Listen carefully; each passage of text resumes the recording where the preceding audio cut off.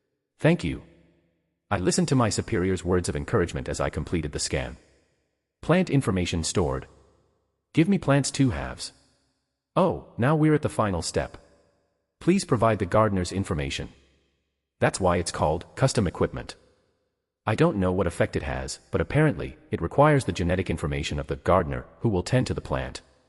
This step seems to have different effects depending on various factors. Though conflicted, I completed the scan. Information confirmed. Here it comes. Combining genetic information. Kit in progress. Colored smoke billowed from the machine, accompanied by the creaking sound of gears turning. Sewing complete. Hiss. The front drawer of the machine opened, revealing a small object. A gray coin. It looked like a toy coin you'd use in an arcade. Its shiny surface bore the engraving of a glove on the front. Oh, it's out. Congrats, Ro. I carefully reached out and picked up the item. It was my first piece of custom equipment. Asterisk asterisk asterisk. I headed straight back to the company dormitory afterward. My superiors also left, saying, "Get some rest, and we'll see you tomorrow." It seemed they didn't want to make me do something stupid like test the equipment's abilities while still recovering from entering the darkness. All right. I sat on my bed and took out both coins. One was the silver serpent coin I had used as the parent plant. The other was the gray coin that had been created by combining the silver serpent and the section chief's butter knife. Everything was great. But then, how do I activate this? It wasn't moving at all. Now that I think about it, the silver serpent coin wasn't exactly an item with explicitly stated supernatural powers either. Could this toy coin, which looks like it should be used as currency, really be the equipment I got? Sweat began to form on my forehead. Fortunately, my worries were soon dispelled. So it does work like this. I tried a classic action. I flicked the coin with my thumb. At that moment, the glove engraved on the front of the coin popped out, becoming real. A translucent silver glove appeared in midair. The glove moved as if miming, writing something in the air. Insert coin. It's asking for a coin. I rummaged through my wallet and pulled out a 101 coin, offering it to the glove. But the glove rejected it. What? Is it asking for a different currency? Or perhaps, how about this? I offered a 501 coin. The hand happily accepted the coin, slipped it between its fingers, and vanished with a magical gesture. Was it about the amount? This equipment operates strictly on capitalist logic. As I stared in disbelief, the translucent glove floated toward my hand and merged with it, as if it were being worn. A strange sensation washed over me. A third hand. In front of me, a shadow-like projection of my hand appeared. It moved according to my will. I could push against walls, open bathroom doors, even write with it. Its strength and precision are about the same as mine. In summary, if I feed it a coin, it becomes a telekinetic third hand that can move for a few seconds. The range is roughly about 3 meters. If 501 gets me 5 seconds, that's not bad. Soon after, the shadow hand disappeared, and the translucent glove smoothly detached itself from my hand. With a wave, as if bidding me farewell, it re-engraved itself onto the front of the coin. Not bad at all. This isn't a tool that overcomes spatial limitations between ghost stories and reality, like the section chief's butter knife. But in exchange, it feels like I have a wider operational range within a ghost story itself, making it seem quite versatile. Of course, there's the limitation of how many 501 coins I can carry in my suit while running around. But this is a successful pull. It's great that the coin didn't reveal itself as a supernatural item and just blended in. Work hard for the 1,000 points I invested. I pocketed the coin alongside my other items. While I was at it, I restocked my used-up smiley sticker and grabbed another can. Humans really are creatures of adaptation. I lay down on the bed. Surprisingly, I felt pretty good. Even though closing my eyes brought back vivid images of that terrifying talk show, I could sleep decently as long as the lights were on. Maybe it's because the situation ended well. I did have some decent luck. My squad assignment worked out well, too. Maybe because I earned so many points at once, things feel a bit hopeful. Sleepiness started to wash over me, and I blinked slowly. But then again, I still had a mountain of points to earn for that wish ticket, and I had no idea how many more ghost stories I'd need to clear. Still, for the first time, I felt like I might be able to survive through it. Maybe I can quietly endure this. That naive optimism lasted until only the next day, when I arrived at work and saw a company notice. Wow. A new recruit on their second day clears an A-class crisis. Row, have a seat. It looks like your position is about to change. Pardon. I've only been working here for 3 days though. Chapter 16.1. Change of position. In other words, a change in the tasks or department where someone primarily works. This typically happens when you've been with a company for several years. So, it's definitely not something you say to someone who's only been here for 3 days. A position change. Does that mean I'll be transferred to a different department? I was desperately holding back from saying, "What are you talking about?" right after lunch, and instead asked politely. "Well, actually, yeah. Did you see the notice? It just went up." With a sinking feeling, I immediately checked the company intranet. Notice of employee rewards for resolving special incident CTRL D43. CTRL D43 is the Tuesday quiz show. And to summarize the contents. Wow. A team solved a special incident in a D-class ghost story and extracted A-class essence. Now that's impressive. We'll be awarding a total of 100,000 points to the team. You saw that, right? You can do it too. Forget work-life balance, work like a beast and earn those points. Be like D-Squad. And right there, clearly listed as the key contributor receiving 40,000 points, was my name, Kim Solium. I wish this were a dream. And the worst part? If this notice was what caused my position to change, then I felt a chill seeing the assistant manager's hollow expression. Finish reading it. Yes, ma'am. Yeah. D-Squad, well, we achieved something unusual this time. No way. Does that mean the entire squad is being reassigned? Not exactly. It just means the type of work we'll be doing is changing. Assistant manager downed her coffee in one gulp. Up until now, we've mostly been assigned to manage ghost stories with completed manuals. Wait a second. Now they want us to handle ghost stories without completed manuals. In other words, they're going to throw us into ghost stories with no data. Seriously, just because we did well this one time, they're shoving us into even harder situations. Supervisor Park was already slumped over his desk, seemingly aware of the news. Even the caffeine seemed ineffective. Hello. And right on cue, the squad leader with the lizard head walked into the office. Assistant manager immediately snapped. Squad leader. They want us to go into ghost stories without manuals. Are they trying to get us all killed? No, not at all. Huh. Perhaps there was a loophole, as a faint glimmer of hope appeared on the assistant manager's face. Even if the manual is complete, there's no guarantee of safety. Oh, that's what he meant. What a pragmatic lizard this guy is. I barely managed to speak up. But isn't it more dangerous without a manual? There's no data to rely on. The lizard tilted his head slightly to the side.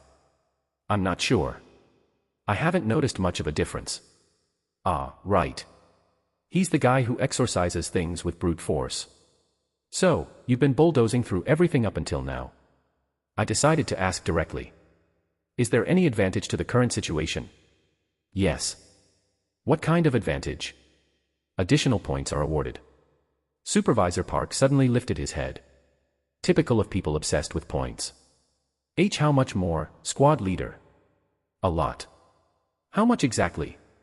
On average, 2 to 3 times more compared to ghost stories of similar grades. What's the highest multiplier you've seen, squad leader?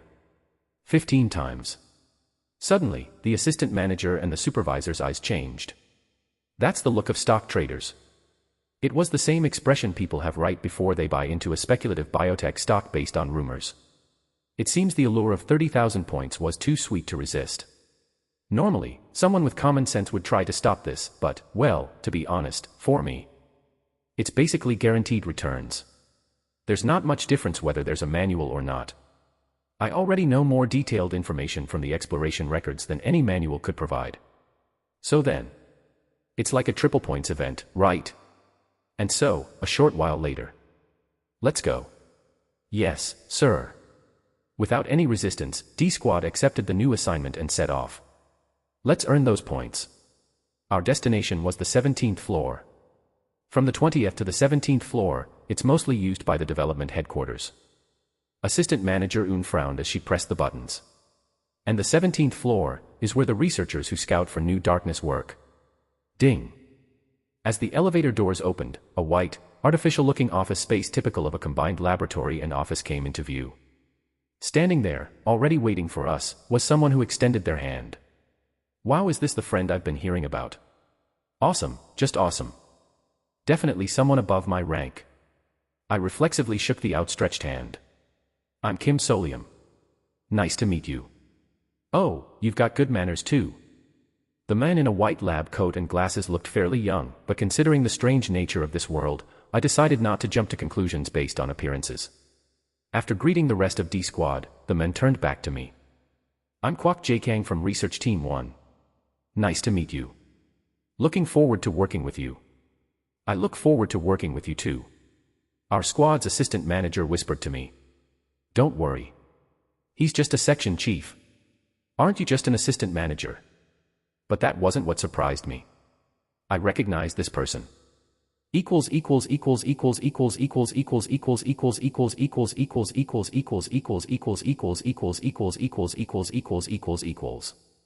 Researcher Kwok Jae-kang. An employee from Research Team 1 in the Raw Materials Development Department of Daydream Incorporated, featured in Dark Exploration Records. Frequently mentioned in the early records of explorations into newly registered darkness.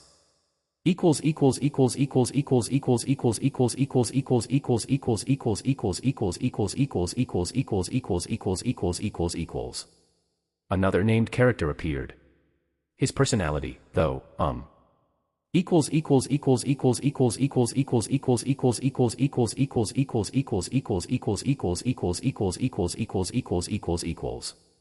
One of the few employees described as cheerful and sociable. But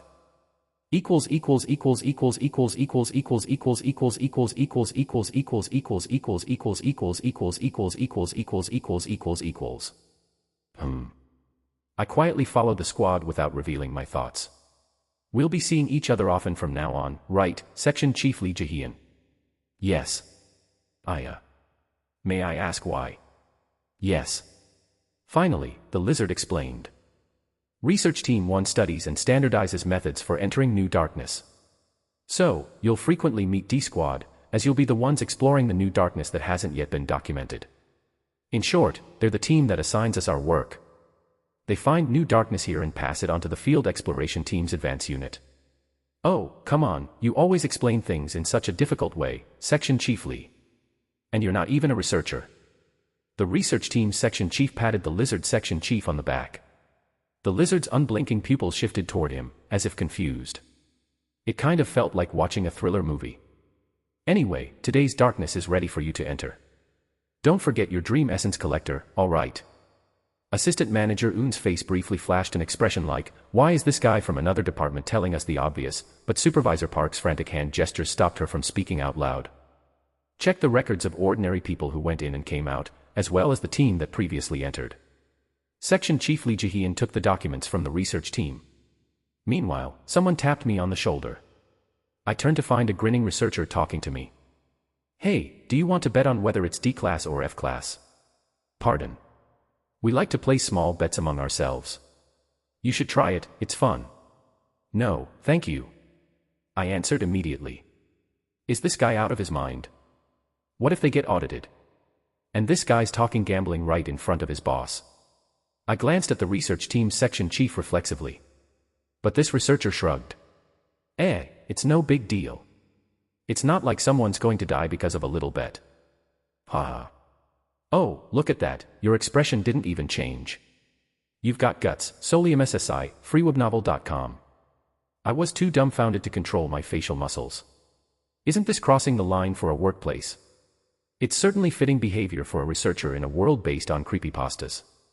Chapter 16.2. Just kidding. The darkness we're dealing with today isn't life or death serious. A lot of regular people escaped from it, though the planning team did have a hard time covering up all the fuss the Disaster Management Bureau made about it. When none of D-Squad's members responded, the Research Team 1 section chief just smiled and organized the remaining documents. Ho! The researcher who had been talking about bets looked over at us with a sneer, crossed his arms, and took on a casual, spectator-like stance. Is it really okay to act like that at work?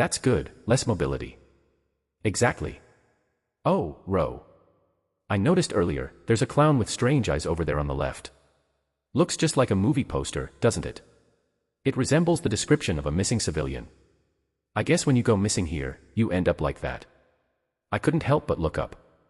In the eerie darkness, there was a portrait of a clown, with a button for one eye, smeared in colorful clown makeup, bearing a forced, toothy grin.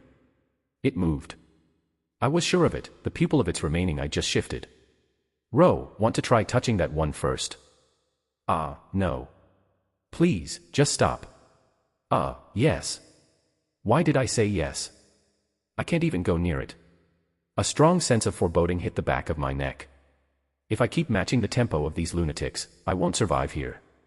So, Ro will start with the upper left portrait. Wait a second. This is my chance. I think I've figured out the right way to escape. What? It's been less than a minute since we got here, but anyway, I've figured it out.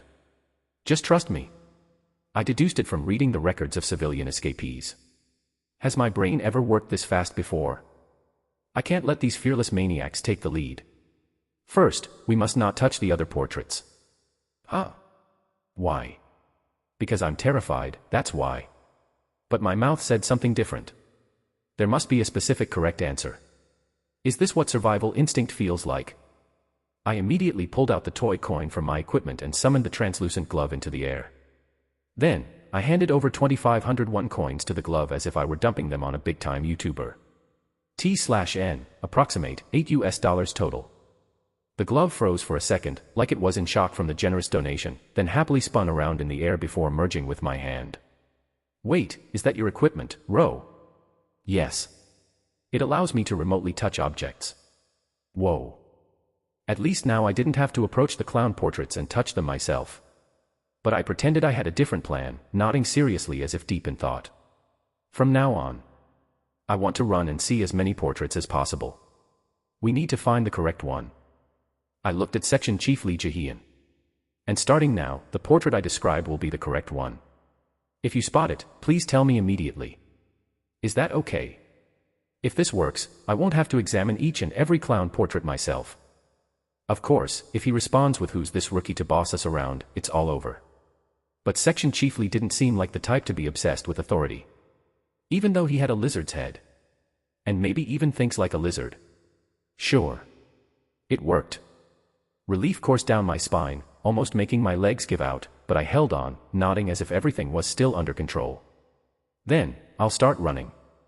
I acted as if I were testing out some brilliant new hypothesis, one that required running to test properly. Though it's actually not necessary at all. Escaping from here is surprisingly simple. You can touch any portrait you want, and it won't affect finding the correct one. If you're brave enough, you could just stroll around casually and figure it out. But I had already learned my lesson. I learned the hard way during that game of tag with the ghost at the convenience store. What's the key to survival for a coward? Speedrun. Haunted House Midway Escape. Let's go. Chapter 17.1. Around the time Field Exploration Team's D-Squad entered the ghost story. Section Chief, what do you think the grade will be this time? D-Class again, most likely. Hey, Supervisor Lee. You should be more tactful about these things, yeah. It's fun and all, but let's keep it within the development department. Don't bring it up when other teams are around. Got it. Yes. The research team supervisor, who had been grinning as he talked about betting with Kim Solium, finally shut his mouth. How annoying. He had underestimated Section Chief Kwok Jae-Kang, thinking he was young and easygoing, so it was unpleasant to be scolded over something like this. And this irritation reminded him of someone else who had seemed even more irritating, an easy target. That rookie from the Field Exploration Team. The nerve of him, staring down at his superiors. He had tried to include the rookie in the bet, but the new hire had outright refused, looking completely unimpressed. Kim Solium, wasn't it? You're just a lab rat for human experiments, so where's your attitude coming from? If you're a rookie in the Field Exploration Team, half of your life is already forfeit. But seeing him act all stiff-necked just because he made some achievement. It was laughable. He had heard stories of clueless rookies like this every year, and now, he was seeing one for himself. Will he die? It'd be hilarious if he did. His morally numb brain anticipated a rush of dopamine, making him salivate a bit at the thought. He quickly sent a message in the company's anonymous betting group chat. "I'm betting 10 on D-Class. KK." It was more than a bet, it was his hope. The chances of them dying would be much higher if it were D-Class. Then, a superior interrupted his thoughts. "Supervisor Lee, make sure the preliminary report is ready by the end of the day." Yeez. Not like the lab rats will make it out of the darkness before my shift ends anyway. His boss was making him handle the kind of tasks he'd normally pass on to his junior during a shift change. Why did he have such bad luck with supervisors? Grumbling internally, the research team assistant supervisor continued writing the preliminary experiment report. 3.2 Test subjects. Adults over the age of 18 who have seen the 5-second video ad titled, "The Clown Hates You," played as a promotion on a certain video platform 4. After watching that, they approached the clown's hand, which then dragged them in, right? Isn't approaching something like that just stupid? If you see something suspicious, you should run away. From that point, it's already natural selection at work. But then, there are the lucky civilians who manage to escape. According to the testimonies of surviving civilians, they managed to return to reality by jumping into the empty portrait after a clown left. The test subjects know that going in. However, there wasn't any clear indication of which portrait was the right one. The hallway types, the sizes of the portraits, the frame designs, even the timing, it all varied. It seemed that most people who escaped had simply jumped into the empty portraits by chance and got lucky. Finding the correct portrait is going to be a real grind. The darkness required a lot of stamina, with people having to wake up clowns, evade them, and sometimes even fight them off. At the same time, not knowing which portrait was the right one must have been nerve-wracking. At least 1 or 2 deaths were practically guaranteed in this scenario. They'd probably make sacrifices as they tested out different portraits. For someone to escape, it'll take at least half a day, maybe even a few days. Wah. Clear. Wait, what? The researcher turned his head. Freewebnovel.c sigma. From the corner of the lab, a group of people suddenly poured in. It was the entire field exploration team D squad. Is the Dream Essence collector full? Yes. Oh, it's D-Class. He reflexively checked his watch. It was 2:41 p.m. They entered at 2:15 p.m. Only 26 minutes had passed since they entered. Wait. 26 minutes. Seeing the 4 members of D-Squad emerge from the ghost story in less time than it would take for a quick coffee break, a heavy silence settled over Research Team 1's office. Am I dreaming? No. Are we the ones trapped in a ghost story? Not that either. My goodness. How did you all get out so quickly? Section Chief, did you smash your way through again? Kwok Jae-kang's admiration was met with an immediate response. No. Right. He did it. Kwok Jae-kang's gaze shifted to the D-Squad superior speaking in unison. Nice to see you again. The rookie who had quietly been standing at the back bowed his head. It was Kim Solium. This friend did it. The unspoken question, isn't he just a rookie, was met with a casual reply. What's new? Ro was like this on his first day, too. The assistant manager and supervisor of D-Squad didn't say anything more and began organizing their equipment. Section Chief Lee Jae-hyun nodded. That's how it is. This ghost story is D-Class. Ah, yes, of course. Section Chief Lee Jae-hyun promptly started his report. Kwok Jae-kang, accustomed to his efficiency-driven, stream-of-consciousness style, responded right away. So, what's the clear mechanism? I don't know. Oh. May I explain? The rookie raised his hand from the back. Chapter 17.2. Ah, sure, go ahead. First, to enter this darkness, you must have seen the pre-entry ad, "The Clown Hates You," right? That's correct. But, the clown is not actually a clown. Clowns wear colorful makeup, smile cheerfully, and perform tricks. They're a type of traditional entertainer. But this clown wears monochromatic makeup and has a frowning face. There's a clear distinction. A faint smile flickered on Kim Solium's pale face before disappearing. And since the ad says, "The clown hates you," I assumed it wouldn't chase us. After all, entertainers don't chase people they dislike. So I looked for the portrait with monochromatic makeup and only red lips, and I avoided all the other portraits. To be cautious, I kept a safe distance of 3 meters and remotely touched the portrait. He considered all that while clearing a ghost story in just half an hour. And based on the outcome, the clown didn't come out of the portrait. Instead, it quietly disappeared from the painting. This rookie had identified the correct solution. While previous civilians had been chased by clowns falling out of various portraits, D-Squad, interacting only with one from a safe distance, had figured out the situation perfectly. The researcher felt chills running down his spine. The rookie even factored in other variables. There was a record stating that shining light on the portraits would cause all the clowns to jump out, so we didn't use any light sources. Huh. Then how did you manage to identify the portraits from 3 meters away in such darkness? Oh. Kim Solium blinked. The section chief could see them just fine. Ah. Kwok Jae-kyung tried not to turn and look at D-Squad's section chief, who seemed like the embodiment of strength in human form. From now on, I believe future entrants should bring night vision goggles, and they should have no problems. Ah, I see, that makes sense. That concludes my report. Another heavy silence followed. Kwok Jae-kyung muttered quietly to himself. He figured all this out just from reviewing the pre-entry information. Yes. The rookie added, as if he'd just realized something. Maybe none of the people who entered before were familiar with American pop culture. Could it really be explained that simply? Solium SSI, did you study abroad or something? No, I didn't. Kim Solium answered immediately. I just happen to know a lot of random stuff. The researchers witnessed the rare sight of Kwok Jae-kyung, usually a smooth talker, at a loss for words. Oh, I've also written a temporary manual based on this theory. Supervisor Park Min-seong was kind enough to lend me a notebook. Oh, I didn't do anything, Ro, you did it all. As Park's words echoed in the background, the researchers watched as Kwok Jae-kyung received the notebook from him. They craned their necks to peek inside. Sure enough, the hypothesis Kim Solium had explained earlier was neatly organized in the notebook. Kwok Jae-kyung quickly skimmed through it, then closed it with a smile. Interesting. Let's test it. Yes. Thus, the prototype manual was completed, all thanks to a single person, a rookie, no less. The researcher who had made the bet earlier briefly wondered if he was dreaming. Even if Solium had known about clowns by chance, how could someone come up with a theory and escape in just 30 minutes, even in a life-threatening situation? No. Does that even make sense? Could he be some kind of monster pretending to be human? But then again, there's no way something like that would get hired by the field exploration team. And besides, the Dream Essence Collector only reacts to humans, right? Squad leader, the research team wants that piece you brought back from the darkness. All right.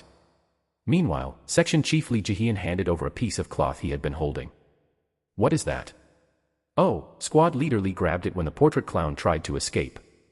It was a torn piece of fabric from when Squad leader Lee had sprinted 3 meters to grab the clown by the collar, preventing its escape. Are they birds of a feather? Were the two somehow related? Now that he thought about it, they did resemble each other a bit. Both had a slick, sharp appearance. The researcher nearly let his imagination run wild with absurd thoughts. And, back to the rookie who had caused such shock and alarm. I'm alive.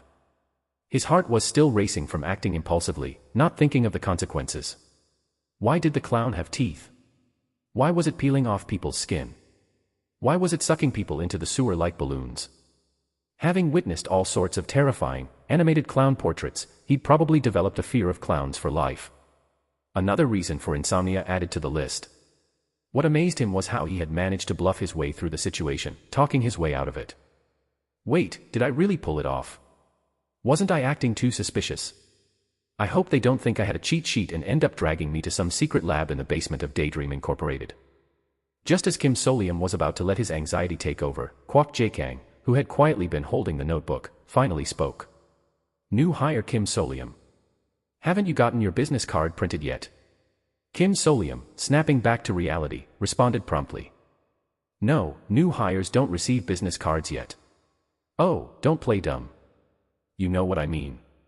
Suddenly, something came to mind. The business card the host had handed him at the welcome party. If needed.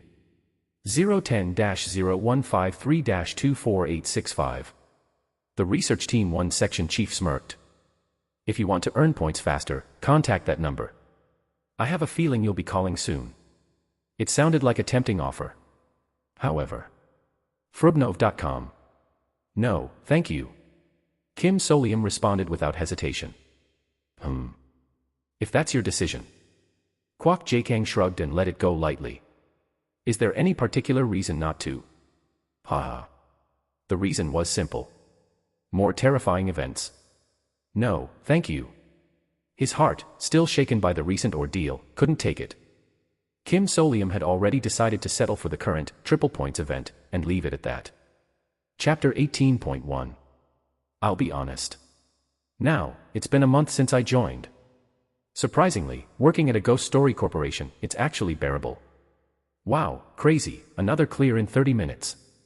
Are they actually doing better than C-Squad? Hearing lines that sound like they belong in some YouTube web drama, spoken in real life, is surreal. Hey, enjoy it. All of this is your achievement. It was lunchtime. Assistant Manager Un, proudly carrying both the A and B menu options from the cafeteria, spoke coolly. By the way, we'd already cleared one case this morning. Thanks to Ro, I'm doing the crazy thing of clearing 12 new ghost stories in a month. No, it's all thanks to your excellent leadership, Feebnol.csigmam. Leadership, my foot. I'm just enjoying the ride. That's right. I'll buy beef today, Solium Sunbeanim. Minsianga, that's a bit. Hey, what's wrong with that? Ro's definitely more of a sunbee than me. When a superior makes jokes like this, it can be surprisingly hard to react without feeling awkward. But, whether it was a joke or genuine, Supervisor Park didn't wait for my reaction. Instead, he showed off his excitement, proudly displaying a screenshot of his monthly point accumulation. Already 5,000 points. Yeah. Supervisor Park Minsiang / accumulated points, 200p. That's also how many points I earned in a month. Speedruns do work. I never imagined my survival tactics would end up like this. Most of the ghost stories were F-class or D-class, so it was manageable. It seems like high-level ones don't come around often. If they did, the world would have ended already with a, and so, the world perished, finale for this universe. Anyway, my superiors were more excited than I was. They seemed to find it more amusing since it wasn't their work. Probably the fastest record for a new hire in the company's history, right? Oh. Now that I think about it, I've barely seen any of the other new recruits. Since I've been going in and out of the research team's office at the 17th floor daily, I haven't had many opportunities to meet the other squads of the field exploration team. And Beck Sahian and I are still pretending the other doesn't exist. To maintain the crazy persona I adopted, I'd sometimes throw in over-the-top work-related jokes. You're going on a ghost investigation today, right? Wanna bet on how many civilians die? The researcher who liked to gamble gave me some inspiration. Thanks, buddy. Anyway, seeing Beck Sahian gritting his teeth and ignoring me showed that my approach was effective. Smooth sailing. I finished the last sip of my galbi tang, short rib soup, and set the bowl down. Clocking out on time, and getting bonuses. The cafeteria food's not bad either. In terms of benefits, this company would probably get a 3.5 rating or higher on sites like Employment Korea. Of course, there's the massive stress that comes with essentially spending every day in haunted houses where ghosts appear. Things I would have refused to do no matter what before. Well, that's just typical corporate life now, I guess. And just like any other job, the sense of accomplishment from getting results somehow makes you think it's not so bad. Ro. Assistant Manager Un spoke softly and quietly. At this rate, higher-ups are bound to take notice. Pardon. Your performance, I mean. You can chalk it up to luck once or twice, but not 10 times in a row. Assistant Manager Un squinted and grinned. Someone higher up will definitely want to take a closer look at you. When that happens, make sure to let us know. Tell the squad leader too. If this were a normal company, I'd be worrying about credit being stolen and might have considered keeping quiet. But here. This is the world of horror stories, and my superiors had already experienced me saving their lives before. I nodded obediently. Yes, I will. See, even though he may not look like it, or rather, just by looking at him, you can tell our squad leader is quite exceptional, right? Our eyes followed Section Chief Lee Jahian, who was finishing his meal quickly and leaving the cafeteria. If you ever get an absurd request, just ask for his help once. He'll cover for you. That lizard. Understood. Okay. Ro, you're good at understanding things. To be honest, I wasn't fully convinced, but I just nodded. That's something I'll have to keep secret for the future. Anyway. So, they might start talking about me in the higher-ups, huh? I stood up, clearing my tray, while thinking. At this point, it's inevitable that I'll stand out.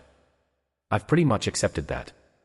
After all, if I'd seen a clown crawling out of a portrait with only its upper body, I probably would have passed out on the spot. But there's one thing I can rely on. They can't give a newbie anything harder than this, right? If they do, it wouldn't be a simple job dump but actual core tasks for the department. Making a new recruit, who's only been here a month and isn't even experienced, handle the department's core responsibilities. That's something you'd only see in a crazy YouTube skit. Plus, it would go against the unwritten rules of any big corporation. I'll just chalk this up to my work evolving into unhandled ghost stories and consider myself lucky. If this becomes a regular thing, they'll just think, oh, this guy specialized in that area, and get used to it. Shall we head back? Yes, ma'am. I made my decision and returned my dishes. However, at that moment, as I was getting used to this strange world and work life, I forgot one universal truth about society. The one about the nail that sticks out gets hammered down. Chapter 18.2. At the same time, in the office of Research Team 1. They cleared it again in just over an hour. One researcher, who had been slacking off while reviewing Team D's records, gritted his teeth. How many points have they earned so far? 5,000p. At this rate, within a few years, they might break the record for fastest Wish ticket acquisition. Lucky you, huh? The researcher muttered bitterly. Some of us are stuck in the lab, facing all sorts of horrors, and we can barely scrape together 500 points a month without hazard pay. Meanwhile, a newbie racks up 50,000 points in a month. Hey, cut it out. The researcher clammed up. The fact that he couldn't even complain about the situation made him even more frustrated inside. Something wasn't right. Some people get lucky and pick the best equipment, making points easily. Meanwhile, others don't even have access to those kinds of points or privileges, not even in their wildest dreams. The field exploration team should be below research positions. We're the elite, and we should be treated better. This isn't fair. It was truly unfair. That thought was genuine. Of course, he conveniently forgot that he had often mocked the field exploration team employees, calling them lab rats. Well, sometimes things just fall into place during ghost explorations. That's how it goes. Section Chief Kwok Jae-kang commented with a smile, throwing a casual remark toward the researcher. Though, I admit, this case is something else. Ignoring the researcher's sour expression, Kwok Jae-kang flicked through the documents. Oh, and I hear this ghost story requires more than 10 people to enter. Supervisor Lee. Ah, yes. That's correct. You need 10 people to enter the ghost story. With a smile, Kwok Jae-kang picked up a pen. Looks like this will be a team effort, then. Assigned, Squads A, D and Y. The researcher watched as Kwok Jae-kang pulled out the roster and marked the squads. And then it happened. Supervisor Lee. Yes. Do you know what the alphabetical order of the field exploration teams means? He did not. Since he was just doing his job on autopilot and keeping his head down, there was no way he would be well versed in the organizational structure of other departments. Kwok Jae-kang laughed and casually tapped the documents. It was a strange kind of laughter. In a word, it's ranked by performance. You know how schools have honors classes, regular classes, and remedial classes. The researcher suddenly realized something. Then, is D Squad an honors class? No. A firm denial came back. A to C. Those are the elites. Kwok Jae-kang tapped his pen on the corresponding teams. The rest are just expendables. Ah. For a brief moment, the researcher felt a little better. But you know, just between us. D Squad's performance has been so good lately that there's some talk about a big promotion during the next assignment cycle. Haha. As with any corporate gossip, such overly bold statements were usually not reliable rumors. Still, the researcher felt a bit anxious. freewebnovel.com. Is there any bad news? As if on cue, Kwok Jae-kang mumbled something in a seemingly regretful tone. But man, what bad timing. They're entering together with A Squad. Is it bad to go in with the elite team? Well, of course. You know why, right? Kwok Jae-kang stroked his chin. There are times when a sacrifice is needed to open an escape route in certain ghost stories. Especially in those that require large teams. Kwok Jae-kang shrugged. This exploration is going to give us plenty to talk about. *****. A few days later. Just like the past month, D-Squad received a call and headed up to the 17th floor. There, they were met with an unexpected sight. Hello. There were other visitors in Research Team 1's office. People wearing various masks. Are they from another squad in the field exploration team? I quickly counted the heads. There were about 7 of them. Among them was someone I recognized. Can it bring the dead back to life? It was the same new hire who had asked about the wish ticket at the orientation. That one wearing a cow mask was quietly standing with his head bowed, leaning against a desk. There was a slightly gloomy aura around him. His hair was long, especially for a man, to the point where you might expect the company to give him a hard time about it. Of course, it didn't seem like anyone in this room cared about such things. Oh. This. Ahem. As D-Squad's seniors reacted to the people filling the office space, with some mixture of admiration and sighs. Oh, D-Squad is finally here. Come in, let's start the briefing. Kwok Jae-kyung appeared and began leading everyone into the attached meeting room. As we walked, I overheard Assistant Manager Eun asking a question. Are we going in together with the other teams? That's right. Assistant Manager Eun glanced around, then quietly walked over to me and whispered low enough that others couldn't hear. See those employees with the gold-marked masks? Yes. That's the A Squad. I knew. They're the elite team. In Daydream Incorporated, the company could only function if someone cleared the ghost stories and extracted the resources. To avoid a plot hole where the company collapses, there has to be a group of people inhumanly good at their job. That's why A Squad was known for having so many notable figures in the dark exploration records. I gave a small nod. Chapter 18.3. A Squad consisted of 3 people wearing a butterfly, praying mantis, and teal duck mask. Then, the person wearing the teal duck mask from A Squad spoke up. It was the voice of an energetic, older woman. Oh, so you're that famous employee Kim Solium. Yes. It's a pleasure to meet you. I instinctively bowed my head, but cold sweat started to form.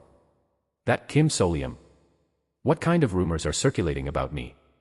Right. If we get the chance, let's meet sometime. You've got a bright future ahead, kid. The woman passed by me and took her seat. That must be the leader of A Squad. Assistant Manager Eun continued explaining. And the ones without the gold marks on their masks are the Y Squad. 3 people wearing masks without gold marks, plus the new employee with the cow mask that I recognized. There was a somewhat gloomy atmosphere surrounding them. The leader of Y Squad isn't a manager, just a regular employee, but don't worry about it. Just stay quiet. Yes, ma'am. I already knew that, too. Supervisor Park whispered to me. Ro. The people you met today from the other squads, especially the Y Squad, just keep things light with them, okay? I'll tell you why later. Yes, sir. I nodded without question. I already had a rough idea of what that later explanation might be. But suddenly, Supervisor Park sitting next to me seemed touched. Huh. Honestly. I love that you're like a more tactful version of the section chief. I think so too. Was that a compliment? All right, if everyone could take their seats, let's get started with the briefing. Kwok Jae-kyung stood in front of the board without even turning on the prompter. I was going to explain the ghost story you'll be entering today, but... Kwok Jae-kyung let out a chuckle. The truth is, we don't know much. What do you mean by that, Section Chief Kwok? There's only one piece of information from a civilian escape. Oh. In the silence, a few documents were handed out. I looked over the brief page, which was more like a memo. While playing a board game during a club retreat at Hanmyeom Gaduk Pension in Gangwon-do, all 12 university students went missing. The board game in question is presumed to be a creation of Cheerful Research Institute * under the trademark Cheerful Theme Park. Joyful Fantasyland Adventure. The survivors stated that the board game was already placed inside the pension. The pension owner denies this. Result, after 17 hours, some members returned. They testified to living inside a theme park within the board game. Various symptoms such as delusions, PTSD, and mild to severe neuroses were reported. Survivors, 4. Missing, 1. Deceased, 7. The next page contained brief statements from each survivor about their time in the board game theme park. The descriptions were fragmented, likely due to their severe psychological trauma. But even that was enough for me to recognize it. I swallowed hard. It's about time for this one. It finally arrived. A ghost story requiring a large group to participate. The player limit for this board game must exceed 10 people. That's why the group size is so large. Yes, we tried to recreate the conditions as closely as possible. Kwok Jae-kyung winked. But, despite the harsh circumstances, my team has figured out the best way to enter. You just brought the board game, didn't you? Haha. Don't be so harsh, Assistant Manager Jean. We even got the game rules. The A-Squad employee in the butterfly mask didn't respond, but Kwok Jae-kyung didn't mind as he placed the board game on the table. Here it is. Cheerful theme park. Joyful Fantasyland adventure.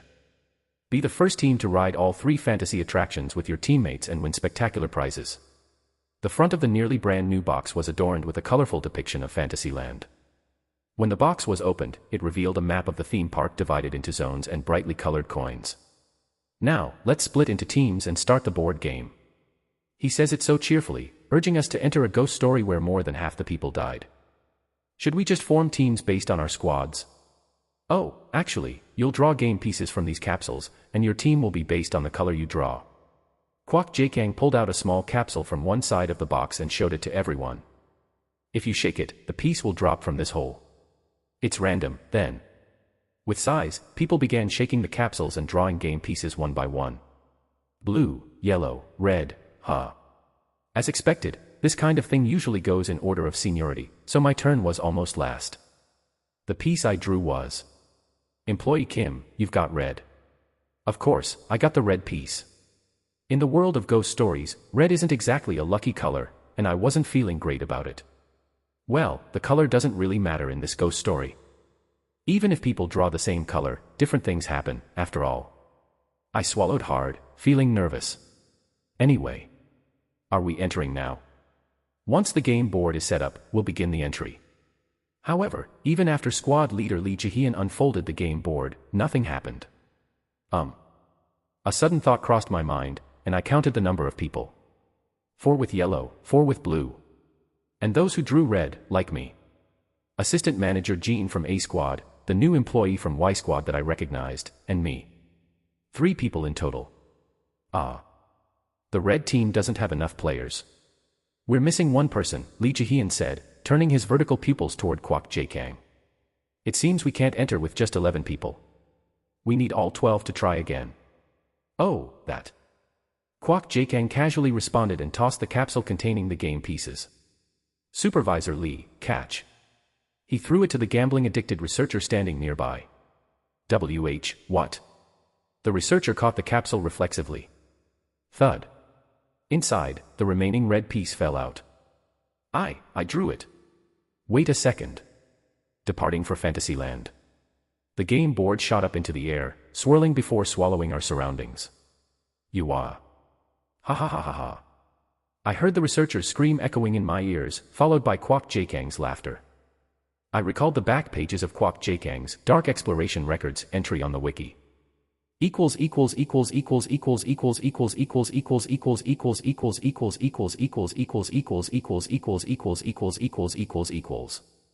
Ghost story obsessed psycho. Mad scientist. When exploring ghost stories with little information, he often manipulates the situation by suggesting dangerous combinations or actions, leading to obvious deaths in order to gather peculiar data. He is a major contributor to expanding exploration records. For details on Kwok Jae-kyung's disciplinary records, see the #exploration records supplementary page. I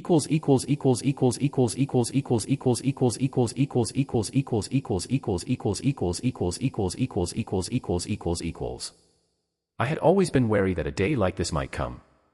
What is this? I had a suspicion when we were grouped with a large number of people, including both A Squad and Y Squad. He intentionally messed up our survival chances. This wasn't about trying to clear the ghost story with the highest survival rate. The setup was for everyone except A Squad to die. Chapter 19.1. The psychopathic doctor pushed his researcher into the ghost story exploration as a sacrificial lamb. He was probably trying to observe how the people from the field exploration team would die in even stranger ways by creating synergy with that researcher. The problem is that I'm on the same team as that researcher. Phew. I pulled myself together.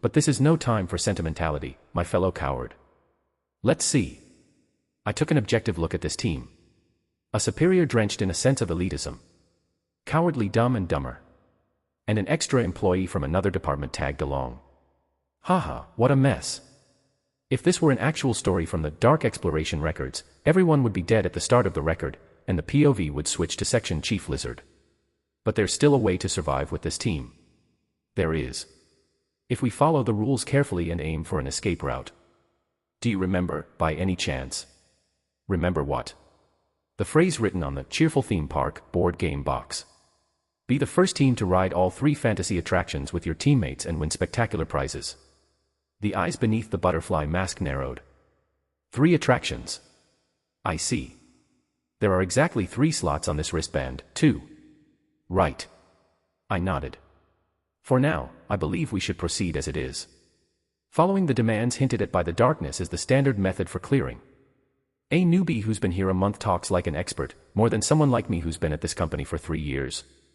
Oops.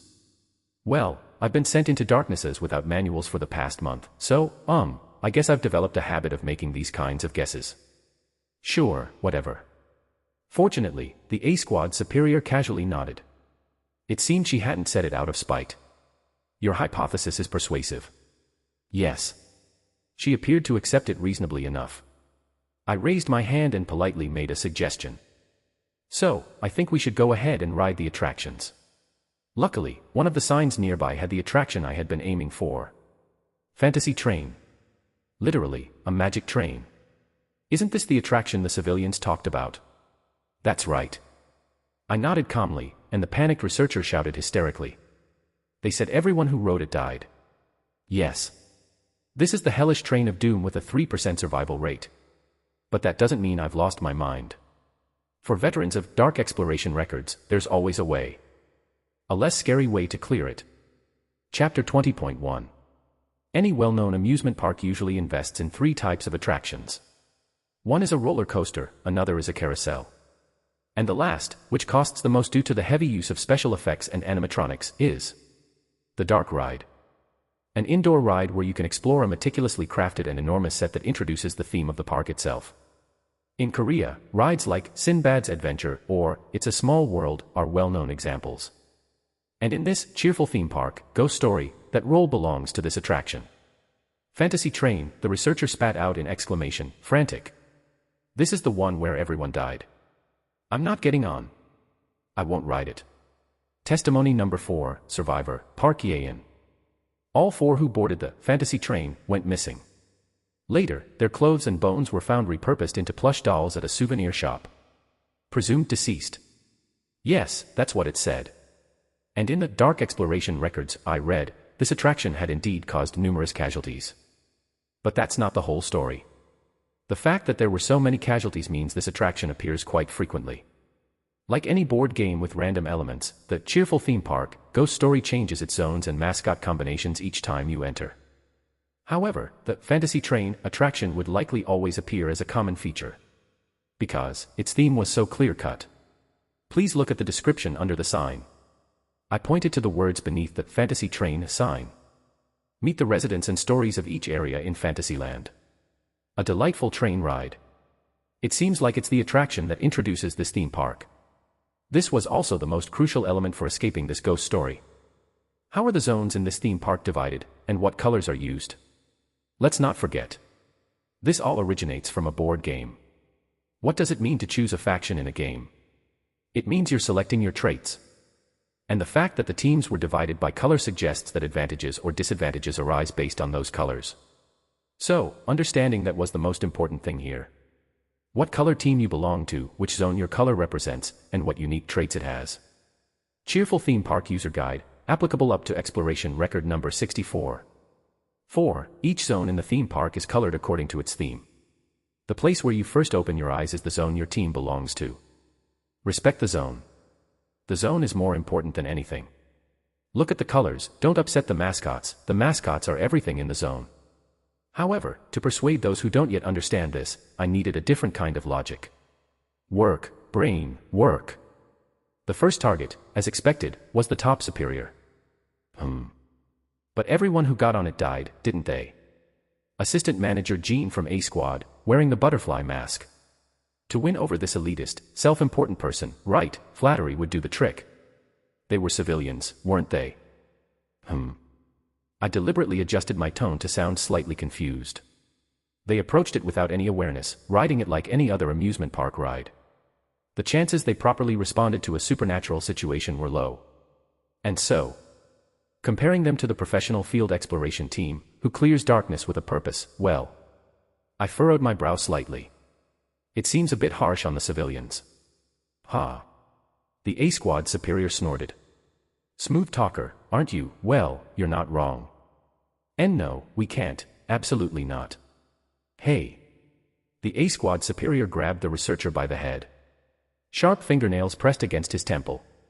Do you think you have the right to speak? Froobnovel.com. Do you want to die here and become trash that doesn't even make it as a souvenir, or do you want to get on that thing? The researcher went silent again. No need for a bully here. Move. The researcher, looking like death, started dragging his feet toward the fantasy train. 2 birds with 1 stone. It was a success. Now, there was only one person left. The Y Squad newbie, Jang Hyoun. As I followed the sign to the fantasy train, I subtly slowed my pace to walk alongside the new employee and whisper to him. Don't worry. Yes. What I said just now was just to convince that person. Actually, I'm going because I thought of a different trick. A trick. Consider it insider knowledge. I smiled slightly. I used to work part-time at a theme park. Oh. Sorry, that's a lie. But in this harsh environment that's so unfriendly to cowards, isn't it fine as long as we survive, no matter what it takes? Trust me, you'll end up saying, wow. Thanks for lying, colleague, too. I see. In that case. Yes. It should be relatively safe. Just take my word for it. Anyway, as we followed the sign, the boarding entrance for the fantasy train soon appeared. It was a model station with an elegant sign, decorated with intricate, realistic steam engine parts and brick patterns, but no one's here. Inside, it was eerily empty. No one was there. Haha, enjoy a wonderful train ride. Haha, enjoy a wonderful train ride. Haha, enjoy a wonderful train ride. The cheerful amusement park music mingled with an odd sense of unease. What I could see was a train waiting beyond the queue. And in front of it, a rabbit mascot dressed as a conductor. Another mascot, huh? Is that the staff for this attraction? That was correct. As we quickly passed through the empty queue, the conductor mascot with hollow eyes reached out a gloved hand and stamped our wristbands. Cheerful, Fantasyland admission ticket. So that's one. Next, we were guided to board a small train that looked like a colorful, fairy tale steam locomotive. The mascot then returned to its position and began waving both hands. It seemed to mean something like, have a pleasant ride. Since nothing unusual had happened so far, the researcher and the Y Squad newbie seemed somewhat relieved without realizing it. Unfortunately, I was about to do the unusual thing now. The only place it could be, It must be over there. After checking my surroundings, I fixed my gaze on the mascot. Then I spoke. Assistant Manager Jean. What? See where that mascot is standing, playing the staff role. You can see the platform there. I pointed to a sort of mock ticket booth table right in front of the conductor rabbit. Could you, with your specialized equipment, quietly turn that platform slightly toward us? Without damaging it, and quietly. Why? There's something behind it. The A Squad assistant manager gave me a somewhat puzzled look, but soon pulled out her fake fingernail. Quickly and quietly. Tick. Scrape, scrape. The retro teal platform shifted, the fake fingernail thrown onto the edge making a faint scraping sound as it turned. As it rotated halfway, instead of the expected wooden finish, there were buttons and circuits visible. An emergency control panel for the attraction. Found it. The control panel. I definitely read about this in the Dark Exploration records. There was a scene describing how these theme park rides had control devices implemented as if they were real.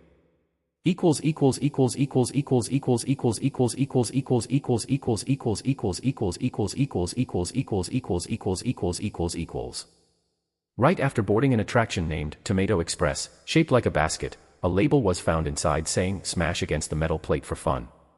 Immediate search for the emergency stop button.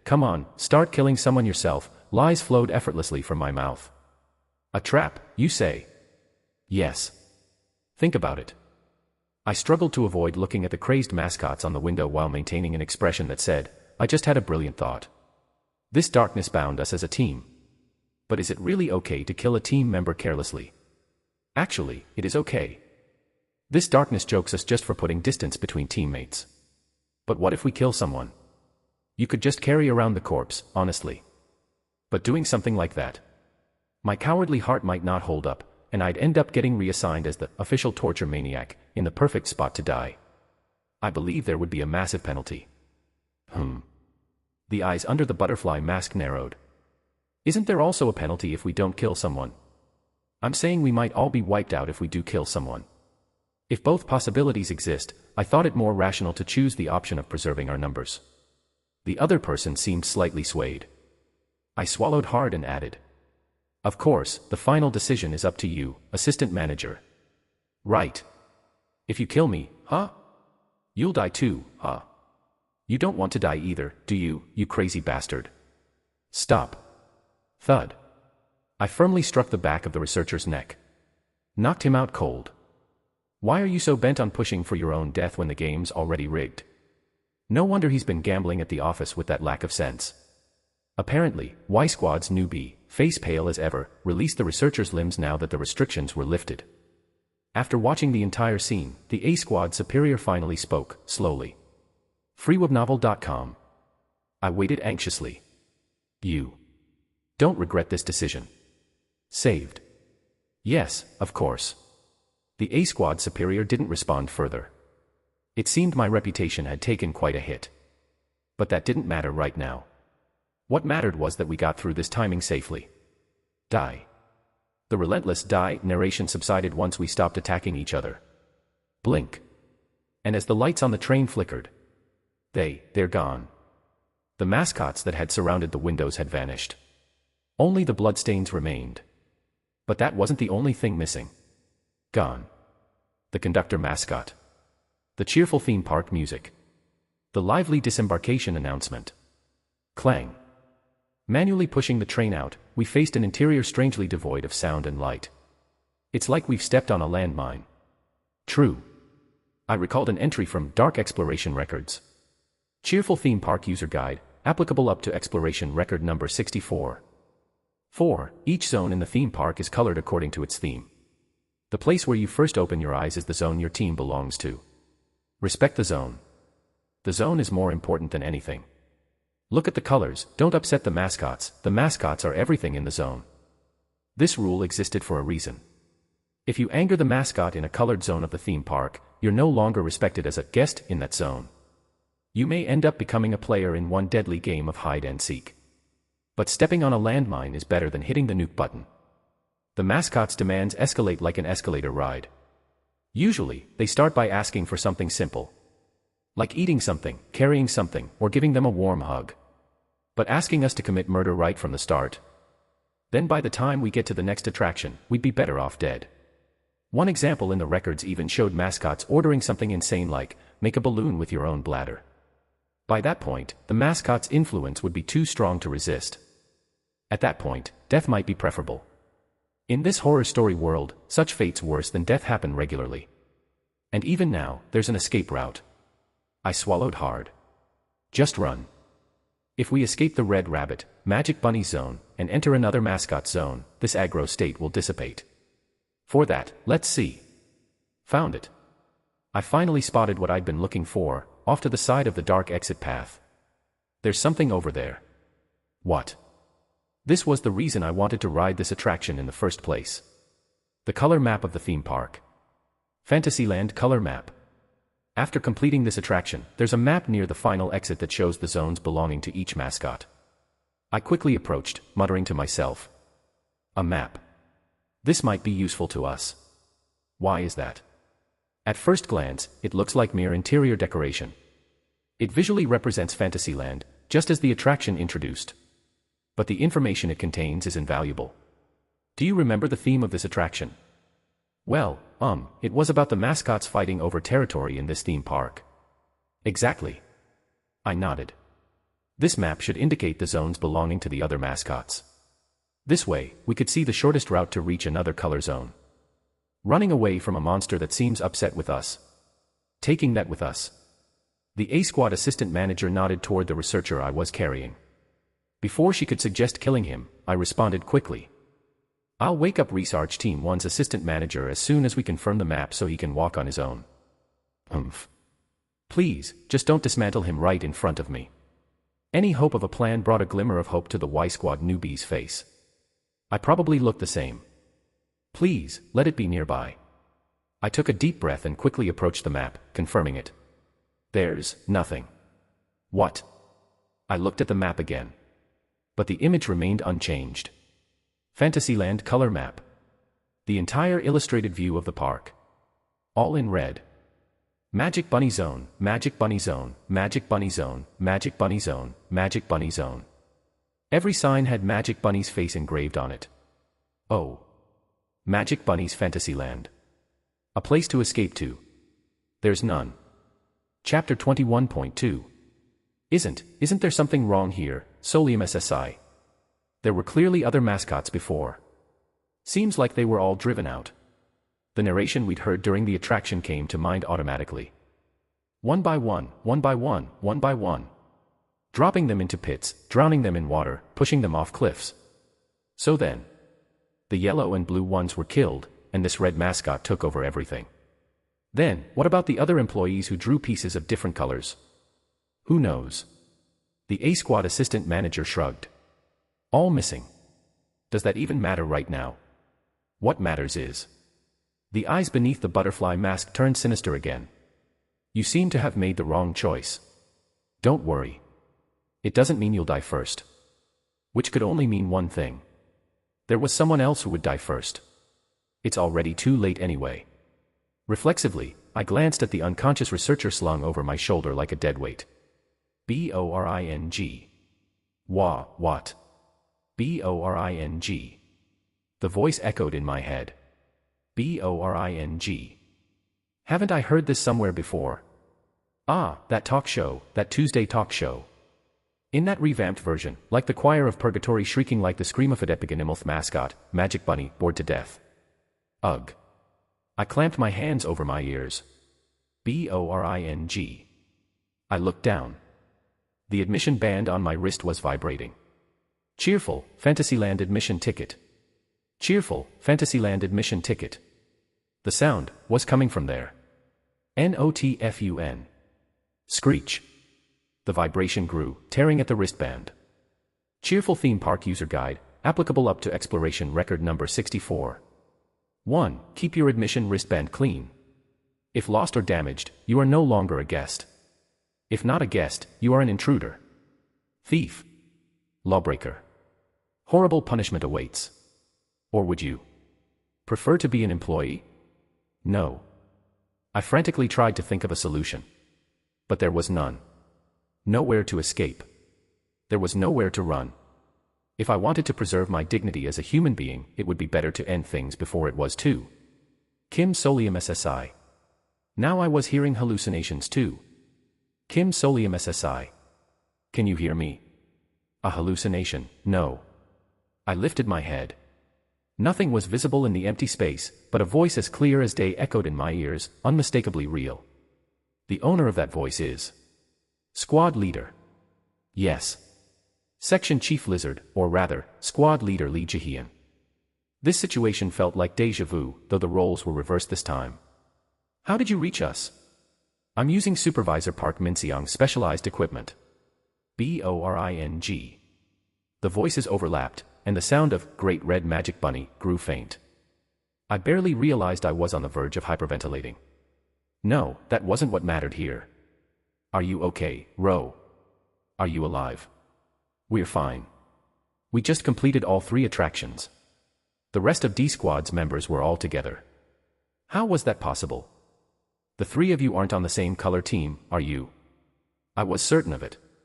Only Squad Leader Lee Jahian was on the blue team, while the others were on yellow. Ro, that's not the point right now. It is important. The 3 of you wound up in the same place in the theme park, despite being on different teams. After a short pause. No. Section Chief Lizard's calm voice replied. I found the other two and then moved. Several questions popped up simultaneously in my mind, but the most pressing was this. Where did you find them? On the outskirts of the blue zone. Then, are you currently in the blue mascot zone? NOTFUN. Yes. A shiver ran down my spine. The map doesn't show it, but do you happen to know which point is the blue zone? I don't. Damn it.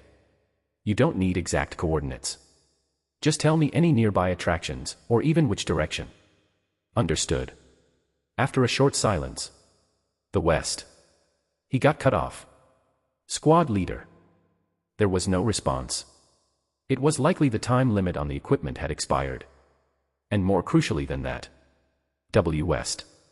The face of the Y Squad newbie, who had been listening intently beside me, turned blank. A Squad superior looked equally unsettled. The reason was simple. ebnovel.com. We're already in the West, aren't we? Exactly. The Fantasy Train was located near the western edge of the Fantasyland map. The opposite of the rugged forest on the eastern side, bordered smoothly by castle walls on the west, was this very attraction. Further westward in Fantasyland than this was nothing. BORING. It seems we might be in separate theme parks. Like a timeline where the blue mascot won. The darkness always has these kinds of variations. In separate places. Are we really talking about different parallel dimensions? NOTFUN. No. That can't be.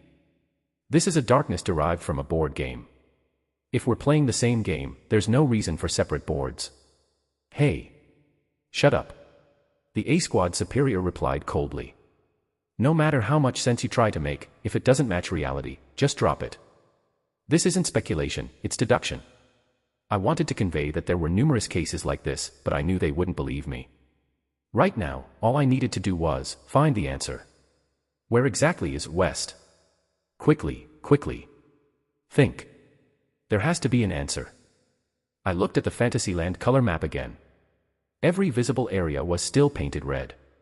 Ferris wheel, carousel, roller coaster, Viking ride, Magic Palace.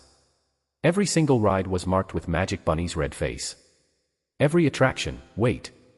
BORING. Hold on. I looked over the map again.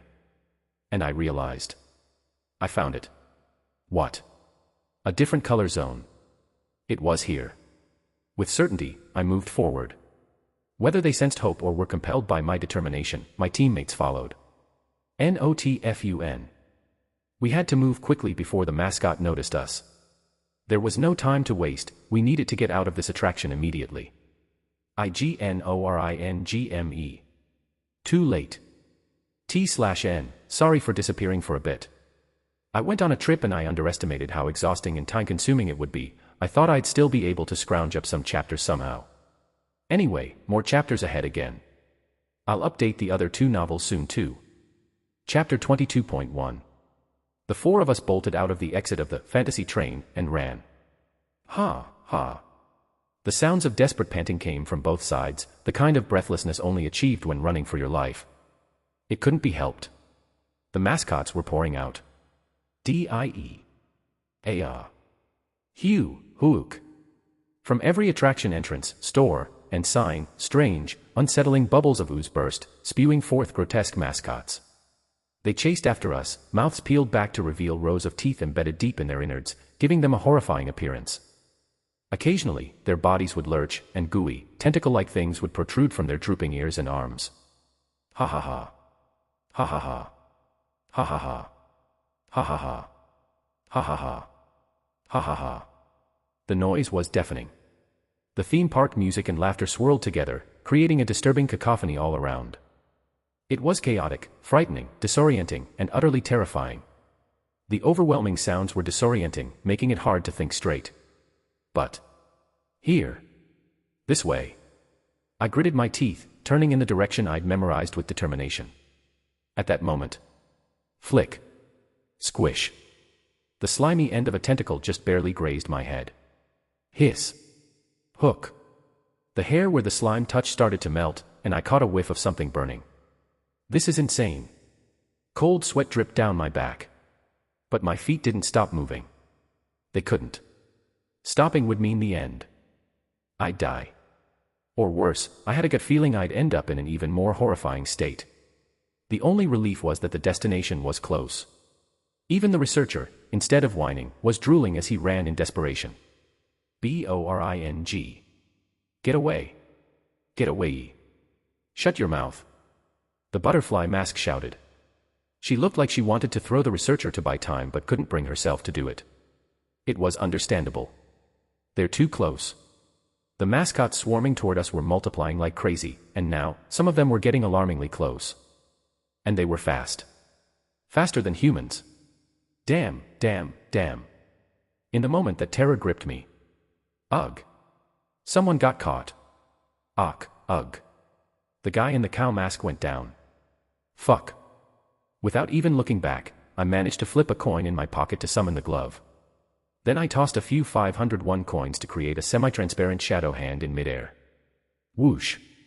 The shadow hand flew forward and shoved the head of a grotesque mascot. Run. The Y Squad newbie, who'd barely escaped, staggered up and scrambled to run. Huff, ha, thanks. Later. There was no time to stop the bleeding. My special equipment wouldn't be of any help at this point. The shadow hand will disappear once it goes beyond the 3-meter range. A searing pain shot through my left hand. I almost dropped to the ground, clutching my hand and screaming in pain. It felt like my hand was being crushed and dissolved in a spiked press. Specialized equipment. I realized instantly. The shadow hand I'd summoned in midair must have suffered some horrible fate in the mascot's maw or tentacles. In that moment, I discovered the flaw in my specialized equipment. If the hand created by the glove was destroyed, my own hand would feel the exact same pain. But there was no time to scream. I sprinted like mad. There. The target point came into view. A giant gate. Painted in bright colors, following the style of a typical theme park. Fantasyland, West Side Gate. A decoration. An ornamental gate attached to the castle wall encircling the western side of the theme park. It's blocked. Get underneath it. I quickly stepped under the ornamental gate and looked back. Almost immediately, 2 others tried to step in, the A Squad assistant manager and the Y Squad newbie. The researcher, being behind, was in a more dangerous spot. Fuck, move already. Ugh. Thud. The researcher shoved the A Squad assistant manager aside, using the momentum to propel himself forward. The slender body of the assistant manager, caught off guard, collided with a mascot. Die. The black-red ooze from the partially melted mascot dripped onto her right then. A hiss. The sound of sizzling flesh echoed in my ears. Assistant manager. The A Squad employee was pinned beneath a grotesquely distorted mascot, her limbs shaking uncontrollably. Her face, partly visible beyond the butterfly mask, was already blistered and ruined. In her eyes was resignation, the look of someone who knew they couldn't be saved. The moment our eyes met. Nail. I shouted. Assistant manager, your nail, here. At the same time, I stretched my left hand forward. The A Squad assistant manager's eyes widened, and she reached out, extending her index finger.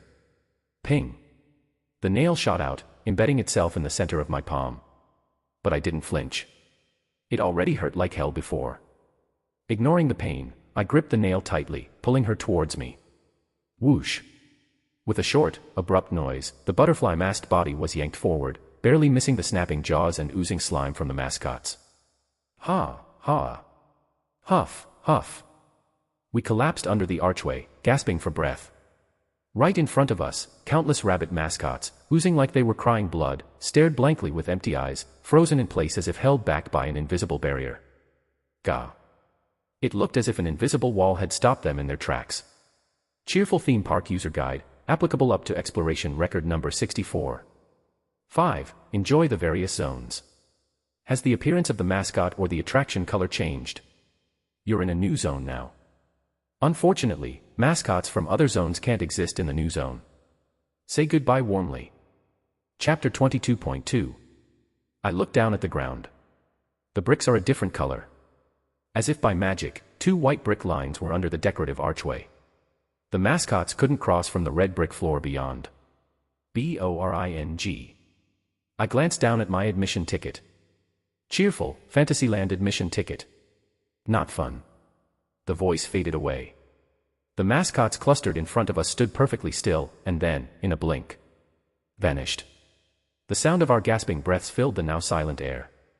I swallowed hard. It seems this is the end of Magic Bunny's Fantasyland. We survived. We made it. We escaped. Ah. Ooh. The Y-Squad newbie collapsed to the ground, clutching his shoulder in relief and pain. I leaned my head back against the wall, gazing up at the sky, catching my breath. I thought I was done for. My heart was pounding out of my chest. I'm alive, huh? The A-Squad assistant manager glared icily at the researcher who had pushed her, but then, glancing at the nail-shaped wound in my hand, regained her composure. It seemed she'd decided there was no need to get worked up over killing the researcher right now. It was impressive how calm she remained, despite the intense pain she must have felt from the acidic liquid splashed over her head. Anyway. Yes. The A-Squad assistant manager took a deep breath. Thanks. I owe you my life. I hadn't expected that. It's nothing. You survived thanks to your specialized equipment. There's no point being modest here. Just say, got it. You've landed yourself on the right side here. Ah, yes. Unlike some idiot. The researcher desperately avoided her gaze. The A-Squad assistant manager gave him a brief look before returning to business. This place seems like a sort of buffer zone. Was that your plan? But it's too cramped to just stand here. What's the next step? This isn't the destination. After catching my breath, I turned completely to face the decorative gate. Did you know that large theme parks sometimes have more than just the amusement park itself? Something else? Yes. Technically, this area under the archway wasn't in Magic Bunny's territory or any other mascots. It was a blank zone in the theme park, so they wouldn't come after us for damaging property here. I rapped my knuckles on the wall that was made to look like a door. Thunk. It sounded hollow. Assistant manager, can you use your special equipment to pry this open? The assistant manager silently raised her hand and extended her fingernail again, wedging it into a crack in the wall and yanking it hard. Gah. Thump, thump. One of the brick panels cracked open, and a gust of fresh air flowed in, carrying the scent of water. Ah. The sound of refreshing splashes, a boat horn, and seagulls filled the air, along with a lively marching tune. Through the crack in the bricks, I glimpsed open space and sunlight streaming down. Enormous, swirling water slides descended into a pool below, shimmering in different shades of blue as water and inner tubes streamed down. Blue Dream Waterland. This place. A water park, the summer zone of this large-scale theme park. It's the Blue Zone. The Y-Squad newbie whipped his head around to look at me, eyes wide with shock. How? When I looked at the Fantasyland color map earlier, there wasn't a single water-themed attraction. So I just guessed that there must be a large water section located separately elsewhere. I took a deep breath. And I also figured it wouldn't be accessible through regular routes. They typically sell separate tickets for water parks, after all. So that's why you pried open the wall. Yes. I recalled my earlier conversation with squad leader Lee Jahian. The West. The West. Of course, the squad leader had probably meant the west side within Waterland itself. But since we were at the far western edge of Magic Bunny's Fantasyland, it allowed me to deduce the existence of a separate blue zone. The east side was blocked by the forest, the north led to the entrance, and the south was a cliff. Really, the only plausible place for more space beyond Magic Bunny's Fantasyland was the west. My guess was right. It seems the blue mascot, exiled from Fantasyland, created a new zone here. Aha. For now, let's get through as quickly as possible. Why yes, let's. Hands busily pried away the remaining bricks. Even the Y-Squad newbie, injured as he was, used his one good hand to help. Meanwhile, the researcher lingered in the corner, looking sly, as if he'd finally noticed things were going in his favor. And within a few moments, it's open. One by one, we began crawling through the now exposed gap. I was the last to emerge, standing on both feet in Waterland, gazing at the blue pools and bright sky above. A breeze, heavy with moisture, brushed by. This sunlight. It felt so unbelievably good.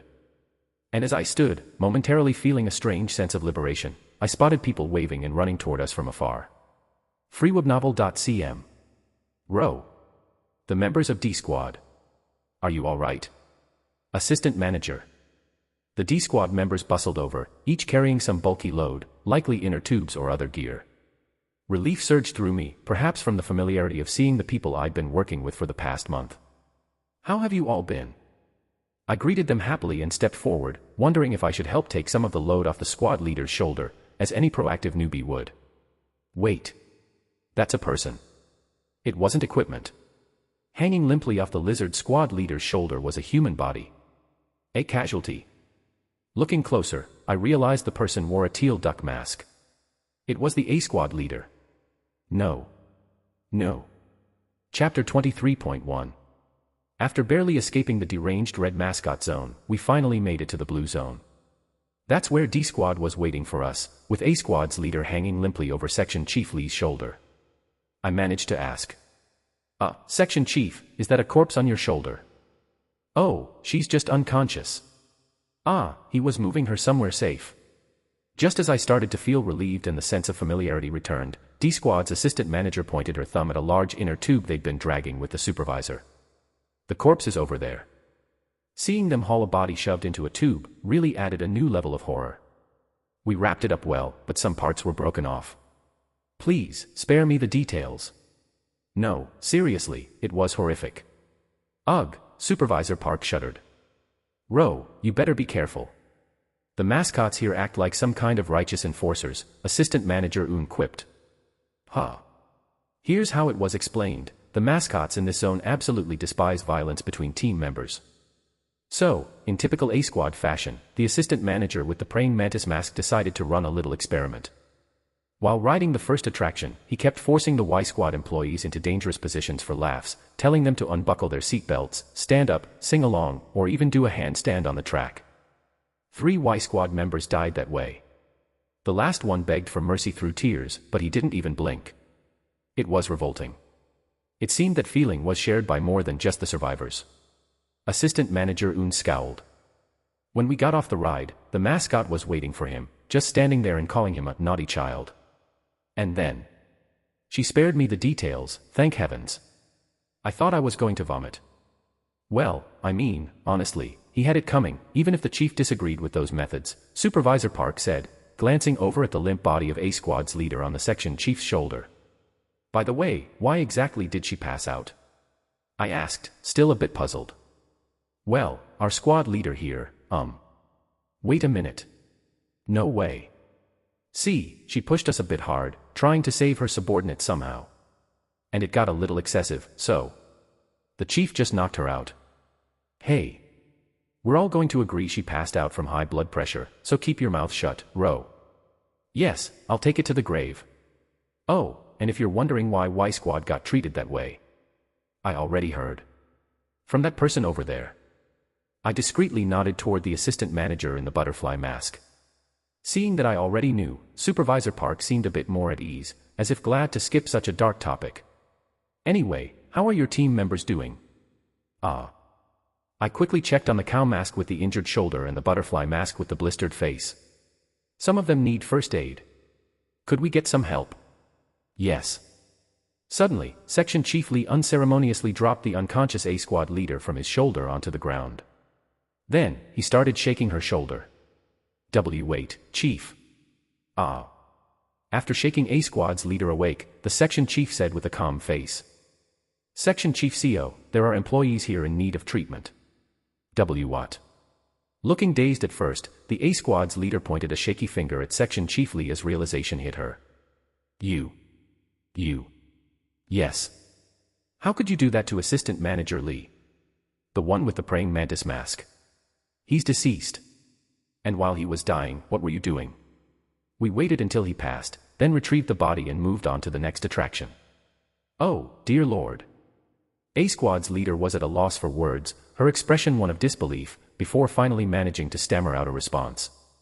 "Why, you watched A Squad die? Are you insane, Lee Jahian? How are you going to take responsibility for this loss?" "I'm D Squad's leader. A Squad is not my responsibility." With a slight squint, the section chief looked at her, almost perplexed. "The responsibility for the loss of A Squad Assistant Manager Lee Sukjong rests with you, A Squad's leader." Witnessing someone say something like that to a superior in a work setting was something else. Even if they hold the same title, an elite squad leader should technically outrank him. A chill went down my spine in an entirely new way. A squad's leader glared at Section Chief Lee, her eyes bloodshot. You fainted, yet we still completed the 3 attractions together to meet the clearance conditions. Now, take responsibility and treat your chief. The butterfly-masked assistant manager interrupted, not in an attempt to dissuade Section Chief Lee, but rather addressing the A squad's leader, who was on the verge of a mental breakdown. Perhaps it would be better to continue this conversation outside. Let's complete the clearance before anything else comes up. Plus, you still have that deranged researcher from Research Team 1 to deal with. Yes, of course. The eyes under the teal duck mask blinked, then gradually calmed down. It seemed she'd found a new focus for her anger. But she still left one last comment hanging in the air. Squad Leader Jahian, shall we take this outside? Yes. Supervisor Park leaned in and whispered to me. Don't worry. Apparently, our squad leader hears lines like that as an annual event. Is that, really okay? ewebnovel.com. Well, one thing's certain. I'm definitely not at the level to get involved here. Better to keep my mouth shut and keep my head down. Chapter 23.2. In any case, the A squad's leader used her special equipment to heal the butterfly-masked assistant manager. The sight of the skin on her jaw and head area regenerating, almost like it was rewinding, was amazing. Employees with equipment like that are almost non-existent. So envious. Same here. I wondered if there was any way to acquire something similar. Having equipment like that would definitely improve survival rates. I watched A squad's leader's specialized equipment, a healing ring, very closely. Healing, huh? After ensuring the butterfly-masked employee was fully healed, A squad's leader was about to walk right past the Y squad member with the shoulder injuries, barely sparing a glance. Could you possibly heal this one too? We need to stay together, and his mobility might be an issue. Surprisingly, the A squad assistant manager subtly nudged the squad leader to heal both me and the Y squad rookie. Thanks to that, the Y squad rookie, whose shoulder was now miraculously healed, blinked beneath his cow mask. Thank you. The assistant manager nodded slightly. Does she really only consider efficiency? Once she'd understood the mechanics of this ghost story and secured an escape plan, she immediately switched to decisions that minimized risks. A logical approach, maybe that's what makes her elite here. I made a mental note to remember A squad's equipment and specialties. And maybe to try and forget about the body stuffed into that tube. Right then, let's ride the 2 remaining attractions and head out quickly. Oh, thank you. As soon as the healing was complete, the red team moved toward the attractions to fill the empty spots on our admission wristbands. The others followed, not exiting just yet. It'll only take about 30 minutes, don't worry, they reassured us, likely staying close to keep an eye on the situation and help out us rookies. Although grateful, part of me thought it would be less terrifying if they just left, considering the tube full of corpses following us, Frueval.com. As I mentioned before, the mascots here are surprisingly moral for monsters. That much I'd guessed from our earlier communication. If they cleared 3 attractions so quickly, there must be a reason. This team must have been lucky enough to encounter a benevolent zone where the mascots' demands were reasonable. They'd beaten some crazy odds for sure. They even answered questions about what was in each attraction. And since we were the first to clear 3, they gave us a souvenir. How nice for them, taking it easy. Meanwhile, we've been scrambling for survival in that insane Magic Bunny zone. Strangely enough, while the red team had lower odds for survival, we managed to keep everyone alive up to this point. Soon, we reached the entrance of an attraction adorned with a blue dragon head drawn to exaggerate its cuteness, its body wearing a life jacket. Hello. The mascot stationed there waved a greeting sign. I bowed slightly in response, and the mascot returned the gesture. We boarded a flume ride called Blue Mountain. It was a typical water attraction where we sat on a boat and enjoyed the stream. The other 2 field team members boarded without issue. Only the last person had a problem. Fuck. The researcher sneered, cursing at the mascot. It seemed like he couldn't help but let out his disgust and fear after dealing with Magic Bunny and facing a slightly less terrifying mascot. These disgusting little fuckers. Hurry up and get on. Yeah. He stole a glance at the mascot before boarding the attraction. The blue dragon mascot's button eyes watched silently. With everyone on board, we finished the remaining attractions smoothly. Cheerful, Fantasyland admission ticket. Finally. Phew. At last, we'd filled every slot on the wristband. The exit is to the north. Let's move. Yes. Soaked from the water but not caring at all, we were finally on our way out of this cursed theme park. I won't be going anywhere near an amusement park for a long time. Have a safe journey back. The farewell sign above the northern exit gate sparkled with the words. Next to it, a blue mascot stood, dressed formally. Looks like we just need to scan your completed wristbands here to exit. The blue mascot gestured politely toward the gate scanner. All right, squad leaders, you first. Off you go. D-Squad's assistant manager made the smart move to organize the situation and get the superiors out first.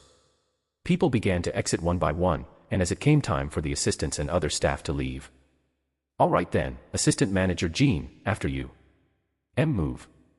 The researcher pushed past everyone, sprinting to the gate. Seriously. Though Supervisor Park and Assistant Manager Un looked momentarily taken aback, they quickly let it slide, likely thinking, civilians, right? A few seconds' delay was no big deal. Oblivious to their expressions, the researcher rushed to the gate to scan his admission wristband. It's like he's made a habit of it. Honestly, I found myself frowning.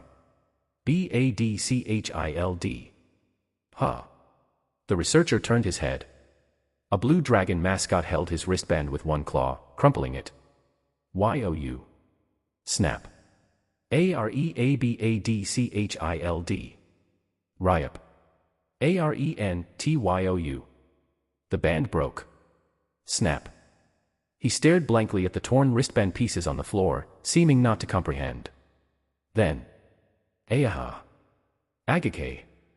The blue dragon's mouth opened wide. Save me. Save me. It began to pull him in. Beside me, Cowmask muttered feverishly. O Thesigitsrath has awakened, Thuaketeri being swallowed bethetide. The rookie and I averted our eyes. Aya. So this is how it ends.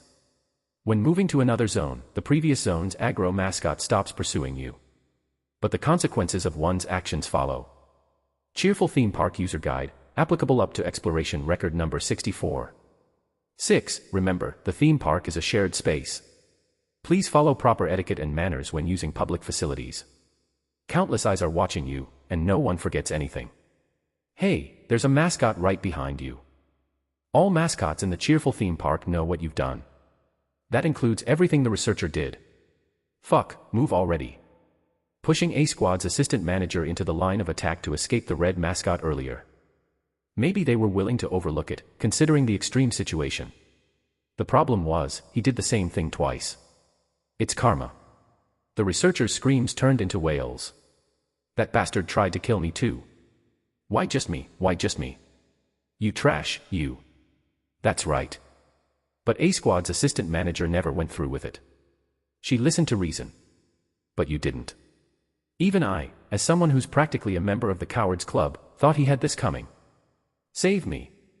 Aya. The researcher's voice stretched like taffy, leaving behind a chilling sense of dread. Ugh.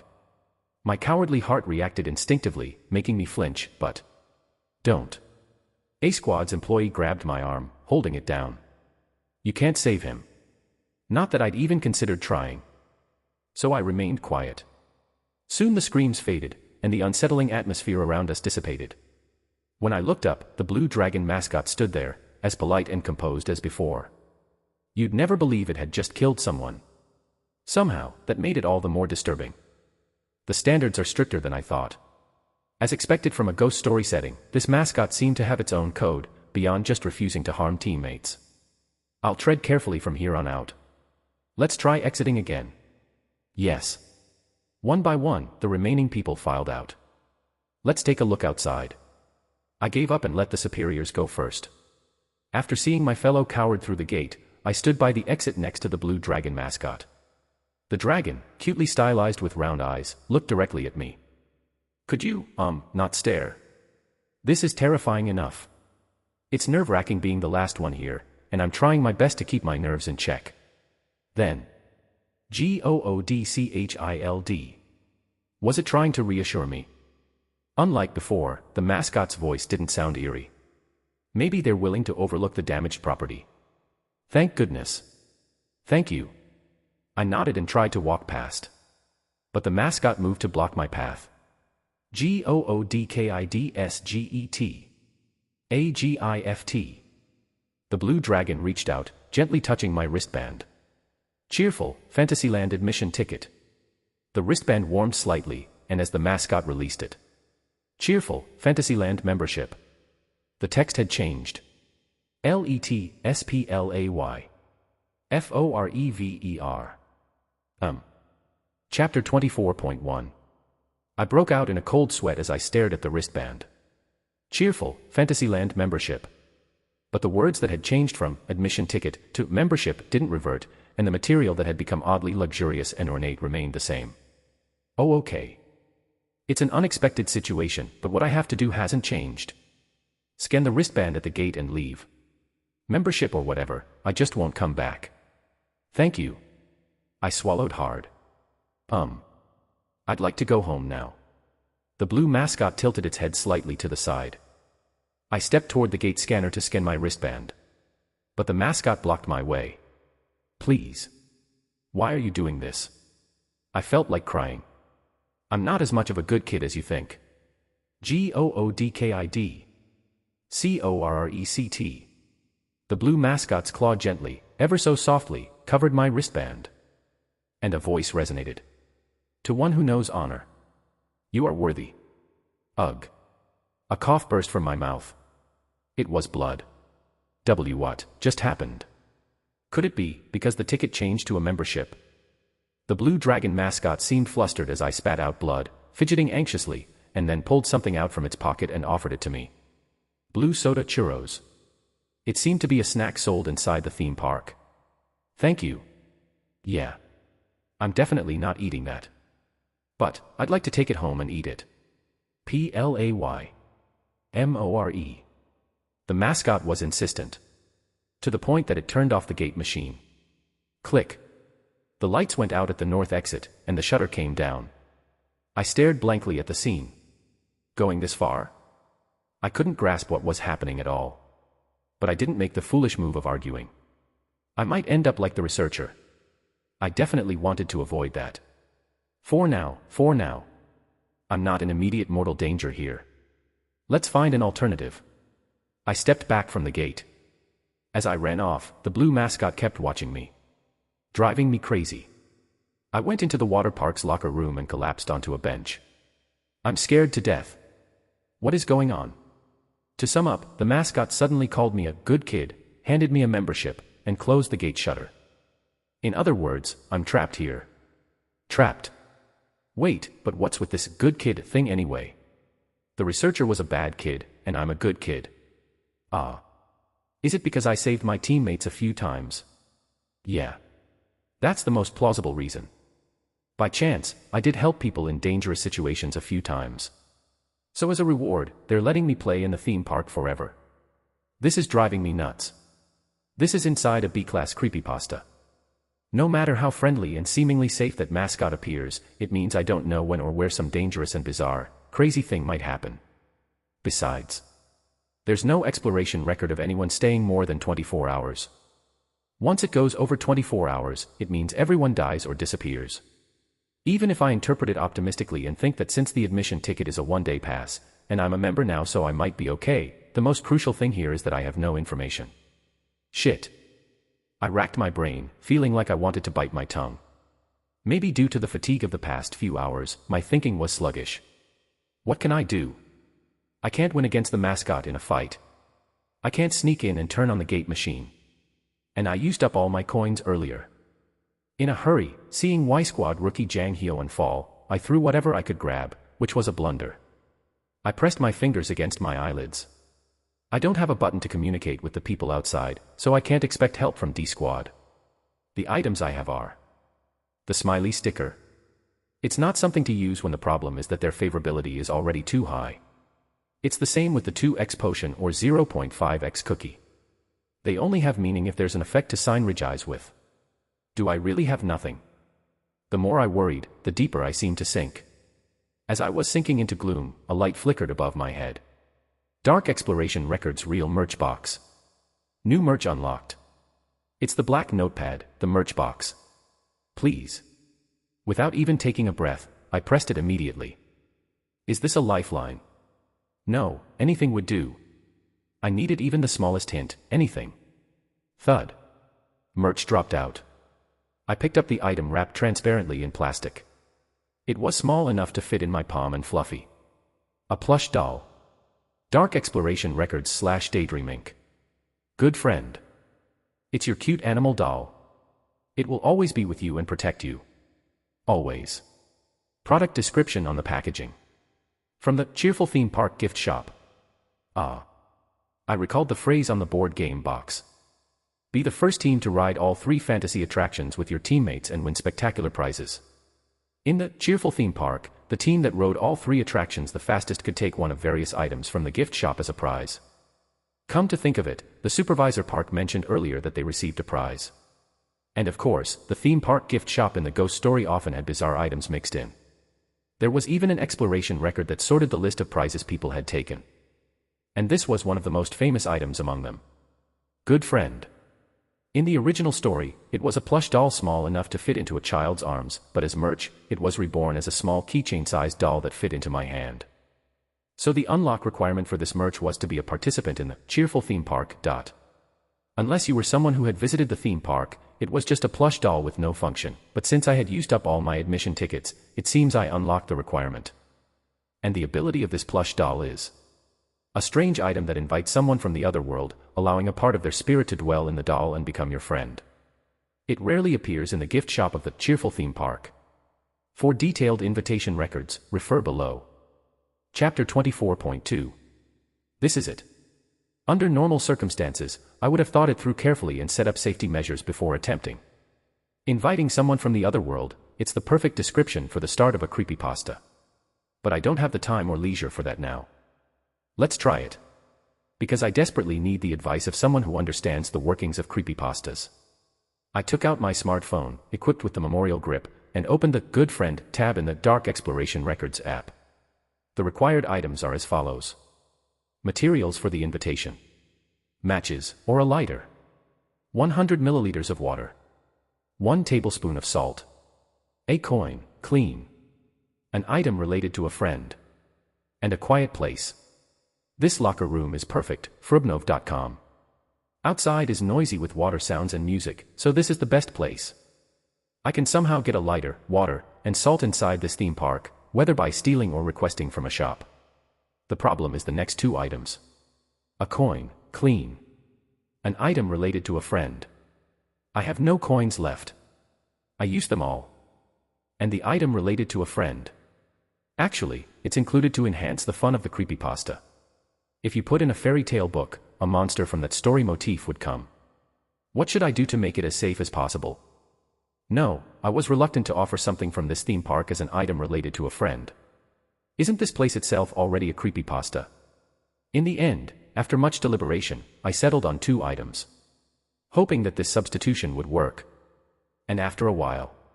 Hugh. I placed the torch and the salt I had obtained on the floor in the corner of the locker room. So creepy.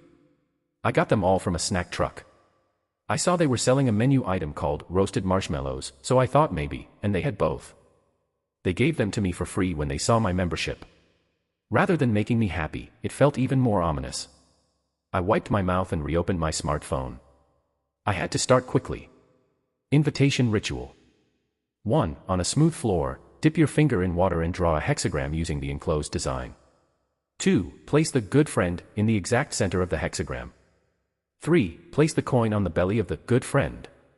At this time, your fingers should not have any remaining water. 4. Hold a tablespoon of salt in your mouth and burn the item related to a friend using fire. 5. When the good friend starts to speak, swallow the salt and return the greeting kindly.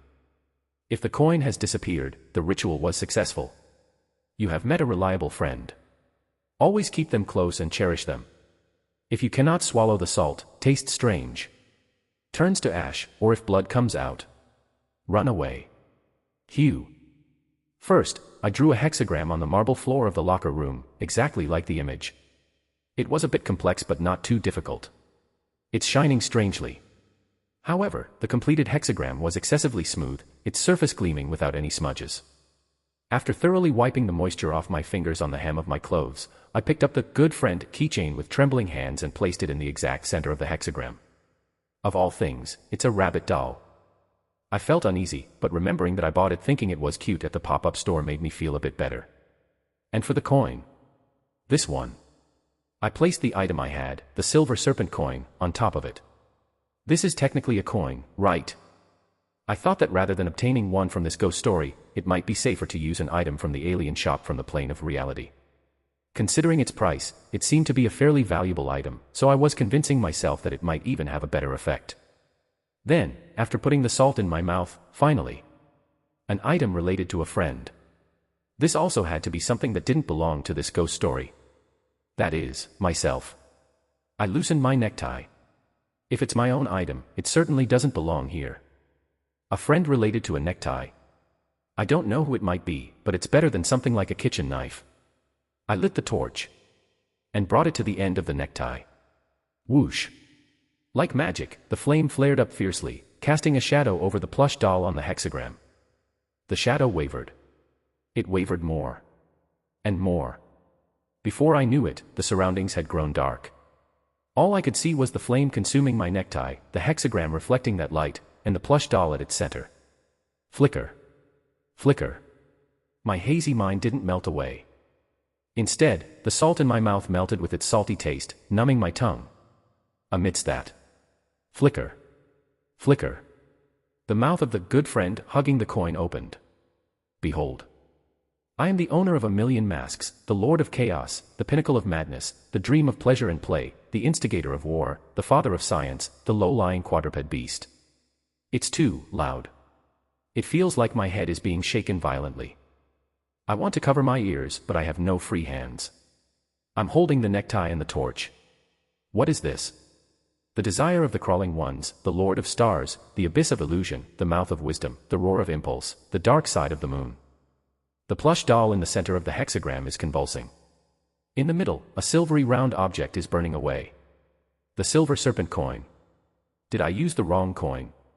I am. My head hurts so much, so much. Friend. Are you in pain, friend? I lifted my head. This won't do.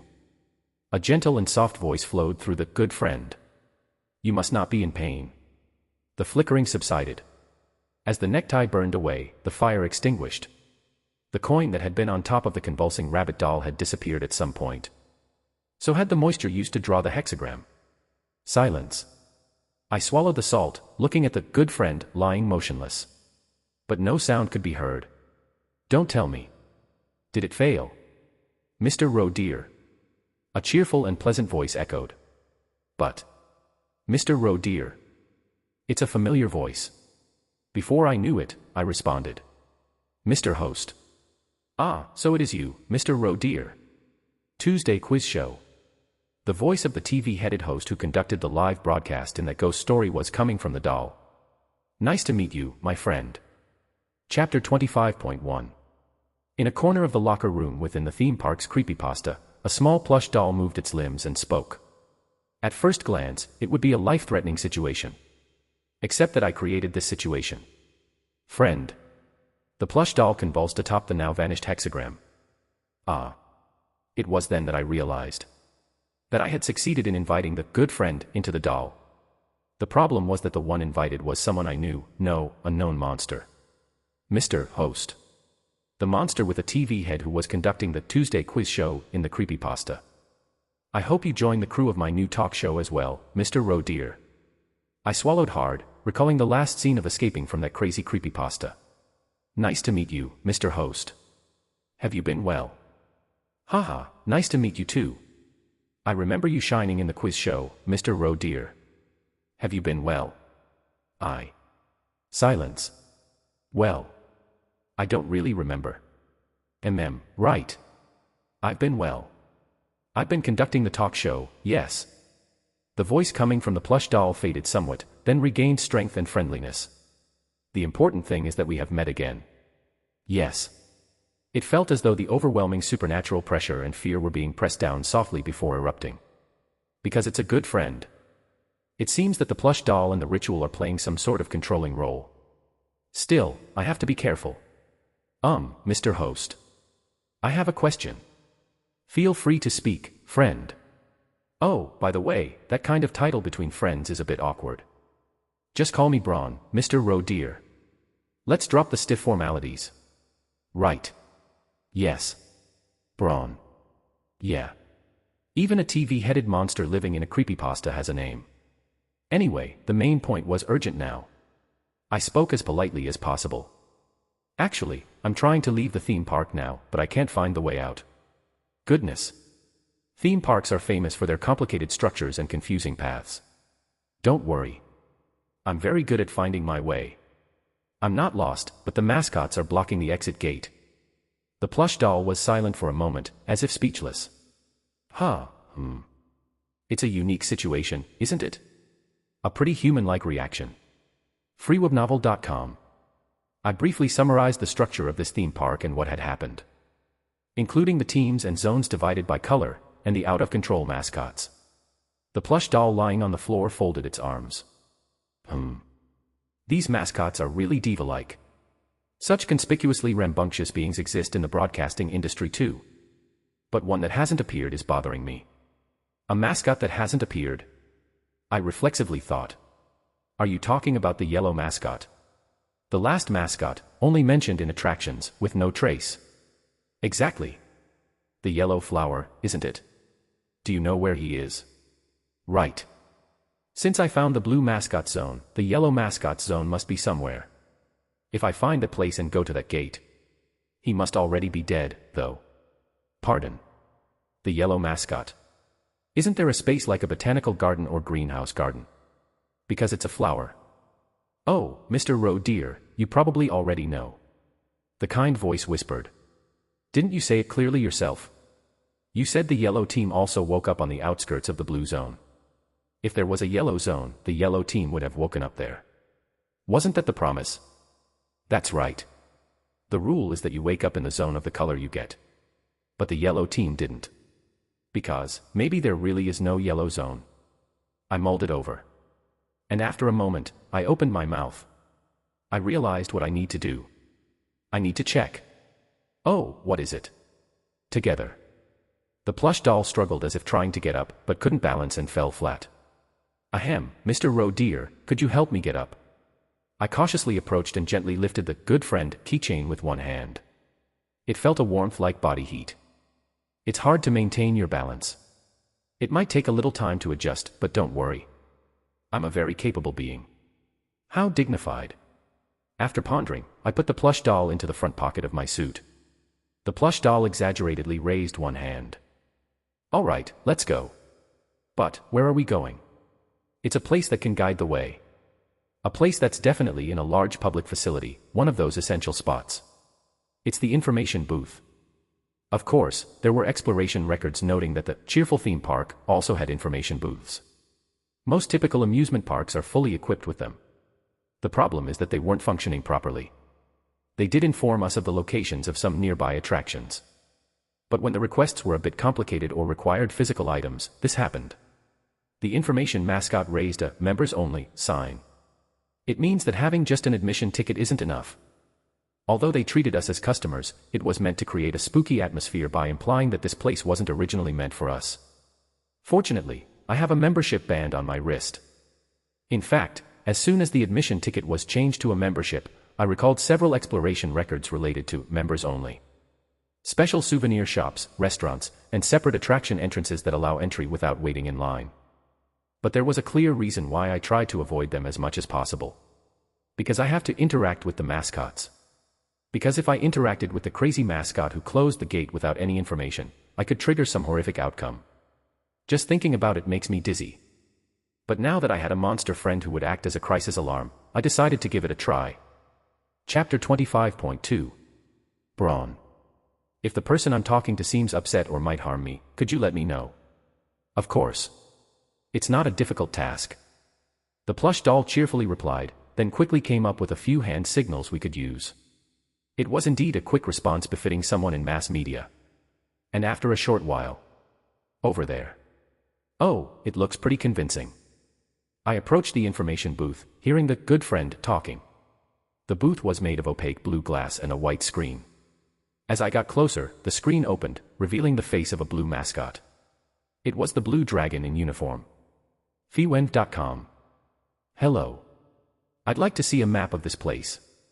The blue mascot, waving its hand as if pleased, quickly moved its hand and handed me a high-quality catalog. It was a convenient map showing various attractions, restaurants, and facilities of Blue Dream Water Park. At the top of the catalog, it was marked, Members Only. I looked up at the blue mascot. Thank you. There was a somewhat proud expression. By the way, is there one that shows the entire area as well? Clunk. The movement of the blue mascot stopped. Don't be scared. I'm sure you know, but I came over here from the red zone without any procedures. I want to avoid going closer there again to prevent any mistakes. I asked in the calmest and most polite voice possible. What exactly is the boundary between the red zone and this area? A short silence. The mascot reached out its hand. From here to here. Re-yep. The catalog map I was holding was torn by the blue mascot's claw. Along the eastern end, it tore down. As expected, the eastern part of the blue zone and the western part of the red zone were directly connected. But, it's so scary. My hands holding the torn catalog were shaking as if vibrating. Please save me. Isn't it going to split me in half with its claws and kill me? At the moment the mascot lifted its claws off the map, I hurriedly nodded and expressed my gratitude. Then, on to the next topic. Thank you. If that's the case. Thud thud. Shoo. From the front pocket, the plush doll tapped its chest twice softly. This is what it means. It seems the other party is not in a good mood. So, this is it. I immediately shifted my demeanor and only greeted politely. Yes. I won't go near the red zone. The blue dragon stayed still for a moment, then nodded its head. Then, rummaging through its chest, it took out another polite blue soda churros bag and handed it to me. Thank you. Goodchild. The blue dragon tapped my wristband gently and then let go of its arm. Drip. Eventually, the screen of the information booth closed smoothly. Phew. It was done. I bowed my head, clutching my pounding heart. I felt like I was going to die of fear. You're smiling, my friend. Are you feeling good? Did you find what you wanted? I figured it out. Yes. I lifted my head and started running. Now, I just need to move. If I had asked the mascot more questions, I might have saved some time, but safety comes first, so from now on, I would use the most reliable means. My own feet. Let's hurry. There were only a few hours left. I looked up at the sky of the theme park, which was starting to darken. A few hours later. The sun had set. Phew. I kept running. My legs were trembling from sprinting thoroughly around the gigantic water theme park, covering half a lap. Mr. Roe dear, you seem terribly exhausted. I'm fine. The plush doll asked with a pitiful tone. It seems like the time has come to ask this question. Exactly where are you trying to go? I wiped the sweat dripping from my chin and replied. The yellow zone. Oh. We both seemed to agree with the statement, there is no yellow zone, but why did you change your judgment? It's not that I changed my mind. I still believe there is no yellow zone. But there must have been one in the past. I lowered the map and looked ahead. First of all, at that time, it probably wasn't directly adjacent to the red zone. To the east was a forest, to the north was the entrance, to the south was a cliff, and to the west was the blue zone. The terrain fits perfectly without any gaps. Then, it must have been connected to some part of the blue zone. There must have been a connecting passage. Excluding the north, which was also an entrance, and the east, which was adjacent to the red zone. What remains is. So you're thoroughly searching the west and south? Haha. That's correct. Unlike the red zone, there were no mascots chasing me to kill me here, so I could use this laborious method. And finally, I found it in a corner of the northwest, behind the restroom's flower bed. A rough dirt path leading up the mountain, like a closed hiking trail. It must have been opened as a passage before. The problem is, crossing this almost certainly violates the theme park's rules. No entry except for staff. After checking that sign, I slightly stepped out from behind the restroom and looked around. I made eye contact with a mascot standing in front of a children's attraction far away. Are you bothered by that mascot? Yes. If I cross into the no-entry zone, I'm sure they'll notice. Then just don't get caught. But that's not as easy as it sounds. Oh, cheer up. It's not difficult. Isn't it me? Your friend. Chapter 25.3. The voice of the good friend became somewhat crafty. Its unique confidence, slyness, and friendliness came to the forefront. I will help you. First, it would be good to take me out of your front pocket for a moment. I did as it said. Then, the plush doll sitting on my palm raised its hand and pointed at me. I flinched instantly, remembering how it burned people during the Tuesday quiz show. But this time was different. Tadak. A small thudding sound echoed as the doll without fingers snapped its hand. At that moment, a strange shadow-like thing heavily covered me. I was now faint and sinking. Now, they won't be able to notice you. Come on, let's go. The voice of Braun, the good friend, sounded slightly weary and faint. This is... I turned off your lighting, Mr. Roe dear. We promised not to worry about people who aren't illuminated during the show, didn't we? Apparently, incineration wasn't the only ability of the host. Was he managing the entire filming location by himself? I felt an eerie chill and looked down at the plush doll, but soon realized that wasn't my priority. First, escape. Then, I'll move. Very good. I turned back to the restroom and stood in front of the closed narrow path. Then, I crossed the no-entry sign. Nothing happened. Let's set aside the praise and move first. I was almost moved to tears by how grateful I was. I sprinted up the steep hiking trail at my maximum speed, almost sprinting away. Fragments of broken plastic and decorative items flashed beneath my hands and feet amidst the dirt. It seems like the place where something was is definitely here. I pushed my speed even more. Upward, further upward. And finally, the end of the path appeared. Tack. I stepped forward and stood. From the top of the hill, I looked down below. It's a resort. A large-scale resort building was spread out next to the dark seaside. Did all famous franchise theme parks also operate such massive lodging facilities? It was so large it was overwhelming just to look at it. Flower Golden Resort. It was already a completely abandoned facility. The golden-lit resort must have looked like quite a dream place once. But now it was old, paint-peeling, and desolate. I looked at the sign with a yellow flower brightly smiling, which had a crack. And below that, even the familiar but older machinery. There's a gate at the entrance to the resort too. Yes. That was expected. The way back to the resort from the theme park was also a kind of exit. Found it. I ran again, forgetting my exhaustion. The shadow that had been covering my body snapped away, and my steps quickened. But the gate here is off too, can I use it? Of course. I looked around the old gate mechanism and opened the emergency control panel. Just like I did at the attraction. And I activated the emergency power. Zing. Creaking, sporadic lights came on in the gate machine. Because the mascot had its eyes wide open, I couldn't do it earlier. This level of operation was manageable on my own. I stood in front of the gate where the lights were coming on most completely. I took a deep breath. Until the final confirmation. Braun. If I enter that resort with my membership, do you think I have to use those facilities? Ha. Those rundown places. Their business seems to have ended long ago, and it's already an ownerless property. It's not a theme park, just land.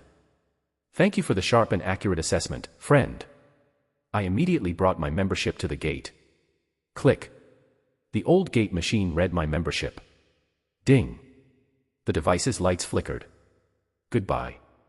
Done. Feeling a shiver, as I moved my feet. Goodness, they followed. I turned around. Far away, I saw a blue figure crawling up the narrow path. Mascot. It was the Blue Dragon. The mascot in uniform that I saw at the gate was approaching at a terrifying speed, then stopped. It's staggering. TSK. That mascot thinks it's the protagonist of a drama. Let's get out quickly.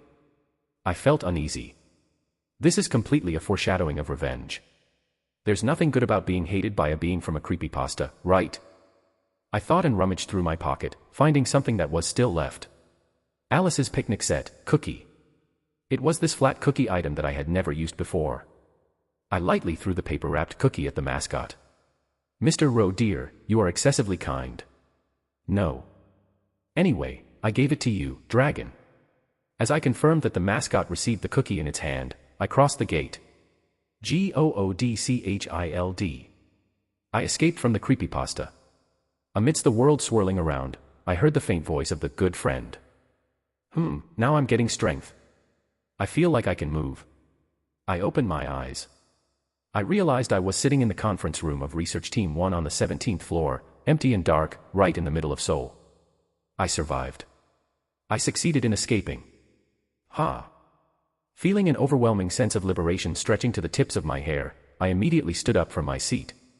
Is no one here?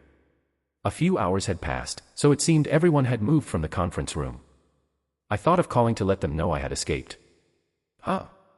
I looked at my wrist. Cheerful, Fantasyland membership. The band was still there.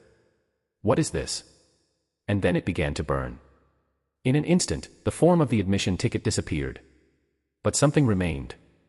Exactly where the admission ticket had been, there was a black inscription engraved on my wrist. Socius. What the heck? Chapter 26.1. After I finally escaped from that crazy theme park. Row. Whoa crazy, Row's back. I was met with a warm welcome from my teammates who I ran into in the elevator. Turns out, the team had been in a panic and was even thinking of reaching out to one of the civilian survivors to find out what could have happened inside the ghost story.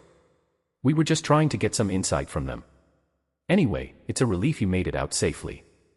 D-Squad's assistant manager spoke with a much brighter expression. What happened exactly?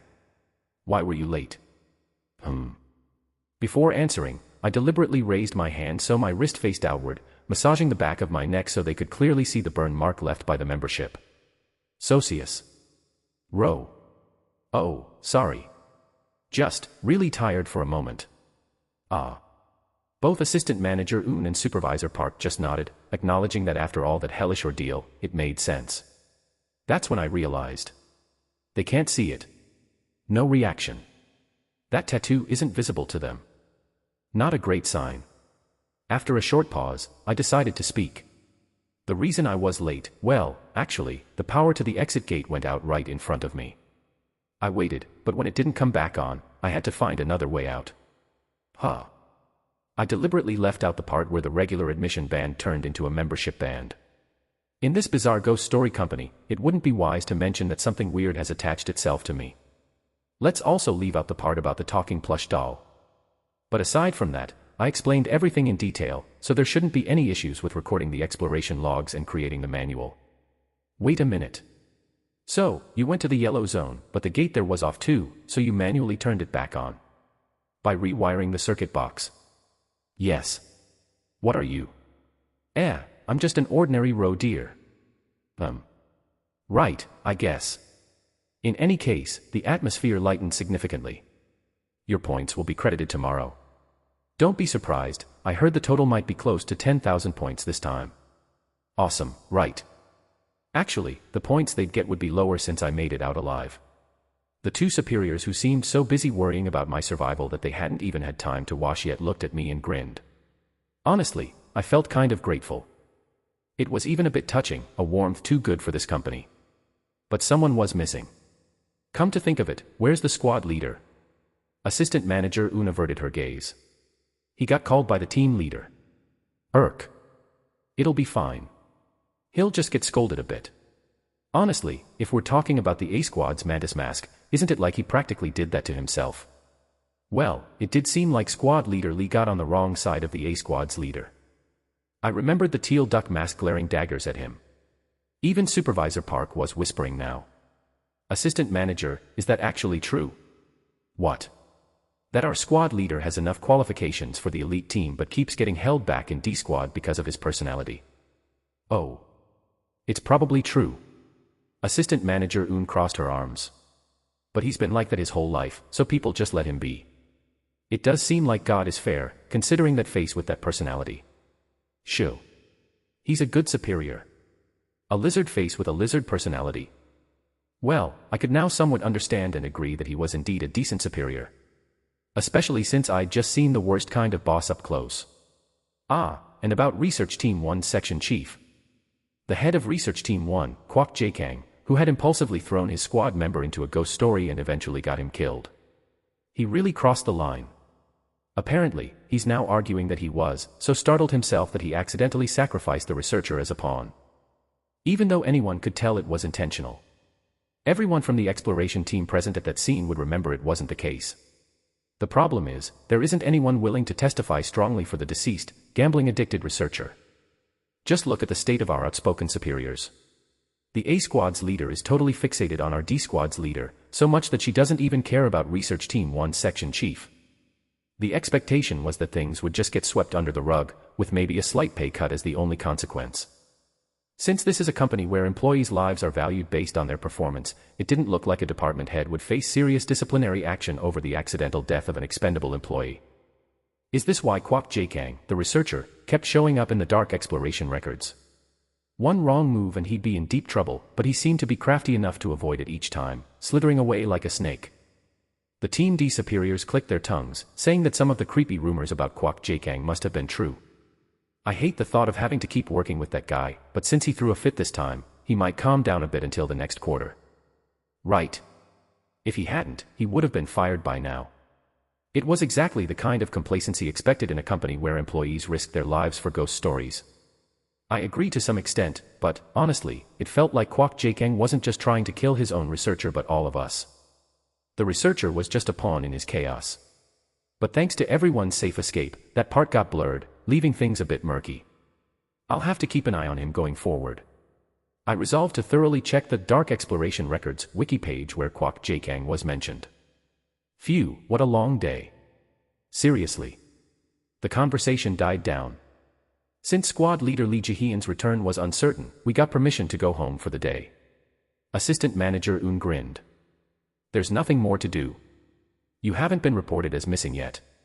We thought we might find you, good thing we did. Yeah. We all believed you'd turn up. Go home and get some rest. Thank you. Oh, come on, no need for that.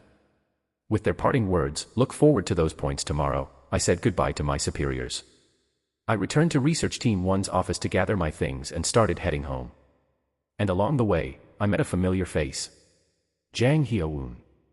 Solium SSI. A new recruit from the Y Squad. Since all his squad mates had died, he'd somehow been relegated to the background, sitting idly in the Research Team 1's office. And although his shoulder had healed, he was still wearing his blood-stained clothes. You made it out safely. I'm relieved. Yes, thank you. I sat across from him for a moment and made some small talk. Jang Hyo-woon looked a bit pale, probably from blood loss, but his gloomy expression seemed somewhat lighter. Though it feels odd to call him lucky, given what happened to his squad mates. I recalled what the superiors had hinted at earlier. Ah, that new recruit from Y Squad. Looks like management is considering him favorably after his performance this time. If he maintains it, he's likely to be promoted to a regular employee within 3 months. If he can make it through 3 months without incident, there's a high chance he'll be transferred to a standard position. That all sounds great. The problem is, can he survive those 3 months? So, have you ever thought about quitting? Your situation is too dangerous right now. No. A firm answer returned. Jang Hyo-woon, the new recruit from Y Squad, still wearing his cow mask, clenched both fists tightly. I need that wish ticket. I can't quit. Seems he has his own reasons. In that case, I wish you the best of luck. After hesitating, I added a few words. 3 months. Pardon. If you can endure for just 3 months, there's a high chance you'll be reassigned. There's a big difference between enduring indefinitely and having a set period to push through. From a motivational standpoint as well. A glimmer appeared in Jang Hyo-woon's eyes. Why yes. I'll try my best to make it. He took a deep breath, looking at the ceiling, then lowered his head respectfully. You've helped me a lot today. In 3 months, I'll work hard to return the favor. No need. Thanks to you, I made it out safely as well. Thank you. We shook hands. And, with a mix of sympathy and understanding, I found myself saying it almost automatically. Thank you for all your hard work. It must have been frightening for you, Phoebnol.C Sigmam. Pardon. A look of puzzlement passed over Jang Hyo-woon's face. Oh, it's fine. I've nearly died a few times before. Not just that. You must have seen some very disturbing scenes as well. Oh, that's true. Jang Hyo-eun gave an embarrassed smile.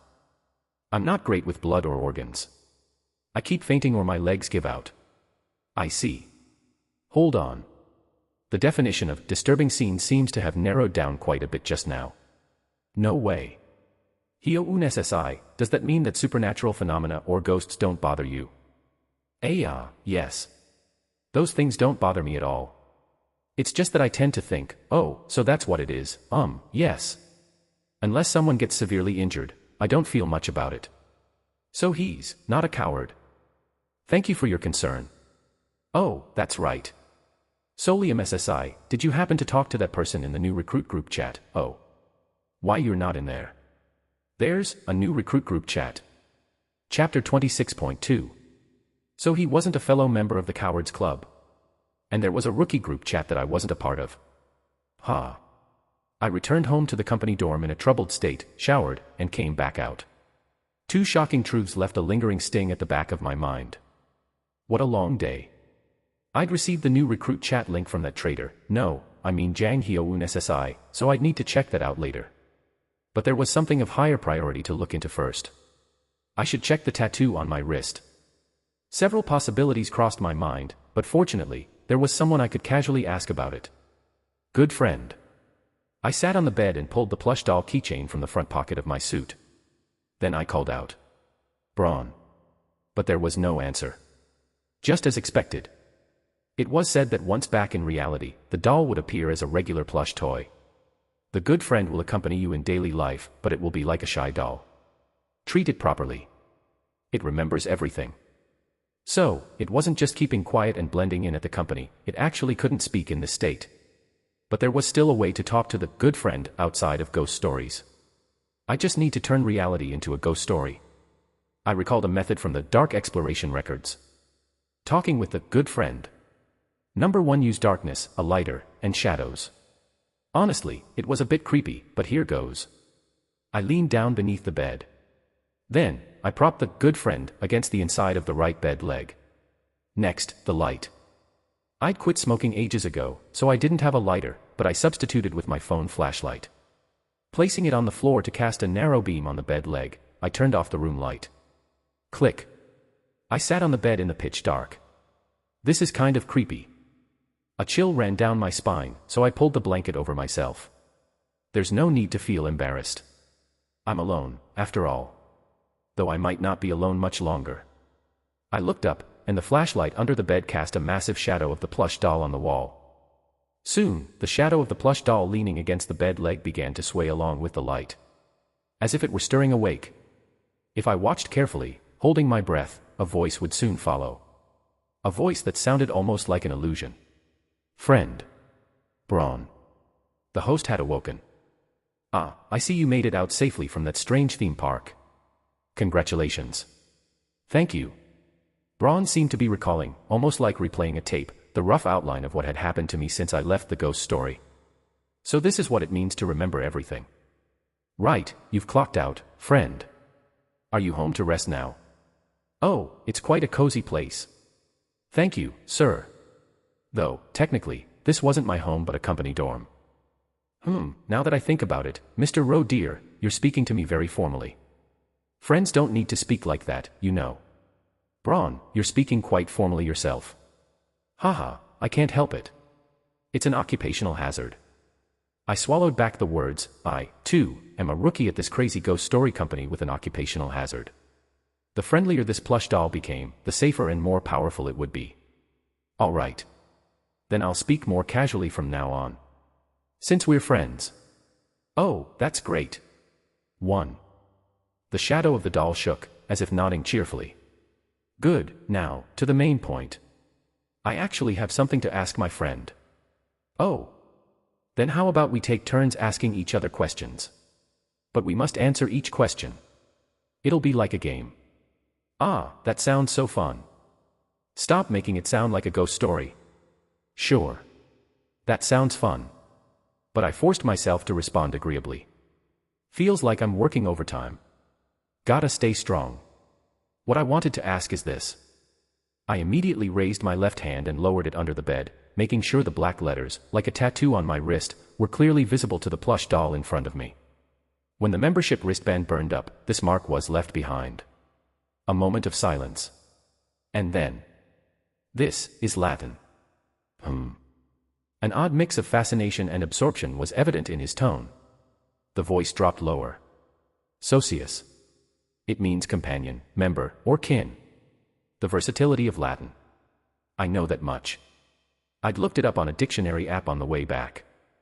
The fact that the membership wristband had burned up, leaving behind a word meaning member, seemed fairly connected, but what mattered more was this. But other people don't seem to be able to see it. What do you think the reason is? Oh dear, it seems they all have poor eyesight. I can see it quite well. So creatures within ghost stories can see this. Glad you can see it. I rephrased my question. Then, what role do you think this mark serves? It's a mark granting you certain qualifications. Without hesitation, Braun responded in a cheerful tone. You know how VIPs sometimes attend talk shows as special guests. They're often given distinctive marks that set them apart from the other audience members, like a name tag or badge. Such a distinguished mark grants privileges like special seating, rehearsal viewing, or backstage access. I instinctively raised my arm to look at the mark. Frobubble.cm. So, this is like a special qualification. Well, at least to the theme park mascots, yes. Braun's voice turned dismissive. Those overly emotional mascots seem to be a bit too friendly with you, Mr. Roe dear. Next time you visit, perhaps you'll get a welcome drink with it. I'd rather never visit again. But I nodded in agreement to appear cooperative. Good, good. Being social is so exhausting. Anyway, though the qualification it grants is vague, it doesn't seem to be entirely negative. If I enter another ghost story, I'll have to see if there's any use for it. The plush doll's shadow swayed a few times, as if in excitement, then whispered softly. Did you know? Know what? Mr. Roe dear, you've just asked 2 questions. That's a rule violation. A chill ran down my spine. Haha, don't worry. It's often the charm of being close to someone to bend the rules occasionally, isn't it? Phew. Thank you. No need to thank me. Now, it's my turn to ask a question. I swallowed nervously, looking at the large shadow of the doll cast on the wall. What do you want to know? Braun whispered. Who lives in the room next to yours? It was an unexpected question. And, of course, in the next room here in the dorm. A colleague. Beck Sahian. Are you close? Not at all. Just a work colleague. Ah, I see. Very well. Braun's voice became cheerful again. Friend, it's probably best if you don't pay attention to that work colleague living next door. Why?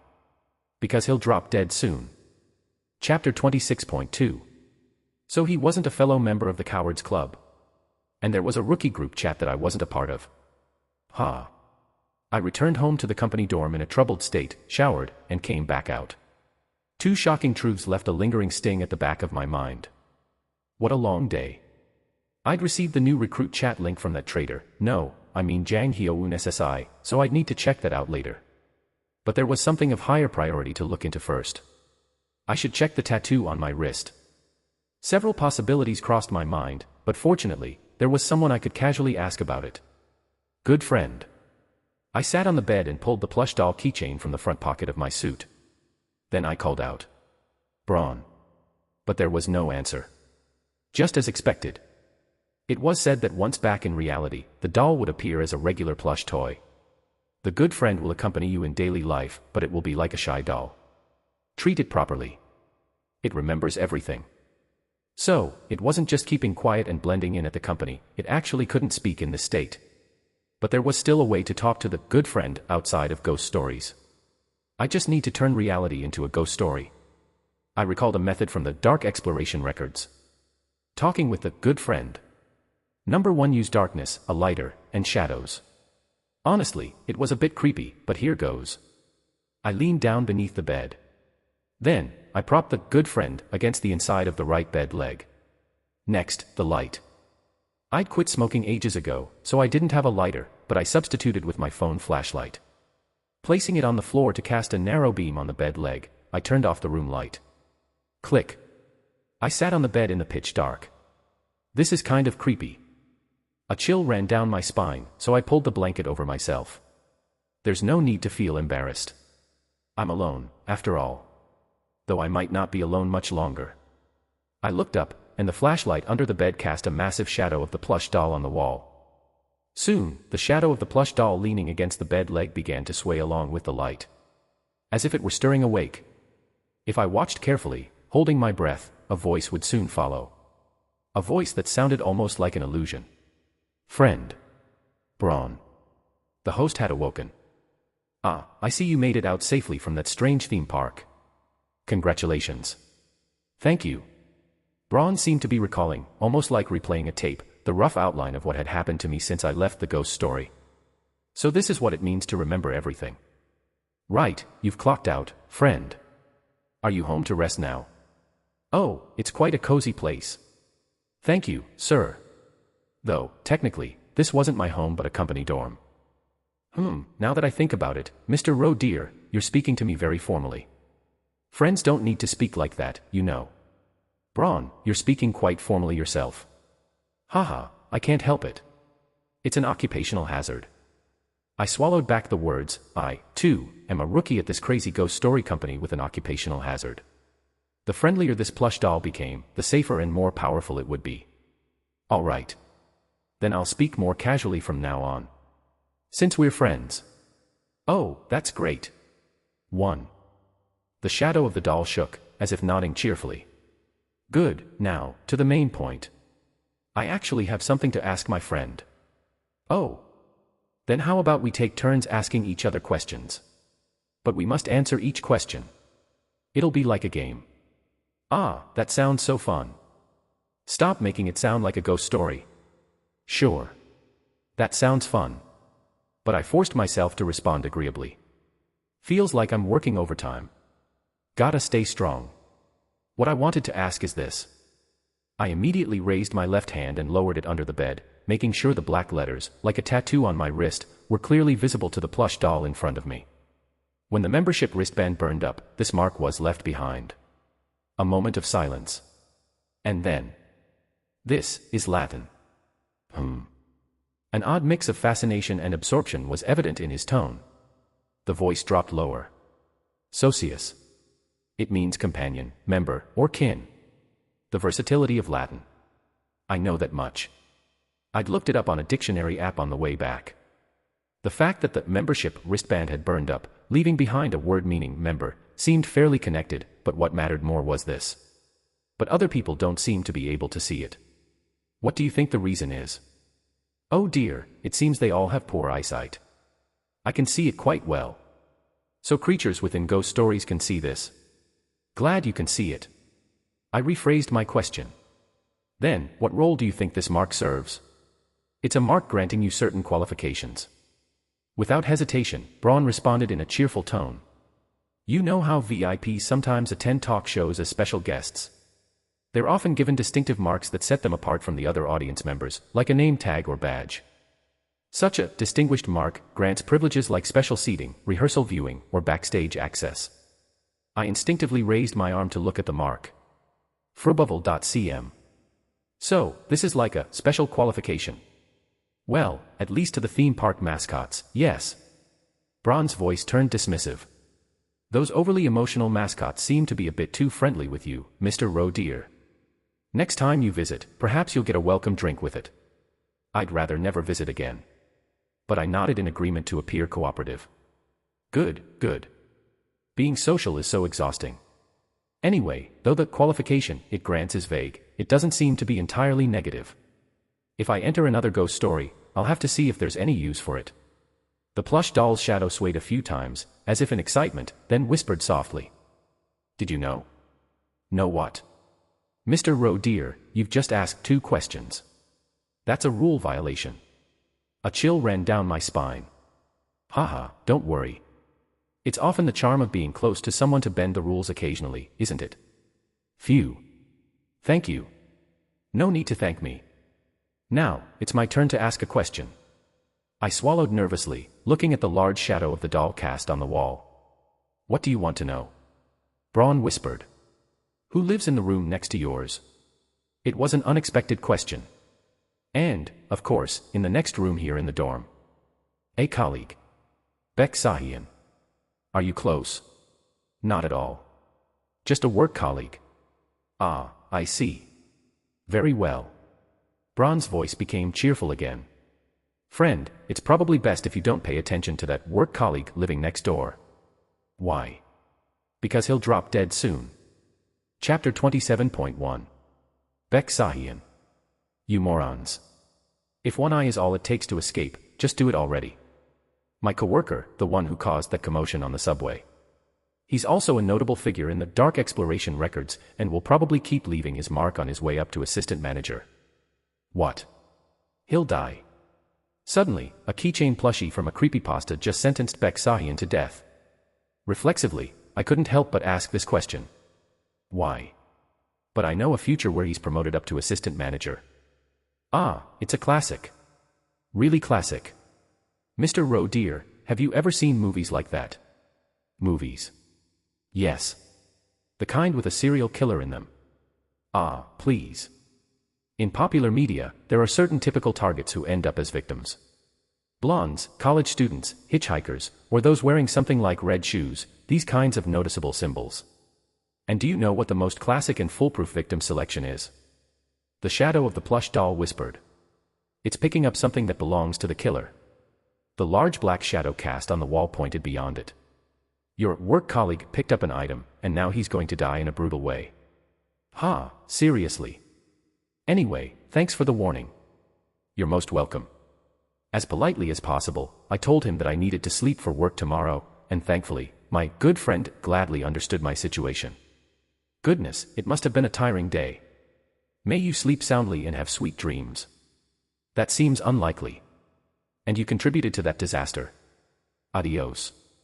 The flashlight on my phone switched off on its own, and the large shadow on the wall disappeared. After a moment's thought, I grabbed a clean towel, made a soft little spot on the desk, and placed the plush doll on it. Hopefully, with this much courtesy, he won't come after me in a nightmare with a cleaver. Of course, I probably need to worry about whether I can even fall asleep and dream at this point. I turned the night light to its brightest setting and lay down in bed. Beck Sahian. He's probably asleep next door by now. What exactly did he pick up? What sort of horrendous ghost story artifact did he grab for the plush doll next door to sense it through the wall? Is it the butterfly effect? Or was it something that was already bound to happen? I thought back to what Beck Sahian had done in the dark exploration records, but even after searching through the wiki, I couldn't find any relevant information. Maybe that's not surprising.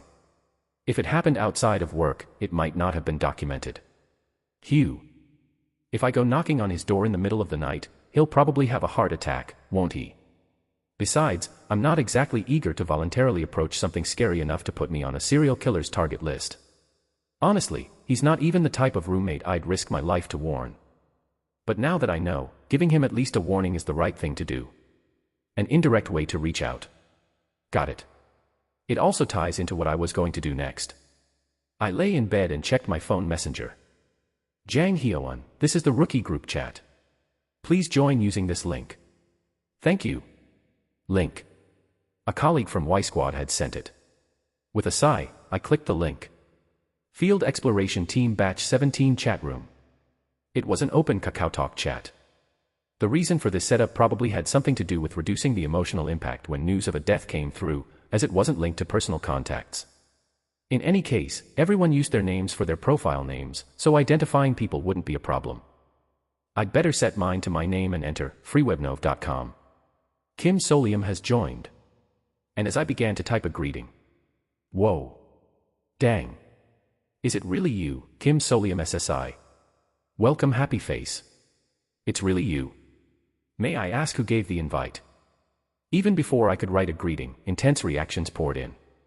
Surely, they're not wondering who cluelessly invited that person, right? On the positive side, maybe my recent performance had been good enough to spark some curiosity or rumors. I simply posted a short greeting. Nice to meet you all. I'll be in your care. As if waiting for it, someone immediately asked. Kanyahawk, is it true you received 40,000 points? Haha. Yes. Kanyahawk, so jealous. I'm curious about how you managed to get that, haha. I just did my best. I didn't respond further and simply sent a bowing emoticon. This place is just like a jungle. I wondered if this might be a warm group chat where colleagues share tips, support each other, and enjoy hobbies together, but that doesn't seem to be the case. It's more like an intern group chat where only 10% will make it to full-time positions. In other words, everyone is subtly trying to gain any advantage they can. Well, with people constantly dying and the wish ticket feeling so far out of reach, I guess it's understandable. Getting too attached to this chat could make the news of someone's death all the more depressing. It left a slightly bitter taste in my mouth, but I could understand it. Go Young-gun, waiting emoji. Go Young-gun, clapping emoji. Still, there seem to be some genuinely nice colleagues here. She seems to be doing well. I nodded, seeing the clean, supportive emoticons from my med school dropout colleague who'd backed me up that time on the death-ridden subway. Alright, let's do what I came here to do. Time to follow the voice of my conscience.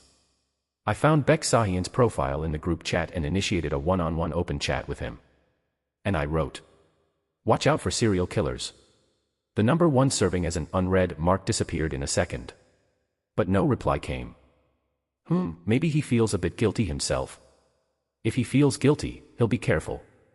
This should be enough as a warning. I'll send it every morning from now on. If I keep this up for about a week, the message's impact should hold until it wears off. Satisfied with my efforts, I turned off my phone. Time to sleep.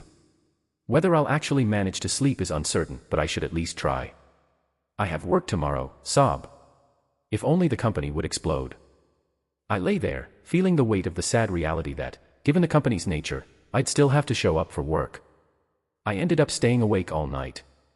When I finally dozed off in the early hours, I dreamed of being chased by theme park mascots wielding intestines, then offering churros to the plushie. Save me. Just another night of trauma for a regular office worker.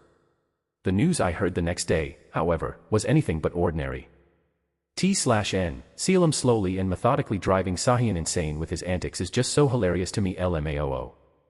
Chapter 27.2. Ro, you hit the jackpot. You earned 20,000 points. Pardon. I looked up and checked this morning's point total. Employee Kim Solium/earned points, 20,000 P. It's for real. They definitely told me yesterday it'd only be 10,000 points. Supervisor Park slapped my shoulder repeatedly. Assistant Manager Jean from A Squad reported that you absolutely deserved the extra points. Assistant Manager Jean. Thank you, Assistant Manager Jean, for recognizing my desperate efforts to get us all out, even to the point that you had to drill a hole in my palm. In my mind, I raised my evaluation of the butterfly mask-wearing assistant manager from a cold, work-driven psycho to a quick-witted and fair superior. Originally, our squad leader was also supposed to be named a primary contributor for the mission, but the A-squad leader threw a fit.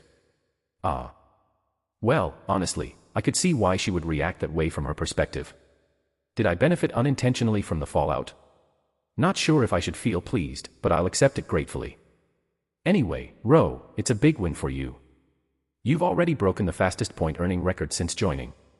Insane. Thank you. Though I may have to give up on staying unnoticed in this company soon. Still, points are sweet. And that wasn't even the end of it. Before the morning was over, I got a call. Assistant Manager Jean. Yeah. I had just been expecting to relax a bit after finishing a B-level ghost story exploration yesterday and working on some paperwork. A call came in over the internal network from the A-Squad assistant manager. Naturally, I began with gratitude. Thank you. I heard you recommended me as a primary contributor for clearing the theme park darkness. Things work best when the person who does well gets more points. No need to thank me for that. Yes. Anyway, get up here. My team's going into a darkness mission today, but we're short-staffed. So, you're coming to help? Don't want to. Yes, I don't want to. I'm a poor rookie who nearly kicked the bucket yesterday. Would it hurt to give me a break today? Please hold on a moment. Assistant Manager Un, there's a call for you. Oh, what's up? Help me out here, dear superior. I tried passing the call over to my superiors in hopes of dodging it, but it didn't work. A-Squad is short-staffed. Is this an A-Squad backup call? Oh. Even Supervisor Park, who had been slumped over his desk, sprang up with his chair and started whispering with interest. Wait a second, did A Squad really ask for Ro to fill the spot? I don't know, Supervisor. My shoulders hurt. Please stop shaking me. Got it, yes. In the meantime, Assistant Manager Un ended the call, then shook her fist at me with a gleam in her eye. Hey. Go. Pardon. That's right. With A Squad as it is right now, it's a golden opportunity. Safer conditions and more money, don't let this slip by. All those points, Ro. Points. So, basically, the Elite A Squad gets extra points for each assignment. That's a pretty sweet deal. And since there's no call for Y Squad or the other round-off squads, it doesn't sound like a sacrificial type of darkness either. On top of that, they even called a rookie like me as a stand-in, so it likely isn't a tough mission. In short, it's overtime work with good pay and an easy win. With the vacancy, they needed to bring someone along. They must have liked what they saw in you yesterday and thought they'd give you a chance. Go for it. I have no excuse left. Saying something like, I was so scared that I couldn't even sleep, so now I just want to rest, would sound completely ridiculous now. If an employee from the field exploration team talks about being scared when a relatively safe situation with substantial points is on the line, they'd look suspicious. If I didn't want to be branded a coward and sent to the round-off team, I'd have to keep my mouth shut. So, with reluctant steps, I dragged myself toward the 15th floor. That's right, rookie spirit. It feels more like defeat than spirit, honestly. I trudged to the elevator, trying not to look too miserable. When I reached the top floor of the field exploration team, the 15th floor, and the doors opened, I was in for a surprise. There were no cramped desks or partitions typical of an office. Instead, it looked like a luxurious lounge you'd find in a hotel, with separate, private glass-walled spaces beyond, each marked with a staff member's name. My God. A personal office for each person. It was the kind of benefit you'd expect for executives. Is this some kind of motivation? Apparently, becoming an elite team member in the field exploration team granted access to private space like this. It's every office worker's dream. Just then, a familiar face stepped out from the glass door next to me. It was my superior, already wearing her butterfly mask. Hello, Assistant Manager Jean. Hey. Assistant Manager Jean from A Squad looked more human than she had in the ghost story. The squad leader said she'd like to see you again. Then, from the larger office opposite, A Squad's leader emerged, holding a cup of joe. Mr. Ro dear. Good morning, Section Chief. The middle-aged A Squad leader smiled warmly and patted me on the shoulder as if she hadn't been glaring at Squad leader Lee Jahian like she was about to kill him back at the theme park. Assistant Manager Jean isn't the type to praise others, but she seems to think very highly of you, Mr. Ro dear. I've heard great things. Is it really that much? So, I thought I'd call you over today. It's the first time I've seen Assistant Manager Jean compliment someone like that. Reflexively, I glanced over at A Squad's assistant manager. Wearing her butterfly mask, she smirked with a slight scoff. I was simply reporting the facts. Oh, there you go again. The butterfly mask superior frowned as she made eye contact with me, but her tone softened. What? You did a good job, didn't you? Thank you. Yeah. Do well today too. Ah, youngsters, learn to get along. With a chuckle, the A Squad leader, who was wearing a teal duck mask, watched the scene unfold. Welcome to A Squad, Kim Solium. All right then, let's get to work. Asterisk. Honestly, I was a bit curious. Do elite teams have a different approach? There was a sense of anticipation that perhaps A Squad's process would be different from the regular teams, who get thrown into darkness with only a quick briefing and the manual to read on the day of the mission. And it is different, all right. Collector confirmed, data recorder confirmed, mask confirmed, equipment confirmed, basic supplies confirmed. With 31 minutes remaining until entry time of identification code C402 at 1100H, preparation check completed. This is intense. The atmosphere here was entirely different from D Squad, where we'd sit around a couch, exchange jokes, and head off into the darkness, often with the squad leader not understanding half the humor. Despite being down a member and with only 2 people left, A Squad maintained a strict hierarchy and protocol. Right as I arrived, they immediately had me run through the equipment check briefing. All done. Good. Let's head in. Yes, ma'am. Temporary or not, it was clear that the lowest-ranking member would do the grunt work here. Come to think of it, Assistant Manager Jean isn't the easiest person to get along with, yet she was formally respectful to the squad leader. Well, at some point, I'd have to experience a team like this. It might be good to go through this kind of experience at least once. As long as they don't find out I'm a scaredy cat. If only I knew what kind of ghost story we'd be entering today, I could mentally prepare. Just then, A Squad's leader, holding the manual, addressed me. "Oh, Solium SSI, you haven't read the manual, have you?" "I haven't, ma'am." Trying to stay positive, I reached out politely to receive it from the squad leader. But just as the manual for this darkness exploration was about to be handed to me, she paused. "Actually, Solium SSI, why don't you try going in without one this time?" "Pardon? I heard your specialty is figuring things out without a manual." I looked up in shock. Underneath the teal duck mask, I could see A Squad's leader smiling. "If it seems dangerous, I'll give it to you immediately." Got it. So, what she's saying is, she'll decide if it's dangerous, not me. Meaning she might never hand it over until the end. They both know what's in the manual, yet I'm supposed to go in blind. Alright, shall we go? Ah, it's been a while since work has felt this fun. Wait. Is this bullying in the workplace? It's so stereotypical it feels like a joke. I feel lightheaded. But why would a squad leader from another squad that I just met yesterday go out of her way to do this? Oh. Lee Jahian.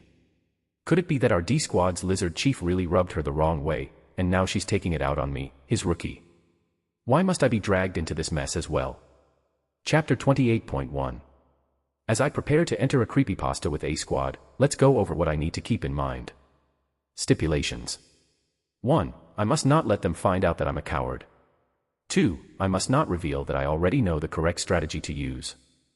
3. I must survive this uncooperative squad leader's corporate bullying. Just kill me already. I think I've said this to myself more times since joining this company than I can count. But there's no helping it. It's my first time entering a creepypasta with a superior who actually wants to see me fail. Every day feels like a new kind of hell. And then there's the workaholic superior who would throw me straight into the cleanup team the second they find out I'm a coward. In other words, I'm entering a creepypasta alongside people who would rather hinder my survival than help it.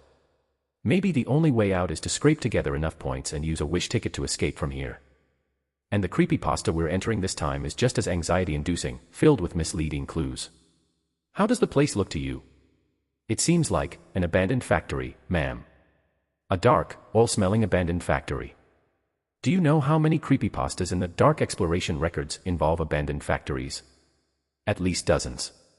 And even more if you consider ghost stories where locations change randomly, including abandoned factories. I was hoping to quickly enter the identification code into the Dark Exploration Records search bar as soon as I could get a moment to myself away from the two A Squad members, but they didn't give me a single chance to be alone. They're watching me like hawks. It was as if they were waiting for me to make a mistake, with both A Squad superiors casting sidelong glances at me as they strolled slowly. I was breaking into a cold sweat. There isn't a single companion here to rely on. Friend. Oh. Another setting, I see. Not the most suitable for a filming location, I must say. Such filthy conditions, like a bedraggled donkey. Don't you agree? I quickly looked down.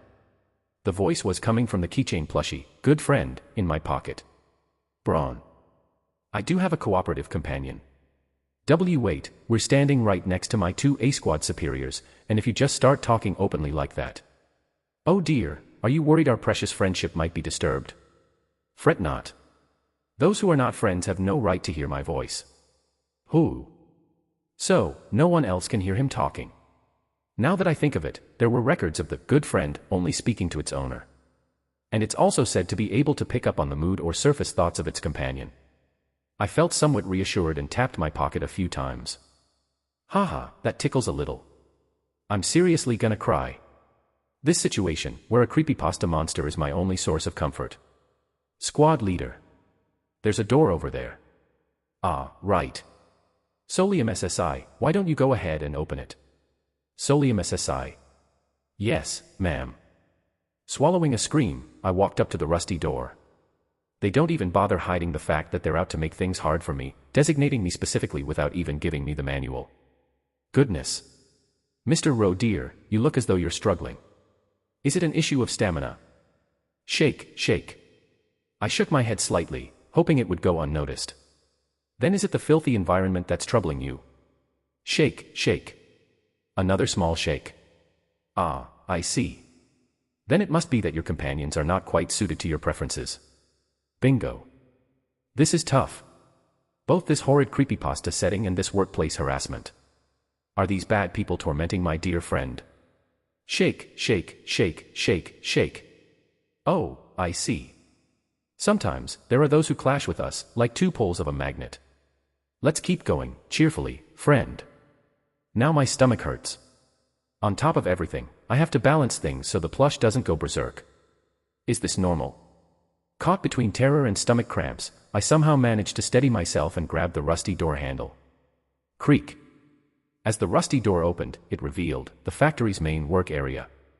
It was filled with dust-covered cans and boxes, as though production had halted long ago. Spoiled contents seeped out of broken canned beef scattered around. But something stood out more strongly than the smell. The sharp, metallic stench of blood. And a body lying on the floor. Wait a sec. Do you see it? There's a corpse over there. Yes. Solium SSI, go ahead and search it. Yes. Aak.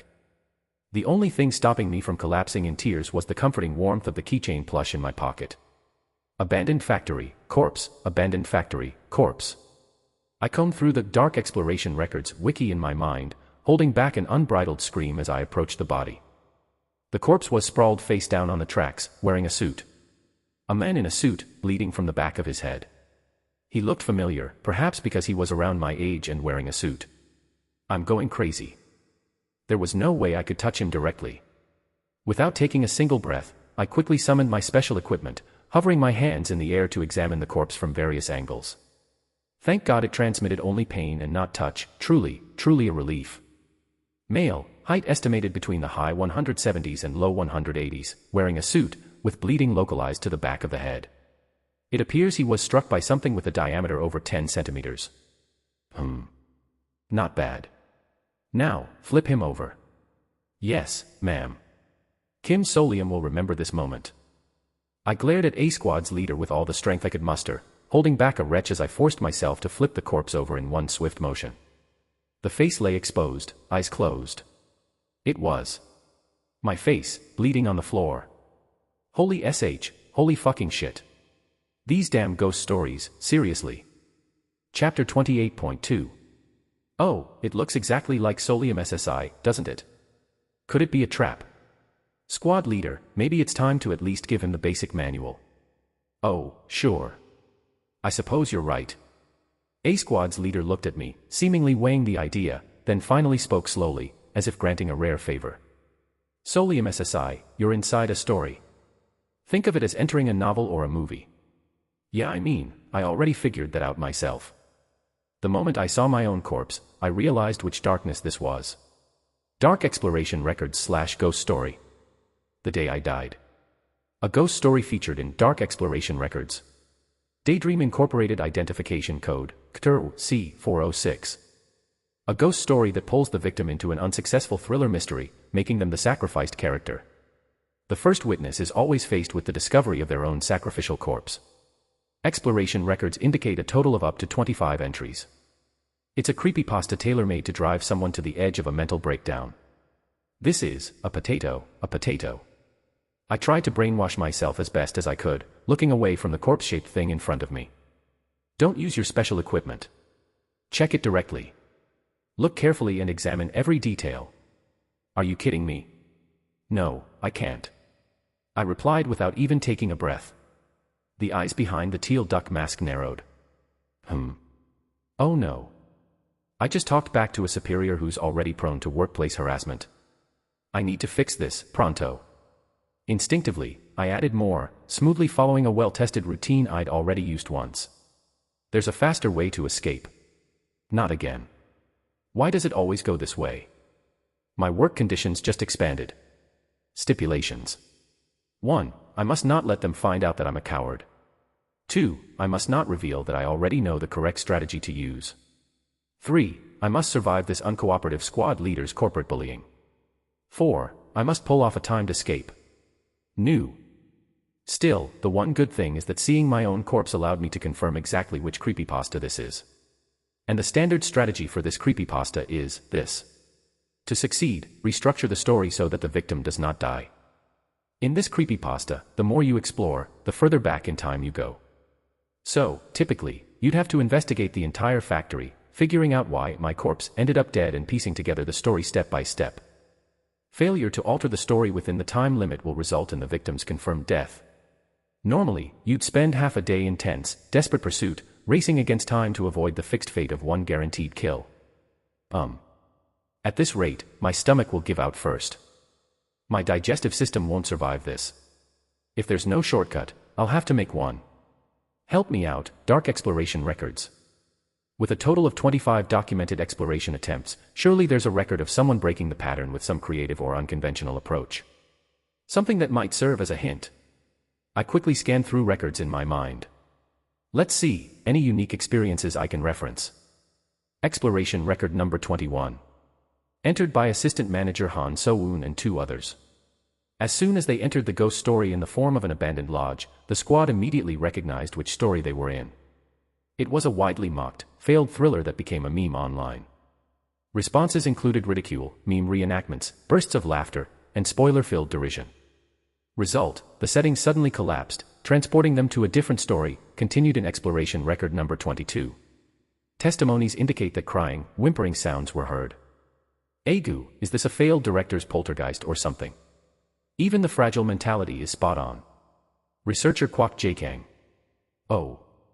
Squad leader, assistant manager, could you give me just 10 minutes?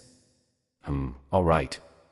First things first, I decided not to leave any room for interference from my superiors.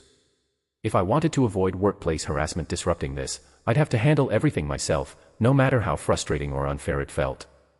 I just need to do it quickly before I throw up or scream. I swiftly used my special equipment to recheck the indentation on the sticky back of the corpse's head, Yuwug. Then I checked the footprints around the body, as well as the surrounding bloodstains. Why are you using your special equipment when you could just use your hands? Because handling it directly could damage the evidence. I thought this was the best approach to preserve the scene.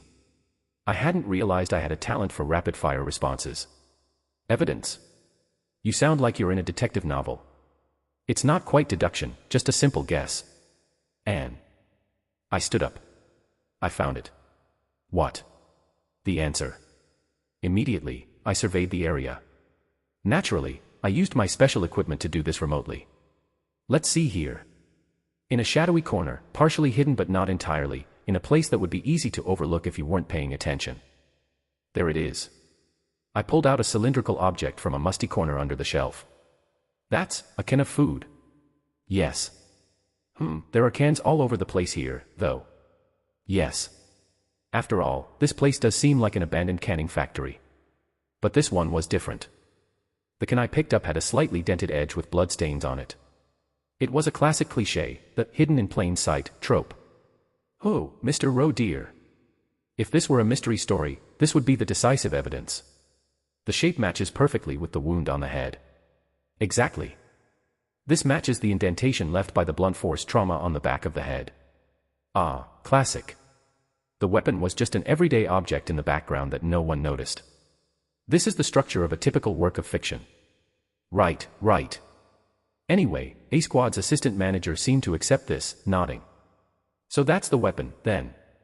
Tuck. I let the potential weapon, the can, drop to the ground. Then, I stomped on it with full force, crushing it hard. Ah. I tilted my head to the side.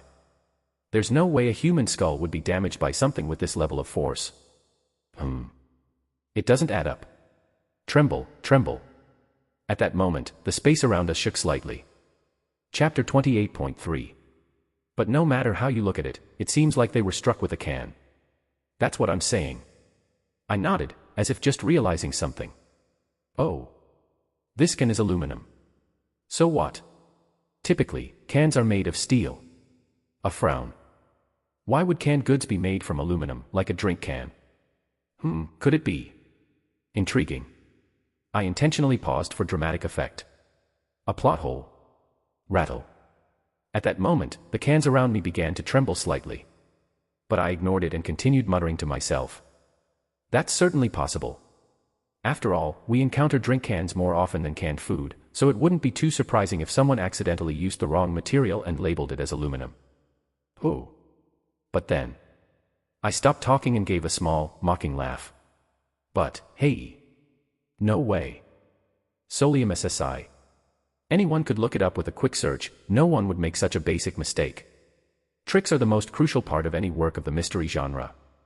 They shouldn't be so sloppy. Ha ha ha. When you think about it, a murder happening in a canning factory with a can as the weapon is way too predictable, don't you think? I actually meant this.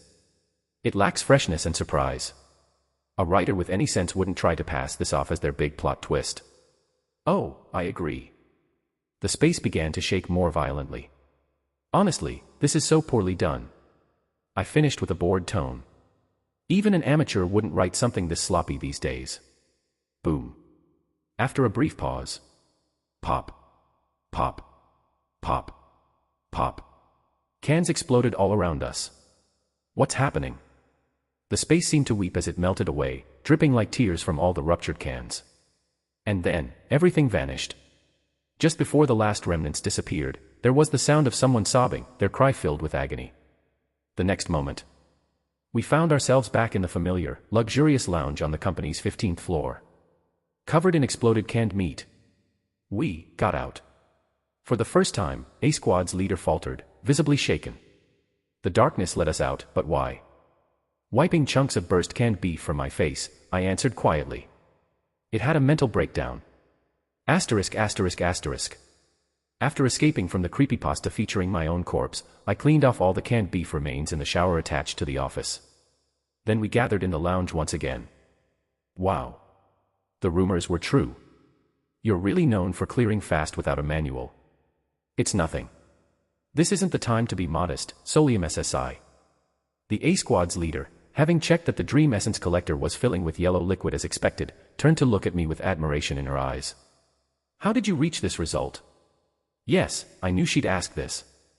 I clasped my hands behind my back and took a formal stance, ready to present as if in a lecture. It was my defensive stance, to avoid getting nitpicked for any signs of fear or incompetence in case my supervisor's workplace harassment tendencies decided to flare up again. I followed a standard deductive process. First, since I was repeatedly told to examine the corpse and survey the surroundings, I deduced that the corpse was likely central to our escape. Of course, it was probably just an excuse to make things harder on me, but the method with which you present your facts is everything. Fee. Abnovel.cm. And since you mentioned this was a story, I figured it was a narrative where someone ends up as a corpse, meaning it had to be a murder mystery, either a film or a novel. So, I guess that preventing my own death would be the standard method to clear it. I shrugged. But that would take too long. Since you called me up for this, I wanted to finish it, preferably by this morning. A Squad's leader looked at me with a face that practically said, "What on earth are you talking about, rookie?" But honestly, a bit of eccentricity is better than fear, isn't it, Section Chief? So, I looked for a shortcut. And how did you do that? There were hints. I looked at the two of them. In the way both of you acted. You'd read the manual, hadn't you? I noticed that your actions were giving me clues. Like how you kept pushing me to observe the corpse.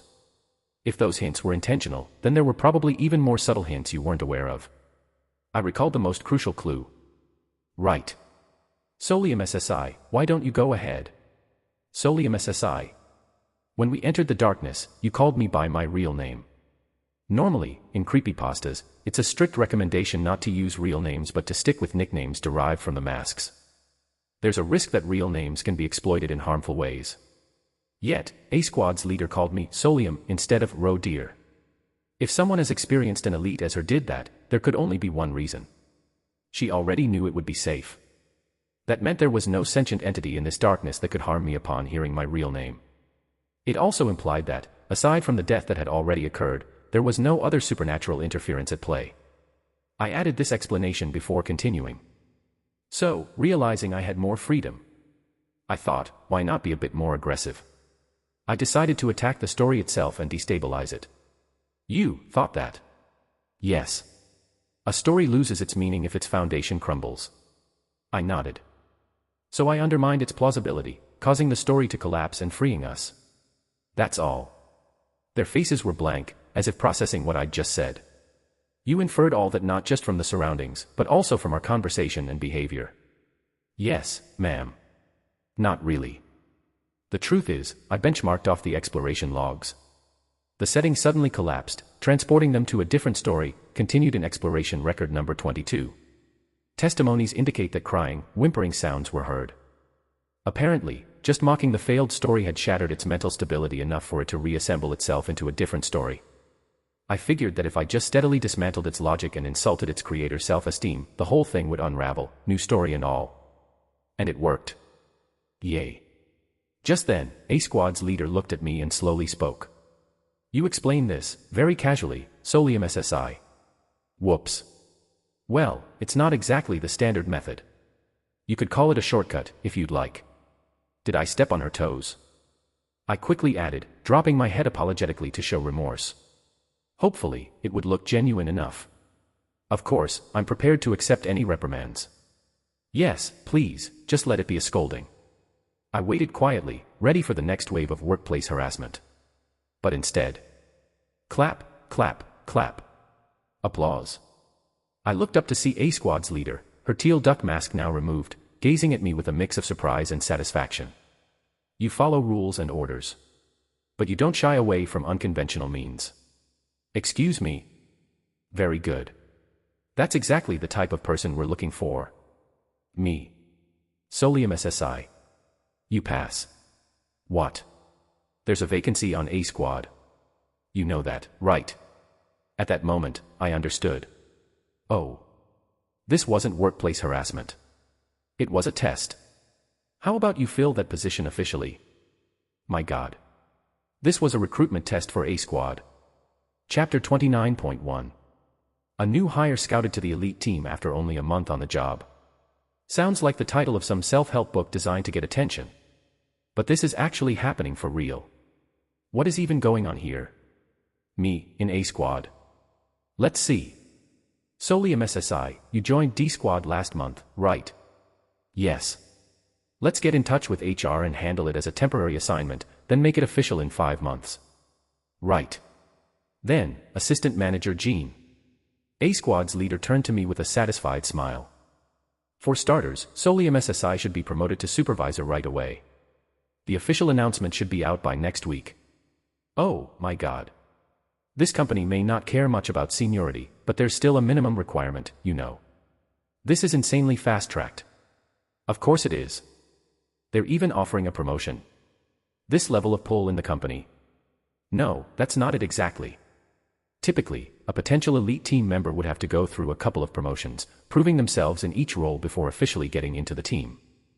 The usual practice would be that you need to be at least a supervisor to even start in the elite team. Since they want me in A Squad, I need to be promoted, so management is just fast-tracking it. A Squad used to start at the assistant manager level. This is genuinely an extraordinary deal. But I mean, why? Why would they suddenly make this offer to me? The realization hit me like a bolt of lightning when I looked at the supremely pleased expression on the squad leader's face. I picked all the right answers today. I'd tried so hard, mistaking it for workplace harassment. No complaints with unjust tasks, working within their framework, and eagerly generating ideas to produce results, behaving like the ideal employee. A newbie with no ego. A yes-man while trying to show creativity. Exactly the type of subordinate any boss dreams of. Solium SSI. Go ahead and clock out. Be prepared for the official announcement, which could come as soon as next week. No way. Furanovel.com. This is a disaster. I'm the last person who should be going to A Squad. Their procedures are so rigid here. If I stay in this role, where I have to follow orders to the letter, there's a 90% chance my true cowardice will be exposed. Then the wish ticket will drift farther away, and my chances of survival will plunge. I'd really, actually die. My mouth went dry at the chilling thought. Hey, wait a sec. Assistant Manager Jean looked at me with a doubtful expression. You're seriously thinking it over? I lowered my head slightly. Why? Are you out of your mind? Are you worried about becoming like the shield bearers on the round-off team? Don't worry, we won't be sending you there. Assistant Manager Jean, hold on. A Squad's leader held her back, then turned to me with a reassuring expression. You're only a month into the job, so it must be a lot to take in all of a sudden. It's natural to have some doubts. But a wise person knows how to seize a bold opportunity when it comes. That's the key to success in society. It's a trap, not an opportunity. Oh, what do I do now? How could I get out of this without offending the senior boss? Rejecting this poorly might end up putting me on their bad side, which could mean real workplace harassment would start. I don't see a way out of this. But then, at that moment, ding! The elevator's chime. The doors opened, revealing a familiar face, or rather, a familiar lizard. Squad leader. Section Chief Lee Jae-hyun, who'd been called to see the team leader, stepped out. The slits of his lizard eyes met the gaze of A Squad's leader. Section Chief Lee Jae-hyun. Section Chief Baek Seok-jo. Lee stared blankly at A Squad's leader. I was told to apologize to you. So, I apologize. A Squad's leader was clearly holding back from cursing. No, forget it. I'm the only one who's going to end up angry here. Just me. I said, forget it. Anyway, I've already scouted someone to fill the vacancy. A Squad's leader shook her head and patted me on the shoulder. Look, here's the new recruit who's going to be our squad's rookie. Quite a shocker of an announcement, but... I see. The lizard nodded. It's true that A Squad has better working conditions. Could you, please, pretend like I might have other options to explore? Fine. I'll handle this myself. I deliberately looked back and forth between the two squad leaders, pretending to be overwhelmed, then bowed my head slightly to A Squad's leader. First, let's think this through. From what I've observed of her personality so far, she's a stickler for rules. She divides tasks strictly by rank, doesn't tolerate insubordination, and values loyalty.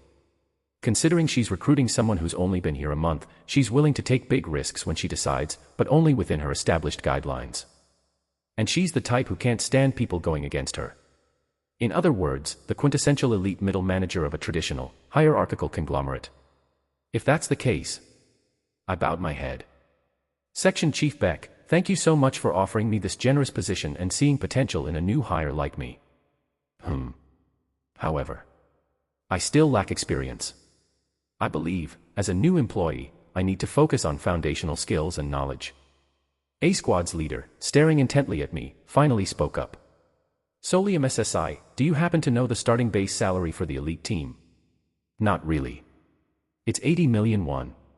Approximate, $57,000. And once you add the hazard pay, the annual take-home usually starts around 150 million.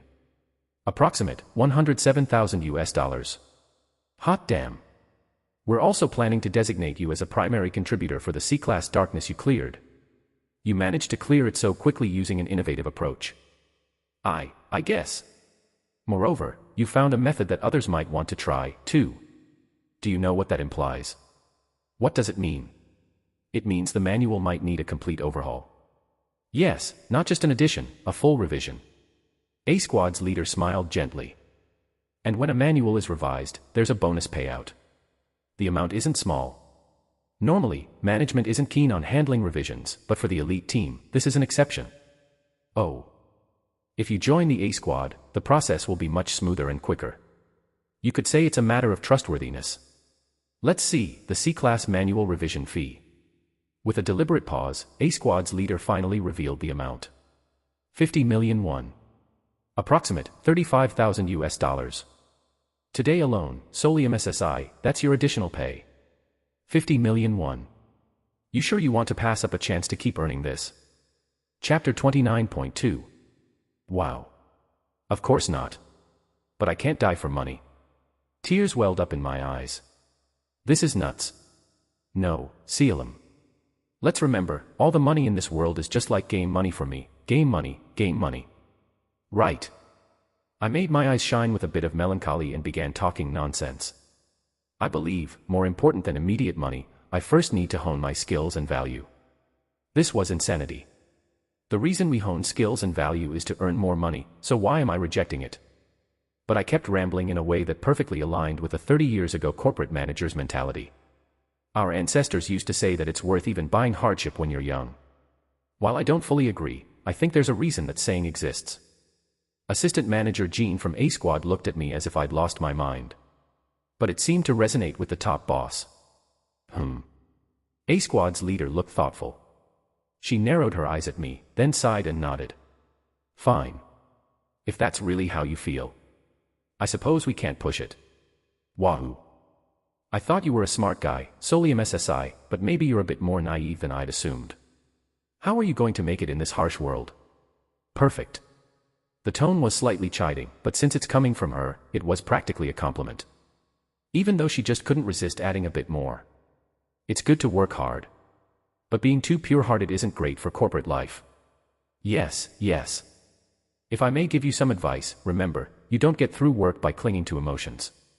Especially don't get attached to people who don't understand you. She glanced pointedly at a particular someone, her expression darkening. Don't do it. It's not worth it. Understood. Ah, she's talking about the stubborn psycho, Lizard Chief, isn't she? Got it. Did you hear that, Section Chief Lee Jahian? Yes. The lizard replied like it was the most obvious thing in the world. I understand perfectly.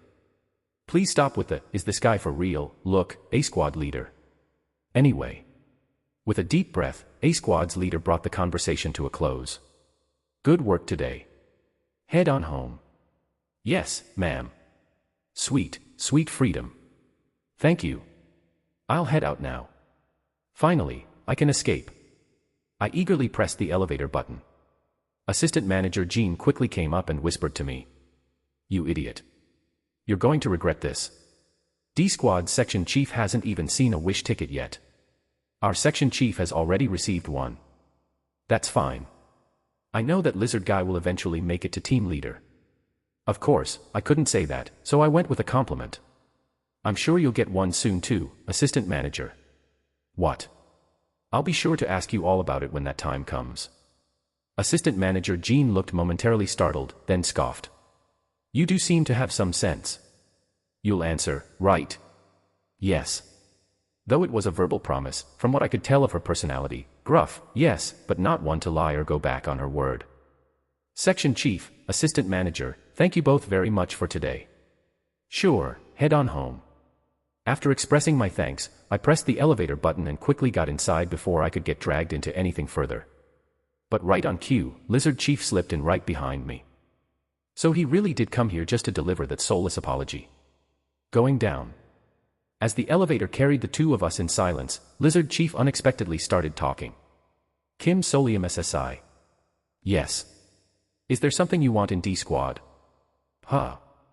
Are you implying, with that question, that you assume I stayed with D Squad despite having a chance to join A Squad because I want something specific? Yes. Good grief. After ruffling the back of my head a bit, I sighed and replied. There's nothing like that, Section Chief. I didn't choose to stay for any advantage. I stayed because I want to stay alive. Lizard Chief narrowed his slit pupils, looking puzzled. Staying in a regular team rather than an elite one results in a points loss. It'll take longer to get a wish ticket. That may be true. I shrugged. But even if I do want a wish ticket, I also want to stay alive long enough to use it. Until then, I'd rather be somewhere I can work with a bit more peace of mind. I'd rather not live in constant fear of being outed as a coward, you know. I see. Lizard Chief fell silent. Finally, some quiet as we rode down. What is your wish, Kim Solium SSI? More questions today than usual. Are you asking what I'd wish for if I got the ticket? Yes. In that case, I'd like to know yours first, Section Chief. It was my polite way of saying, why ask me such a one-sided question? But the lizard only blinked his vertical pupils and gazed into space, as if pondering. After a moment, he replied. It's not my wish. Pardon. I work here because I was assigned to, not by choice. This was something I never expected. I turned, reflexively, to look at him. Light glinted off the scales of his distinctly non-human head. Can I ask whose will it is? You may not. Oh. Right. It didn't really hurt my feelings, knowing this lizard. Seems there's a story there. Since he'd answered, it felt like I should say something, too. After a moment's thought, I chose my words. I just want to go home. In reality, Section Chief Lee could have followed up with countless questions. Where is home? Why is that your wish? Is it a place or more of a metaphor? But instead, he simply said, I see. And that was that. In the quiet, the elevator continued its peaceful descent. I have to admit now that, in a certain way, Lizard Chief is quite an easy conversation partner. Oddly enough. Back at my dorm unit. Watch out for serial killers. After sending Beck Sahian another friendly disaster warning text, I lay down to rest. Another day packed with twists and turns. I seriously feel like this job's going to cut my lifespan in half. My heart can barely take it. Still, I can't deny there were some decent gains today. Extra points, networking with elite team superiors. And a hefty bonus.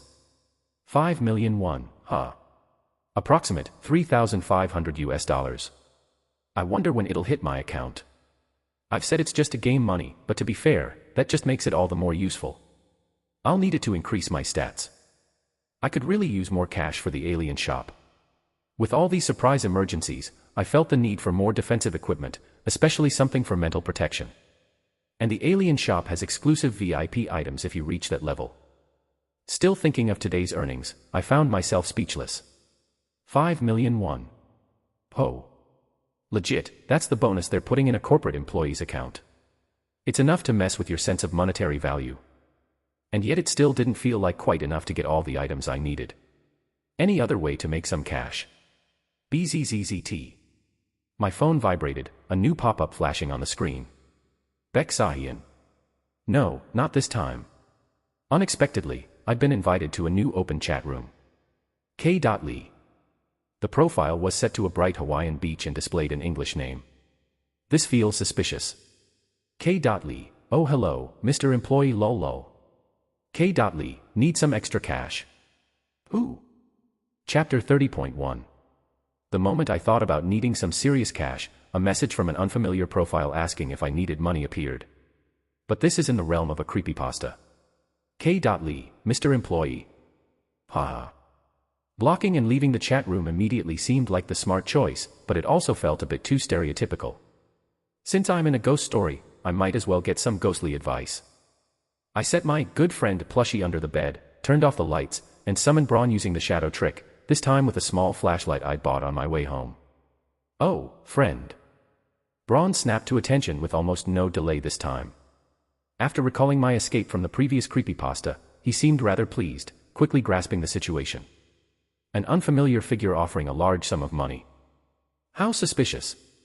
But isn't a touch of curiosity beyond suspicion the very essence of a show? Especially if it's accompanied by some sparkling gold. Despite the plushie sounding like a dopamine junkie, his reaction assured me that this wasn't a creepypasta-related phenomenon. In that case, I typed a quick question into the chat. Kim Solium, may I ask who this is? The reply came instantly. Honestly, I was expecting something vague, like, LMAO just a friend, but instead, he gave a proper introduction. K.Lee, this is Assistant Manager Lee Kong-Hyun from the C-Squad haha. C-Squad. Another elite team. Why would they reach out to me, and why would he reveal his identity and rank so openly? K.Lee, heard you turned down A-Squad's offer today. LOLOLOLOL. Crap. K.Lee, wow, gutsy. I've never seen such a capable rookie lol. K.Lee, sure, you turned it down this time, but who knows, next year you might end up on another elite team. Moving up right after promotion to assistant manager. Could be you lol. Is he using some sort of speed typing device? Sentences poured in like bombs before I could type a single word in response. I quickly pulled myself together and managed to reply with one line. Kim Solium, it's very nice to meet you, Assistant Manager Lee Kong-Hyun. K.Lee, no need to be so formal. If we run into each other at work, let's grab a meal sometime. I know a great charcoal grilled chicken place nearby. Haha. K.Lee, oops, too chatty, aren't I? Anyway, the reason I reached out. The mood shifted. K.Lee, you need cash, right? K.Lee, it must be about time you're wishing for some extra funds. Right before promotion, those with potential are often looking for ways to acquire personal items lol. K.Lee, heard you already have your own special equipment. Bet you're scoping out ways to get your hands on more gear, right? I don't need anything like that. Just checking out the alien marketplace I already knew about. K.Lee, it all costs money, doesn't it, haha. K.Lee, no need to waste time and money buying meals or drinks for seniors when you can hear it straight from me, haha. Kim Solium, I appreciate the offer, but may I ask why you're telling me this? K.Lee, because I want to get closer. Haha. Could you at least try lying more convincingly? K.Lee, curious. Haha.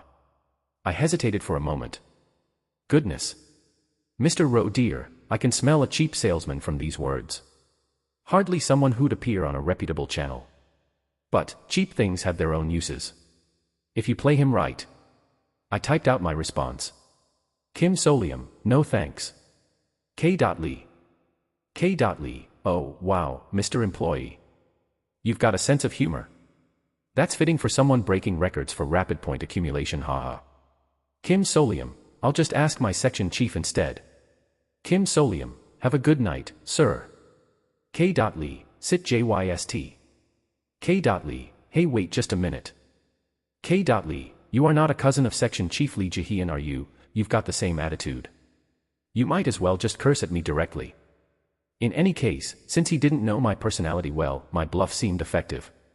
He hastily fired off more messages. K.Lee, hey, I'm not charging for this, just hear me out. I swear I don't make these offers often, TT. Messages came pouring in with a steady stream of taps going to data. K.Lee, link. Along with a link to some web page. K.Lee, if you need seed money or items, just go check this out. You can put me down as your referrer, Hawayab53, just type that they're NITLL work. K.Lee, you don't have to, of course, but since I referred you, it'd be nice if you could just follow your conscience, LOLOLOLOL, you get what I'm saying, RYT. Ha ha ha ha. K.Lee, and please keep this between just us. Shy emoji. A template.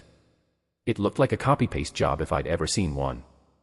K.Lee, anyway, remember who gave you the tip, okay? K.Lee has left the chat room.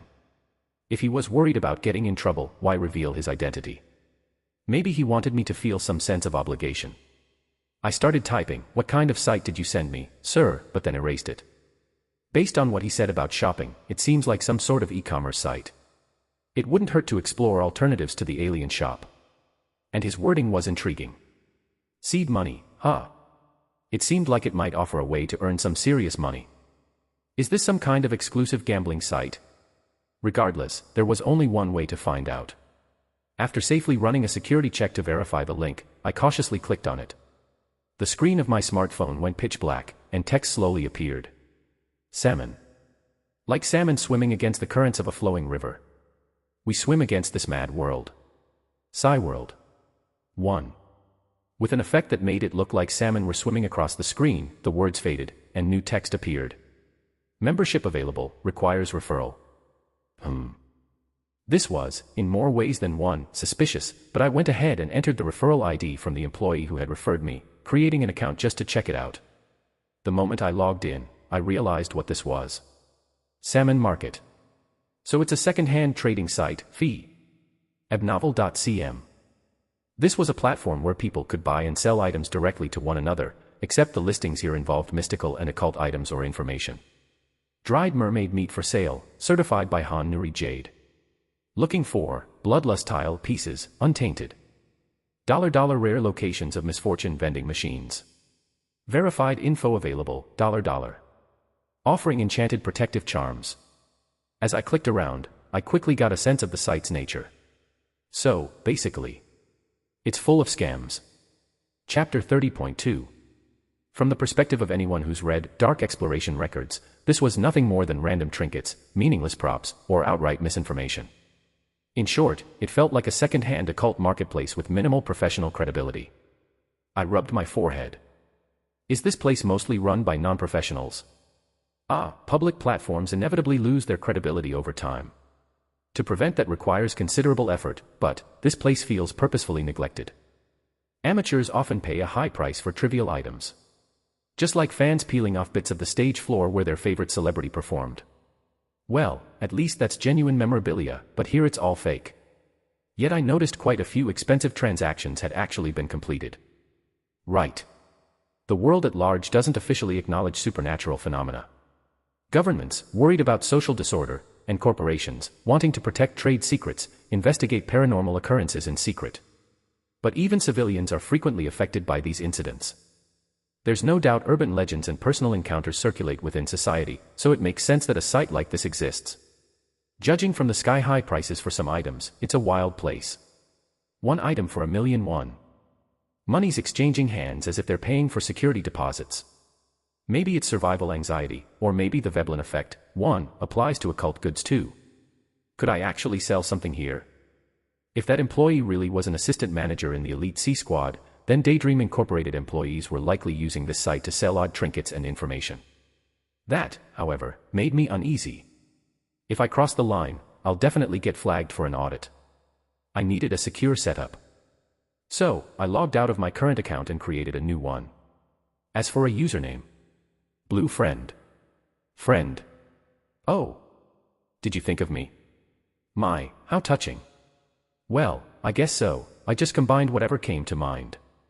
For the referral ID, I used the account I'd created earlier. Done. Oh, so you're creating a new identity to avoid tracking. Exactly.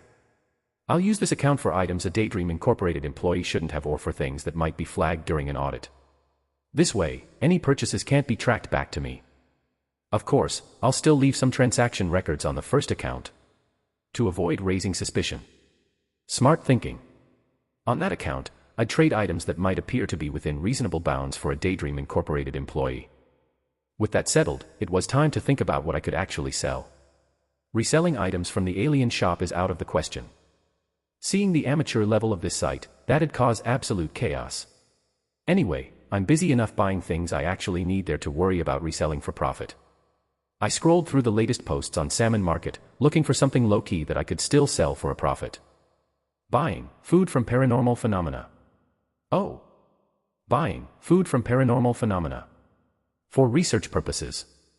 Strong preference for food originating from fracture-sanctioned phenomena, according to the Supernatural Disaster Management Bureau's classification. 40.0. There he goes again, this punk. Looking for food for research purposes. Fracture-sanctioned phenomena only. Pretentious glasses push, lololololol. Is this guy a bot? He posts every day. Hey occult otaku, please get out of your world. WTF even is the Supernatural Disaster Management Bureau's classification, huh? Most of the comments were mocking or teasing. However, it's real. The Supernatural Disaster Management Bureau. In Dark Exploration Records, they're one of the three major forces along with Daydream Incorporated, a government agency dedicated to handling paranormal events. The phone accessory I have, my Memorial Pop Socket, is also issued by this agency to their officials. And the Bureau classifies creepypasta risks by sanction. The classification level mentioned in this post, fracture sanctioned, is indeed a real ranking. In the Daydream Incorporated S system, it's roughly a little above a C-class creepypasta. This person clearly knows their stuff. I stared at the page. If this really is a legitimate contact, I probably won't get ripped off. Using terms only insiders would understand, without explaining them, lowered the chance that this was a scam. It boosted the post's credibility. And look at the price. 40.0. That's 40 million won. Approximate $28,500. At that price, anyone unfamiliar with the specifics might still contact them out of sheer curiosity. Sure enough, after digging through past posts, I found discussions in the comments. Wow, but it's 40 million won. Has anyone actually contacted them? I tried BC. I thought they're legit, but after asking a few questions, they just ghosted me lol. Everyone's been left on read. Just a poser. Now I'm good. No, that's not it. From what they're saying, it sounds like the food they offer didn't meet the necessary, fracture-sanctioned, level, so the person just ignored them.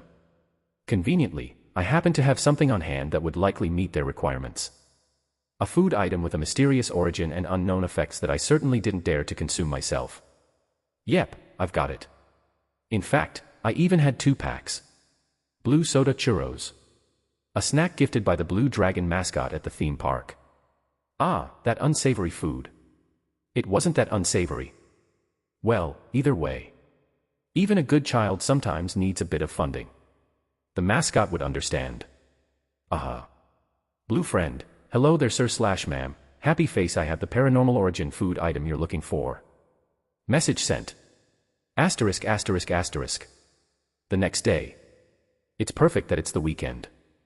I was waiting near Gwangwoman Station, holding a box containing 1 pack of the blue soda churros given to me by the mascot. I think I handled this well. I thought back to the messages I'd exchanged with the buyer yesterday. They'd replied almost instantly. What kind of food exactly? This was a key moment. I had 2 options.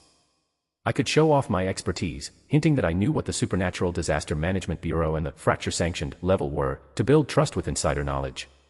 Or, blue friend, it's kind of like churros. I'm honestly not sure. I got it under some strange circumstances, and honestly, keeping it feels a bit unsettling. I also really need the money. Could we maybe meet so you can check it out? If it fits your needs, you can take it from there. I could play clueless and let the buyer make the call. Fortunately, the second approach worked. To be fair, that message was pretty much the truth. I wasn't keen on letting on that I worked for Daydream Incorporated, either. So, here I was, waiting near exit 5 of Gwangwoman Station, 7 minutes ahead of our meeting time. If anything feels off, I'll bail. I stayed alert. Soon, someone approached from the direction of Chongai Plaza, glancing around near exit 5. There. With the way they were scanning their surroundings, it was clear they were here for a transaction. Tall, dressed entirely in black, and wearing a mask, the person walked over as soon as our eyes met. You must be the one from Salmon. I nodded, opening the box to let them inspect the contents. The person reached out a gloved hand. Their voice sounded young, but I didn't expect them to be this cautious with their identity. Not that I'm one to talk. I'd also dressed in a hat, sunglasses, and anything else I could think of to obscure my face. Hood pulled low, I kept my eyes on their movements. If they tried to take off with the item, I'd move first. The buyer ran their gloved hand over the box and nodded before taking hold of it. This is exactly what I was looking for. Then, they handed me a small box that looked like a sippy cup. When they opened it just a bit, I caught a glimpse of 50,000 won bills inside before it quickly closed again. They looked at me as if to ask why I wasn't taking it. I couldn't consult Braun, which was a shame, but... First things first. I set the box down on the ground. After nodding politely, I pulled out a notepad from my pocket. I showed the open page to the buyer. I don't know the effects of this item. It wasn't dangerous to keep, but just in case, I'd recommend not consuming it. I know you said it's for research, but I thought I'd mention it anyway. I couldn't see their expression, but they seemed a bit taken aback. Sure, this looks like some kind of random performance, but... Apologies, I'd rather not risk having my voice recognized. After a brief bow, I showed the final page, nodded respectfully, took the cash cup, and bolted. Have a nice day, happy face. Great. Once home, I deposited the cash immediately. It was the weekend, so it looked like Beck Sahian wasn't around. Judging by his comings and goings, he probably went back to his family's home. Anyway. It's time to log into the alien shop. I pulled up the link. Chapter 31.1. Alien Shop. What a unique name with a sense of style. Is it an online store, too? I'd summon Braun as well.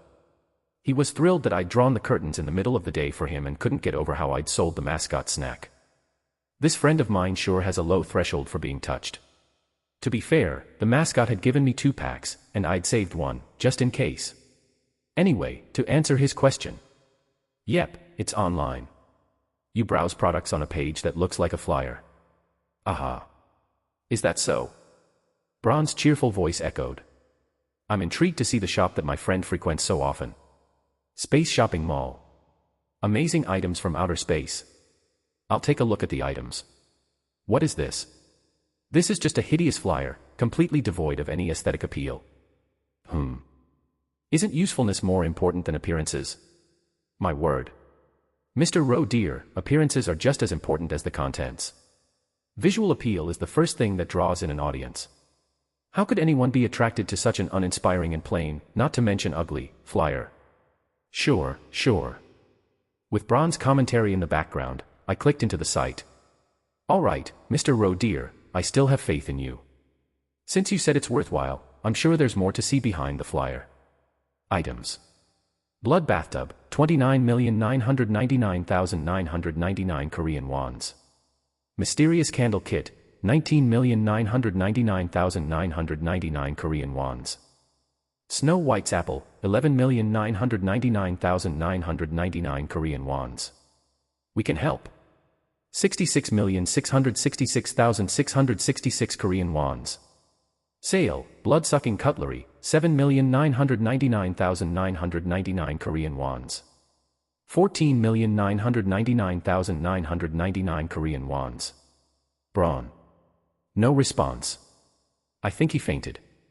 Looks like my good friend here really understands the plight of designers, or, well, monsters who feel that plight. You okay? I need to rest. Be my guest. I turned my attention back to the items. Some listings immediately stood out as unchanged. The "we can help" item was still unavailable, and the blood-sucking cutlery were now marked as a discounted item. Still here, huh? Sale, blood-sucking cutlery, 7,999,999 Korean wons. 14,999,999 Korean wons. I thought someone would have bought it by now, or that the algorithm would have removed it from my recommendations, but here it was again. Do they think I'll buy it? It felt a bit weird. But anyway, moving on. The most expensive item I could actually purchase was blood bathtub, 29,999,999 Korean wons. I saw someone looking for one of these on the salmon market earlier. It was quite a well-known item, I remembered the description. Dark exploration records / delusion home shopping. / items. Blood bathtub. Today, we present an extraordinary product. The amazing elixir of youth from our home shopping channel. Presenting, the Tub of Youth. July 7th, 20XX, item description from Delusion Home Shopping. When filled with someone else's blood, this tub transforms the blood into a fragrant bath mix that heals wounds, relieves fatigue, treats arthritis, and enhances skin. Basically, a modern spin on the vampire legend, in item form. The price actually seemed surprisingly reasonable, considering the item's reputation. Still, the idea of bathing in a tub filled with someone else's blood, even if it becomes a fragrant bath mix, is enough to make my head spin. Let's check the next one. Mysterious Candle Kit, 19,999,999 Korean wons. This one was unfamiliar to me. But a candle tends to evoke the idea of light, and light is often a symbol of comfort and protection in creepypastas. Still, I'll need to consider carefully before spending 20 million won on it. And lastly, Snow White's apple, 11,999,999 Korean wons. Wow. Even if it's useless, maybe I could turn around and sell it for 40 million won and make a huge profit. I mean, who knows if it'll count as food from paranormal phenomena, but it's worth a shot. The post seeking food from paranormal phenomena was still up, and the buyer was looking for research purposes, so they'd likely keep buying. Given all this, my choice was clear. These ones, for sure. Mysterious Candle Kit, 19,999,999 Korean wons. Snow White's apple, 11,999,999 Korean wons. Sale, blood-sucking cutlery, 7,999,999 Korean wons. Equals 39,999,997 Korean wons. As I mentioned, light is the antithesis to a creepypasta. And an item that produces candles. I had a feeling that candles from this kit might be related to defense or protection. It's a worthwhile investment, even if it's expensive. Snow White's apple, too, was appealing for similar reasons. If it's called Snow White's apple, it probably has something to do with sleep. I really need some quality sleep these days. If that apple can actually help me sleep deeply, it would be perfect for me. My efficiency would skyrocket, and my survival rate would soar. Please, just let it work. I hit the purchase button, desperately hopeful. And if it doesn't work, I can always sell it. A fallback plan is in place, just in case. Now, for the last item, blood-sucking cutlery. With such a big discount, isn't it polite to buy it? The last discounted item I bought, the Silver Serpent, turned out to be quite useful, from custom gear to summoning brawn. For reference, if you press the plush keychain's belly, you can feel the round metal shape of the Silver Serpent inside.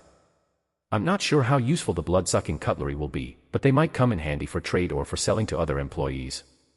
And now I have a cover story if anyone asks where I got it. I can just say I found it on the salmon market. So, these are my 3 chosen items. All right. They fit perfectly within my budget.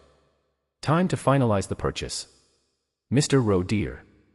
HM. Out of nowhere, Braun called out to me. About that blood bathtub. What about it? I would like to have it. What? Friend, would you consider giving a gift to this Braun here? Chapter 31.2. Braun's voice was uncharacteristically eager, tinged with a hint of craftiness. I've tried to help you with all my heart as your good friend, haven't I? Yet, I've never asked for anything in return. So perhaps it wouldn't be too much to expect a small reward for my loyalty. Ah. Silence. Apologies. I've said something far too mercenary, trying to put a price on our friendship. A good friend would never do such a thing. Braun's shadow slumped in a gesture of shame, and his voice fell to a sad murmur. Please, disregard this good friend's words. Sure. Pardon. The blood bathtub. Let's buy it. To be fair, he did help me escape the theme park. I owe him for that. After all, he saved my life, so the least I can do is return the favor. Besides, the money here feels like game currency, and I have a few promising ways to earn more in the future. Plus, keeping on Braun's good side is clearly the smart move, especially given the peculiar abilities he showed back at the park. And if I'm going to get it, I should do it wholeheartedly, without holding back. Just a bit more cash, and I'll buy it for you as soon as it's deposited. Oh my goodness. Thank you. Thank you so much, Mr. Roe dear, my friend. Yeah. But remember, this isn't a reward or anything. It's just a gift because you're my friend, Braun. I understand, friend. I'll buy the blood bathtub as soon as the extra funds are deposited. It should be in just a few days. Yes. His voice trembled with excitement and joy, and he took a moment to steady himself. I'm really looking forward to it, haha. It was good to see him so happy. Just, please don't ask me to go find fresh blood. Oh. The items have arrived. That was quick. Once again, the ordered items arrived promptly, packed in a post office box, and I indulged in a satisfying unboxing session. On top was the discounted vampire cutlery. Oh. Quite the refined cutlery set, isn't it? It looks suitable for an elegant setting. A small dessert fork and knife, exquisitely crafted and wrapped in leather. They gleamed delicately in the flashlight's glow, elegant and polished. The downside, of course, is that they're meant to be blood-stained for use, sigh. Still, I might as well keep them on hand. They're compact and easy to carry, and now that I have some custom gear and other items, it might be worth a try in a crisis. Underneath the cutlery was Easy and Fast Candle-Making Kit. It was the Mysterious Candle Kit box. With its colorful, cute design, it looked like a children's kit. Actually, this might be a good thing. If it's child-friendly, it'll be easy to make. I wanted to open it right away to check the instructions and materials, but the warning label plastered across the front caught my eye. No refunds after opening. Ingredients will spoil 12 hours after exposure to air, so use quickly. Recommended users, 3 people. Probably best to leave it unopened for now. I'll prep everything the night before my next assignment. Still, I was curious about the candle's effects. For 20 million won, it had to be more than ordinary. Only one item left, then. Right. I finally looked at the last item at the bottom of the box, a small but hefty, produce apple crate. No, seriously. Snow White mountain apples. So delicious. Great for health and nutrition. Could this be a mistake? Did I accidentally order real farm produce? There was a letter attached on top of the box from the supplier. Let's see. To our valued customers who purchase Snow White apples, we express our sincere gratitude. This produce is grown with care and nourished with as fertilizer sourced from, cultivated and harvested directly with the sweat of hard work. Its effects and taste are distinctively different from those of other orchards. Happy face. Usage: chew and swallow one apple completely. Effect: immediately induces a death-like sleep where all biological activity ceases. This effect lasts until sunrise the next day, after which you will awaken with renewed energy and greatly improved condition. Note: this orchard is not liable for any changes to your body during the sleep state. Definitely paranormal. So, it's like that potion in Romeo and Juliet, the one that makes you look dead. Got it. I opened the apple crate. Inside were 7 small, shiny, perfectly round apples, bright red and practically picture perfect. Truly, they look healthy and beneficial. Really? But yes, this does seem quite useful. An item that induces a state of suspended animation and allows you to recover fully after a day. I could definitely find a use for it. So, my current inventory now includes Good Friend, Blood-Sucking Cutlery, Mysterious Candle Kit, Snow White's Apples, Memorial Popsocket, Smiley Sticker, Alice Picnic Set. Then, my special equipment, plus 1 pack of blue soda churros. And soon, I'll at the blood bathtub.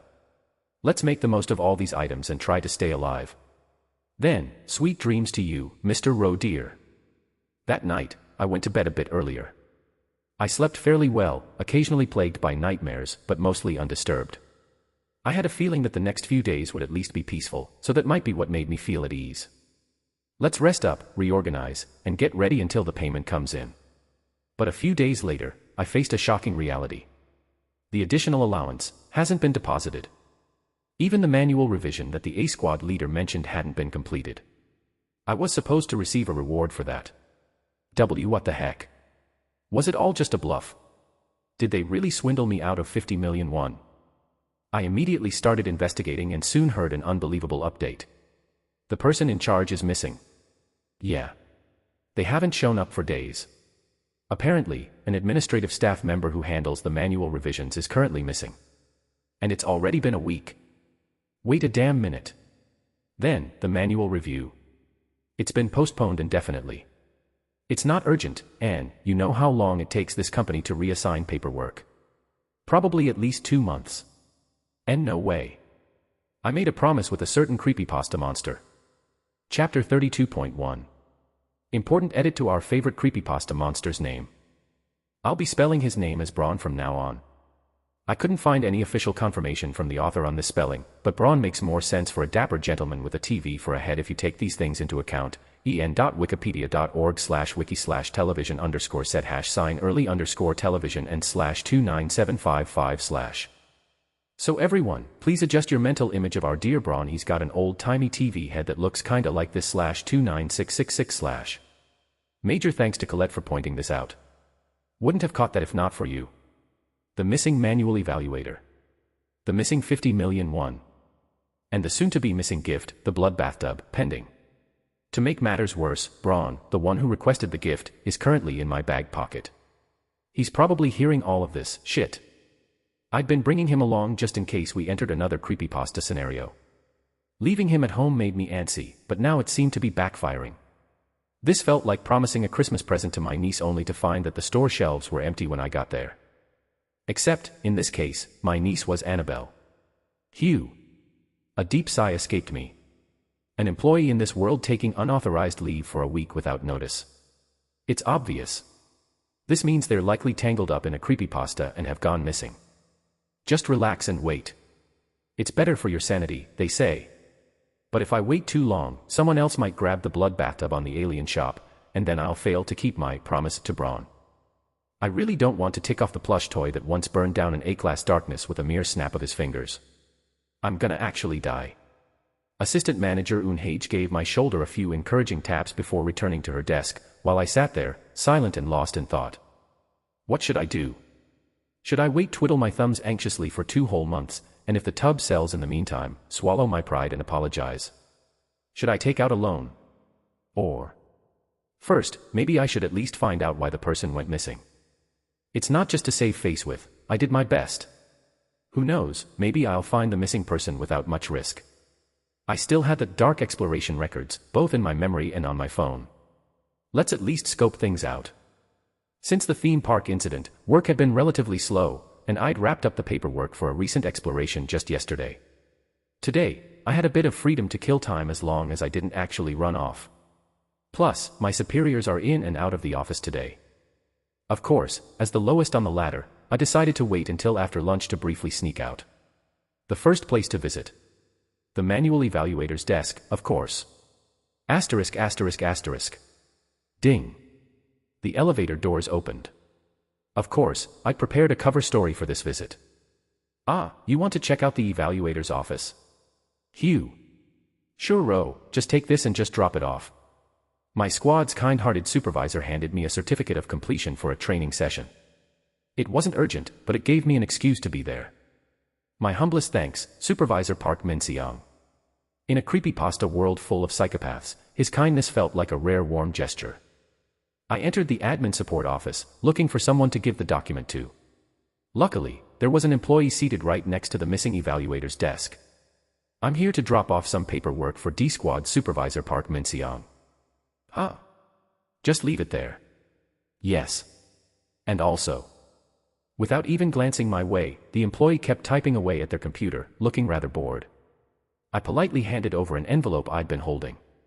Inside were warm, sugar-dusted donuts filled with vanilla cream and an iced Americano. Bribes are essential for this sort of thing. I picked these up while getting something for myself. Thought you might enjoy them. Ah, you didn't have to, really. Still, their hand shot out to take the coffee and donuts. A true office worker. Supervisor Kong, pass these around. Ah. Donuts. They're from him. Wow, thanks. You're from D-Squad, right? I watched as the office atmosphere subtly shifted toward a casual tea-time atmosphere, with the admin staff biting into the donuts and chatting. It was a friendly setting, perfect for gently prying information. And even better, since I was the one providing the snacks. I picked the right moment to bring up the missing manual evaluator, glancing over at the empty seat of Lee Byongjin. Should I just leave this coffee on Section Chief Lee's desk? He doesn't seem to be in. Oh, no need. Just take it with you, he hasn't been in at all. Oh, he's on vacation. Vacation? No, he's missing. Gotcha. The employee sitting nearby replied nonchalantly, barely glancing my way, and exchanged a look with the person across from him. Honestly, we kind of saw this coming. Hey. Oh, come on. Everyone's heard about it by now, haven't they? You're a D-Squad rookie, right? What's your name? It's Kim Solium, sir. Oh, are you the one who nearly made it to A-Squad? I suppose so, sir. They seem to have a good impression of me, which I'm grateful for. Wow. Some murmuring began to ripple through the room, so that's D-Squad's rookie. The employee at the adjacent desk looked me up and down, now with a bit more interest, subtly hiding their initial indifference. The thing is, you're probably going to find out about it sooner or later if you stick around here anyway. The employee gave a slight smirk. See, we've had cases of people who work here, clueless as ever, picking up strange stuff and then going missing. Pardon? I asked, furrowing my brow as though I was thinking hard. Wait, do you mean that's why he hasn't shown up? Exactly. That. What was it again? The scroll. Another colleague chimed in, seemingly giving up on reminding him as he was snickering. Right, the scroll. He was boasting about buying one that supposedly boosted his luck, claiming he hit second place in the lottery after getting it. Oh. So he bought some sketchy vertical scroll, bragged about his newfound luck, and then vanished.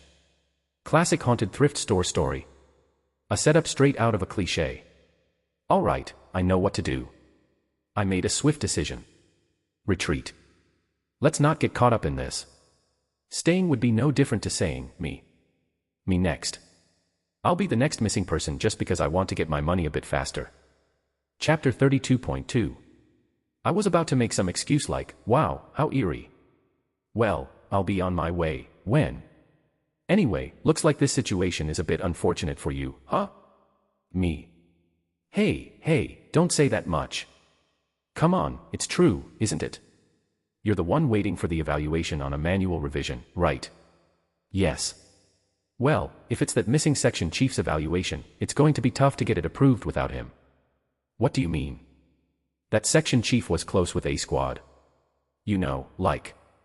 On the same line. The foundation of office politics, people's allegiance is based on who they're close to higher up the chain. And here the missing manual evaluator had been especially close to A-Squad, or to put it bluntly, was on the same side. An epiphany hit me like a lightning strike. So that's why A-Squad's leader was so confident. No wonder she seemed so sure about how quickly the manual revision would be approved. The new person they bring in might be, who knows, right? But it's unlikely it'll be another one of the same line. Probably someone from Director Chong's side. And that line doesn't exactly get along with A-Squad, you know, so, yeah. Hear that? The sound of my 50 million won disappearing? Not just delayed, but completely out of reach. No way. Without even realizing it, I spoke up. Do you know where Section Chief Lee disappeared? Oh, there's an interesting rumor about that. The employee leaned in conspiratorially. People are saying he vanished inside the building. Apparently, someone saw him in the lobby in the morning, but he never made it up to the office. He vanished somewhere along the way. Well, no one really knows. No one actually saw him disappear. No one saw it happen. Even if there weren't people around, there could have been something else. I lifted my gaze toward the corner of the office, where a CCTV camera blinked with a red light. CCTV. If he really did disappear inside the company, there could still be a record of it. For a company of this size, they'd likely store security footage for about 2 weeks. That meant I still had a chance to check. Figuring out where he went was crucial if I wanted to secure my bonus on time. The issue was this. In this company, CCTV records are managed by the security team. And the security team was, authorized to use lethal force. No discrimination against all employees. That's right. For multiple reasons, it was best to avoid them. But since I've joined the company, I can't realistically avoid them forever. Given how things had turned out, I might as well gather some intel while I'm at it. With Braun subtly reminding me of his presence in my pocket, I headed to the first floor. Directly to the security team's office. So, down here to the basement. A door marked "Staff Only" led down a narrow set of stairs to a heavy metal door. Safety Management Office. I lifted my hand and knocked. Knock, knock. Just come in already. Cautiously, I opened the door. Inside was a cramped room that looked like a stereotypical facilities office, with an old sofa in the center. Sprawled out on it was a person. A security officer in a worn, dark blue uniform. Good afternoon. I quickly glanced at his name tag to make out his title. Security Unit 3, Sergeant J3. Excuse me, Sergeant. Could I look at some footage from about a week ago? We have a missing person. After a long pause, he finally responded. You want to see the CCTV? Yes. Ah. The sergeant seemed exhausted, exuding a distinct air of reluctance. Still slouched on the sofa, he responded in a slow, dragging tone without even introducing himself. You're technically supposed to submit a request form to view the CCTV footage, but... Oh. Like anyone here actually cares about that stuff, just go ahead and watch it. Was this pure kindness, or just plain negligence? Either way, I was in no position to complain, so I offered the remaining snacks as a bribe. Maybe you'd like some of these while you work. Oh, donuts. His previously weary expression brightened, and he promptly got up from the sofa, snatching the bag. I like donuts, but there's nowhere around here that delivers to the office, and I can't go out during the day, so I hardly ever get to eat them. Is that so? He doesn't actually seem all that intimidating. But then again, in creepypasta fashion, the scariest characters often look the least threatening at first. Keeping my guard up, I asked with a mild-mannered voice. Then, sir, would it be all right if I moved to the CCTV room, then? Yeah, but... The security guard scratched the back of his head, looking at the donuts as though he was conflicted. He was quiet for quite a bit before he finally added.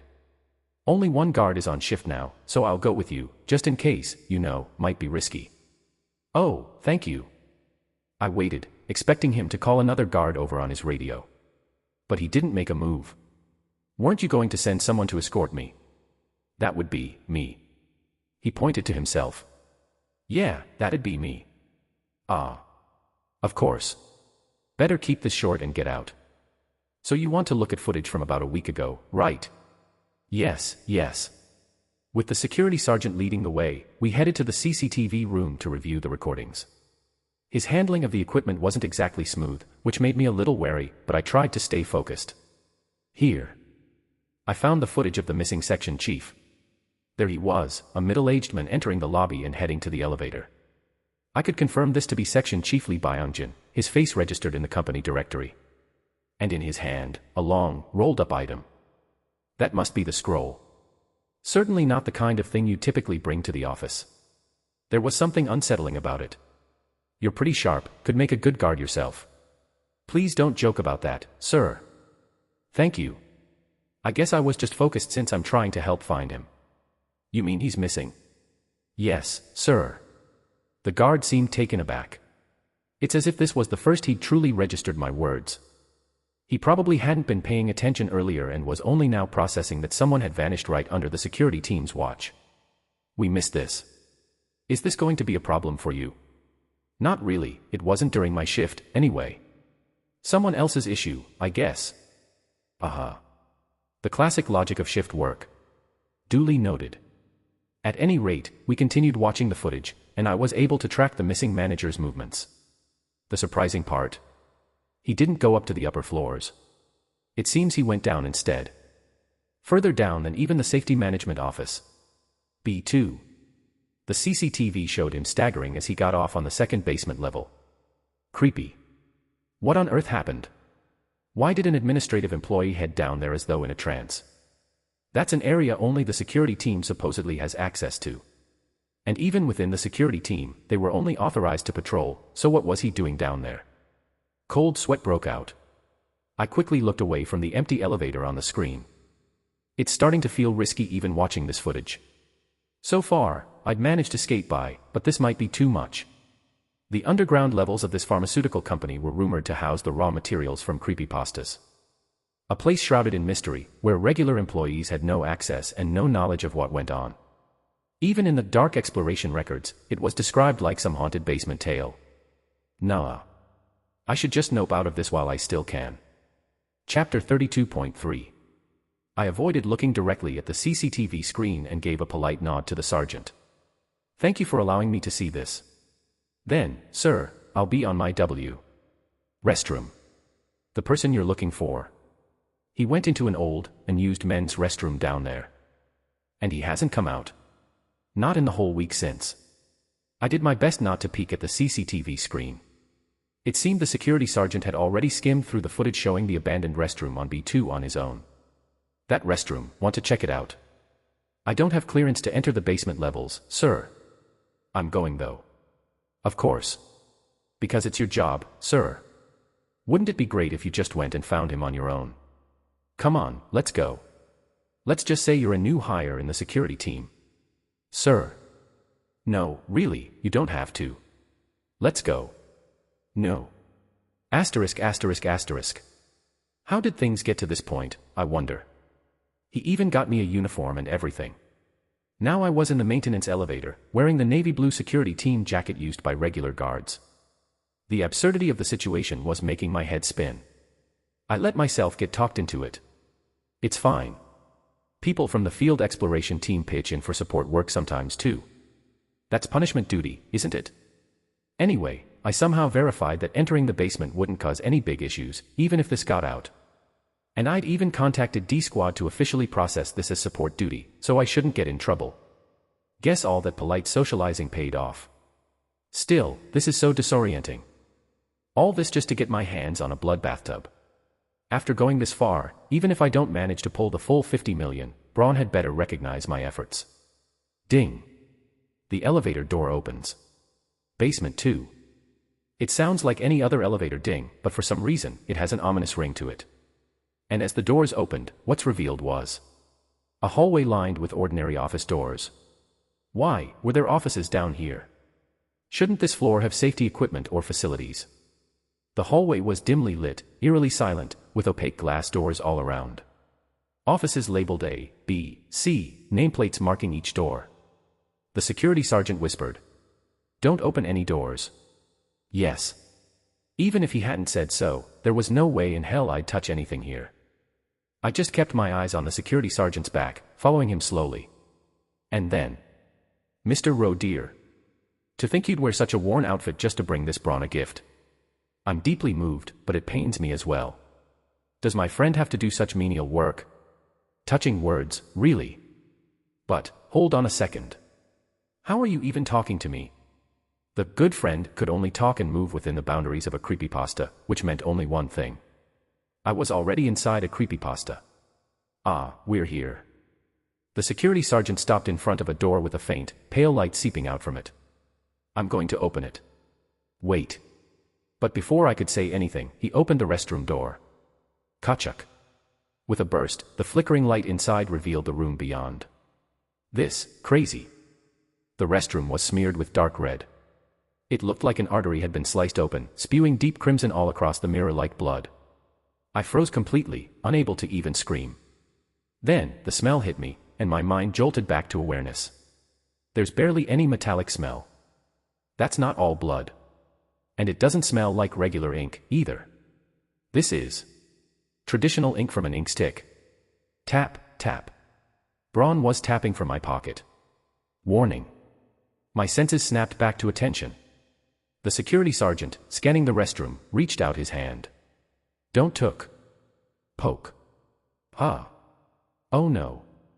The moment his finger touched the ink, the dark red liquid began surging like a wave within the restroom. I tried to turn and run immediately, but the thick, dark liquid shot out like countless hands, grabbing my legs and pulling me down. Fuck. I barely managed to keep from falling, landing awkwardly as the ink splashed up to my jaw. Bile rose in my throat. I turned my head, desperately trying to grasp the situation, and caught sight of the source. The scroll. A vertical scroll was stuck to the restroom mirror, its center slashed open, with blood-like ink being sucked into the hollow center. In other words, my feet were being dragged toward it as well. As if something alive was pulling me. Wait, alive. And blood-like. The blood-sucking cutlery. I pulled out a fork and jammed it into the floor. The gleaming silver fork trembled, then hungrily began absorbing the surrounding ink. Ah. It's working.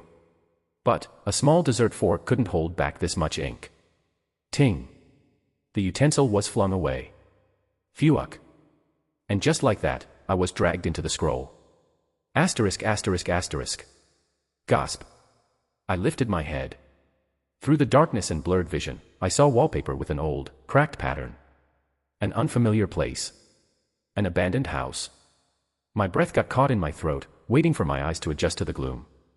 Anne. I realized something. What I was looking at wasn't wallpaper. Talismans. The walls, all made of rotting wood, were covered in crumbling, worn-out talismans.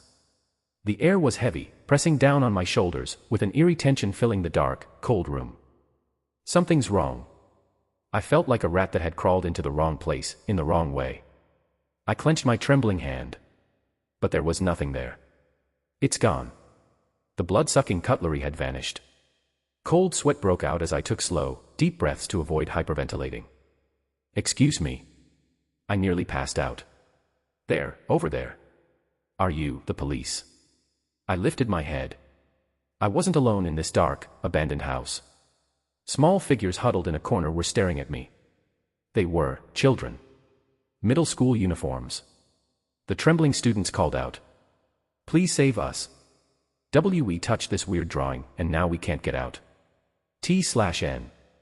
With the recent change to Braun's name spelling, I was also thinking of making a minor change on Solium's name. I thought about this early on, like literally chapter 1, but I doubled down on it and now it's just bothering me. So basically, the Korean consonant is both R and L, kind of in the middle, but our MC's name pronunciation is closer to R than it is to L. Is it okay with you guys if I change our MC's name spelling to Sorium? Or should we just commit to Solium given that we're 30 plus chapters in LOL? Let me know in the comments. Chapter 33.1. Let's break it down. I was trying to find a missing person, encountered some bizarre, terrifying phenomena, and got sucked in somewhere. In short, I'm a missing person now, too. Swallowed up by a creepypasta. Excuse me, sir, are you a policeman? And maybe, these kids are as well. There were 5 or 6 of them in middle school uniforms, looking at me with a mixture of hope and fear. Seeing their faces somehow cleared away my initial shock, grounding me back in reality. First things first. I need to figure out the situation. I'm not a policeman. I showed them the Daydream Incorporated logo sewn on the front of my security uniform. I'm with a private security company. Ah. It seemed they'd mistaken the security uniform for a police uniform. Their faces were starting to fill with resignation and fear, so I quickly added. I can still file a report and initiate security procedures. So, please calm down and explain what's going on, all right? Yes. The first student who spoke, a girl with short hair, swallowed nervously before beginning, her voice trembling. It's, We were on a school trip. Their first-year students from a middle school in Seoul had come on a field trip to Gyeongju. The teachers had split the kids into groups to keep things manageable, and this group, Group 3, seemed to be especially cheerful and curious.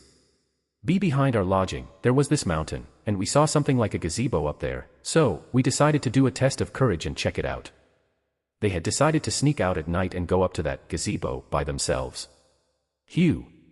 Normally, they'd have been caught by a teacher, scolded, and sent back, or they'd have just looked around, laughed, and returned safely. But there was this painting hanging in that gazebo. But this is the world of creepypastas. It was a painting of something that looked like a weird house. The student gulped again. And someone was watching us from that house. So, we dared each other to get closer, and you touched it. The girl nodded, then started to sob. Suddenly, a voice from the painting said, good job, laughing, and then, something strange came out of it. And when we came to, we're already in this creepy abandoned house.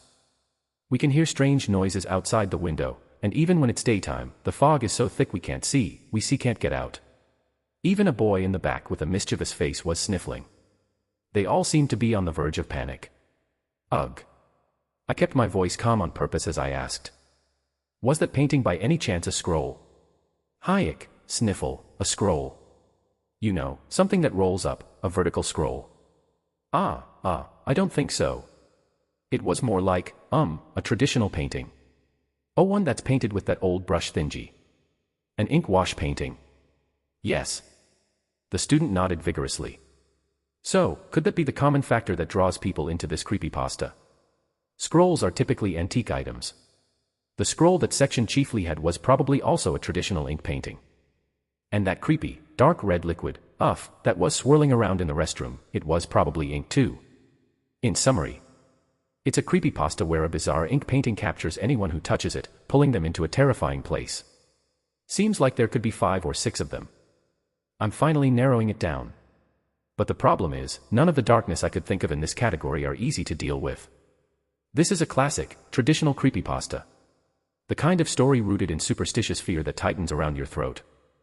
A frightening tale with a hint of a shamanistic undertone, something that chills you to the bone. This is really bad. I'm already weak against ghosts as it is. This feels way more intense than that convenience store ghost. In desperation, I started counting heads. Usually, having more people around makes things less scary. Is there anyone else here? Come to think of it, where did the security sergeant go? He should have been caught up in this mess with me, but there's no sign of him anywhere. Having him here would be reassuring, and I can't exactly rely on these kids, either. This is a nightmare. I kept my tone steady and asked. That must have been really frightening. How long have you been here? A day. I'm not sure. You're not hungry? We brought snacks, kinda, so we ate those. I see. These kids must be at their limit. These kids, who've barely graduated elementary school, have been trapped here on their own. They're likely still alert because they're terrified, which is keeping them from feeling tired, but it won't be long before they crash hard. We're so scared, and our phones don't work, so. I get it. I'll look for a way out, so in the meantime, don't touch anything else. Wait. So, is it just you here? No other adults around? An adult. There's one, but. Then, at that moment, a scream rang out from far away. Aya. He's been screaming, all by himself, that Ajusi's scaring us. Yeah.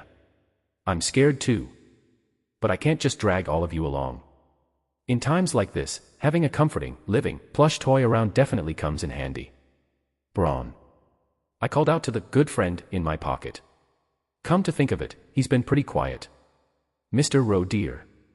A slightly crestfallen voice answered. I'm sorry. To think you went to such a filthy, unhygienic place just to bring me a gift. It seemed he was feeling rather guilty. I let out a faint chuckle. It's all right. We'll get out of here. Actually, it's not all right at all. But getting angry here won't let me quit halfway, either.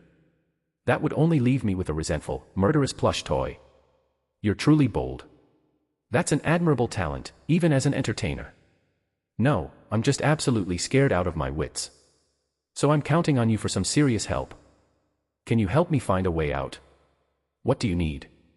Just say the word, and this brawn will prepare it. This is great. At this rate, even if I don't manage to pull the full 50 million, our friendship won't be at risk. After giving Braun a few taps of gratitude on my pocket, I stepped deeper into the abandoned house. Toward the source of the scream. Chapter 33.2. Wait here for just a moment. I'll go check it out. Oh, okay.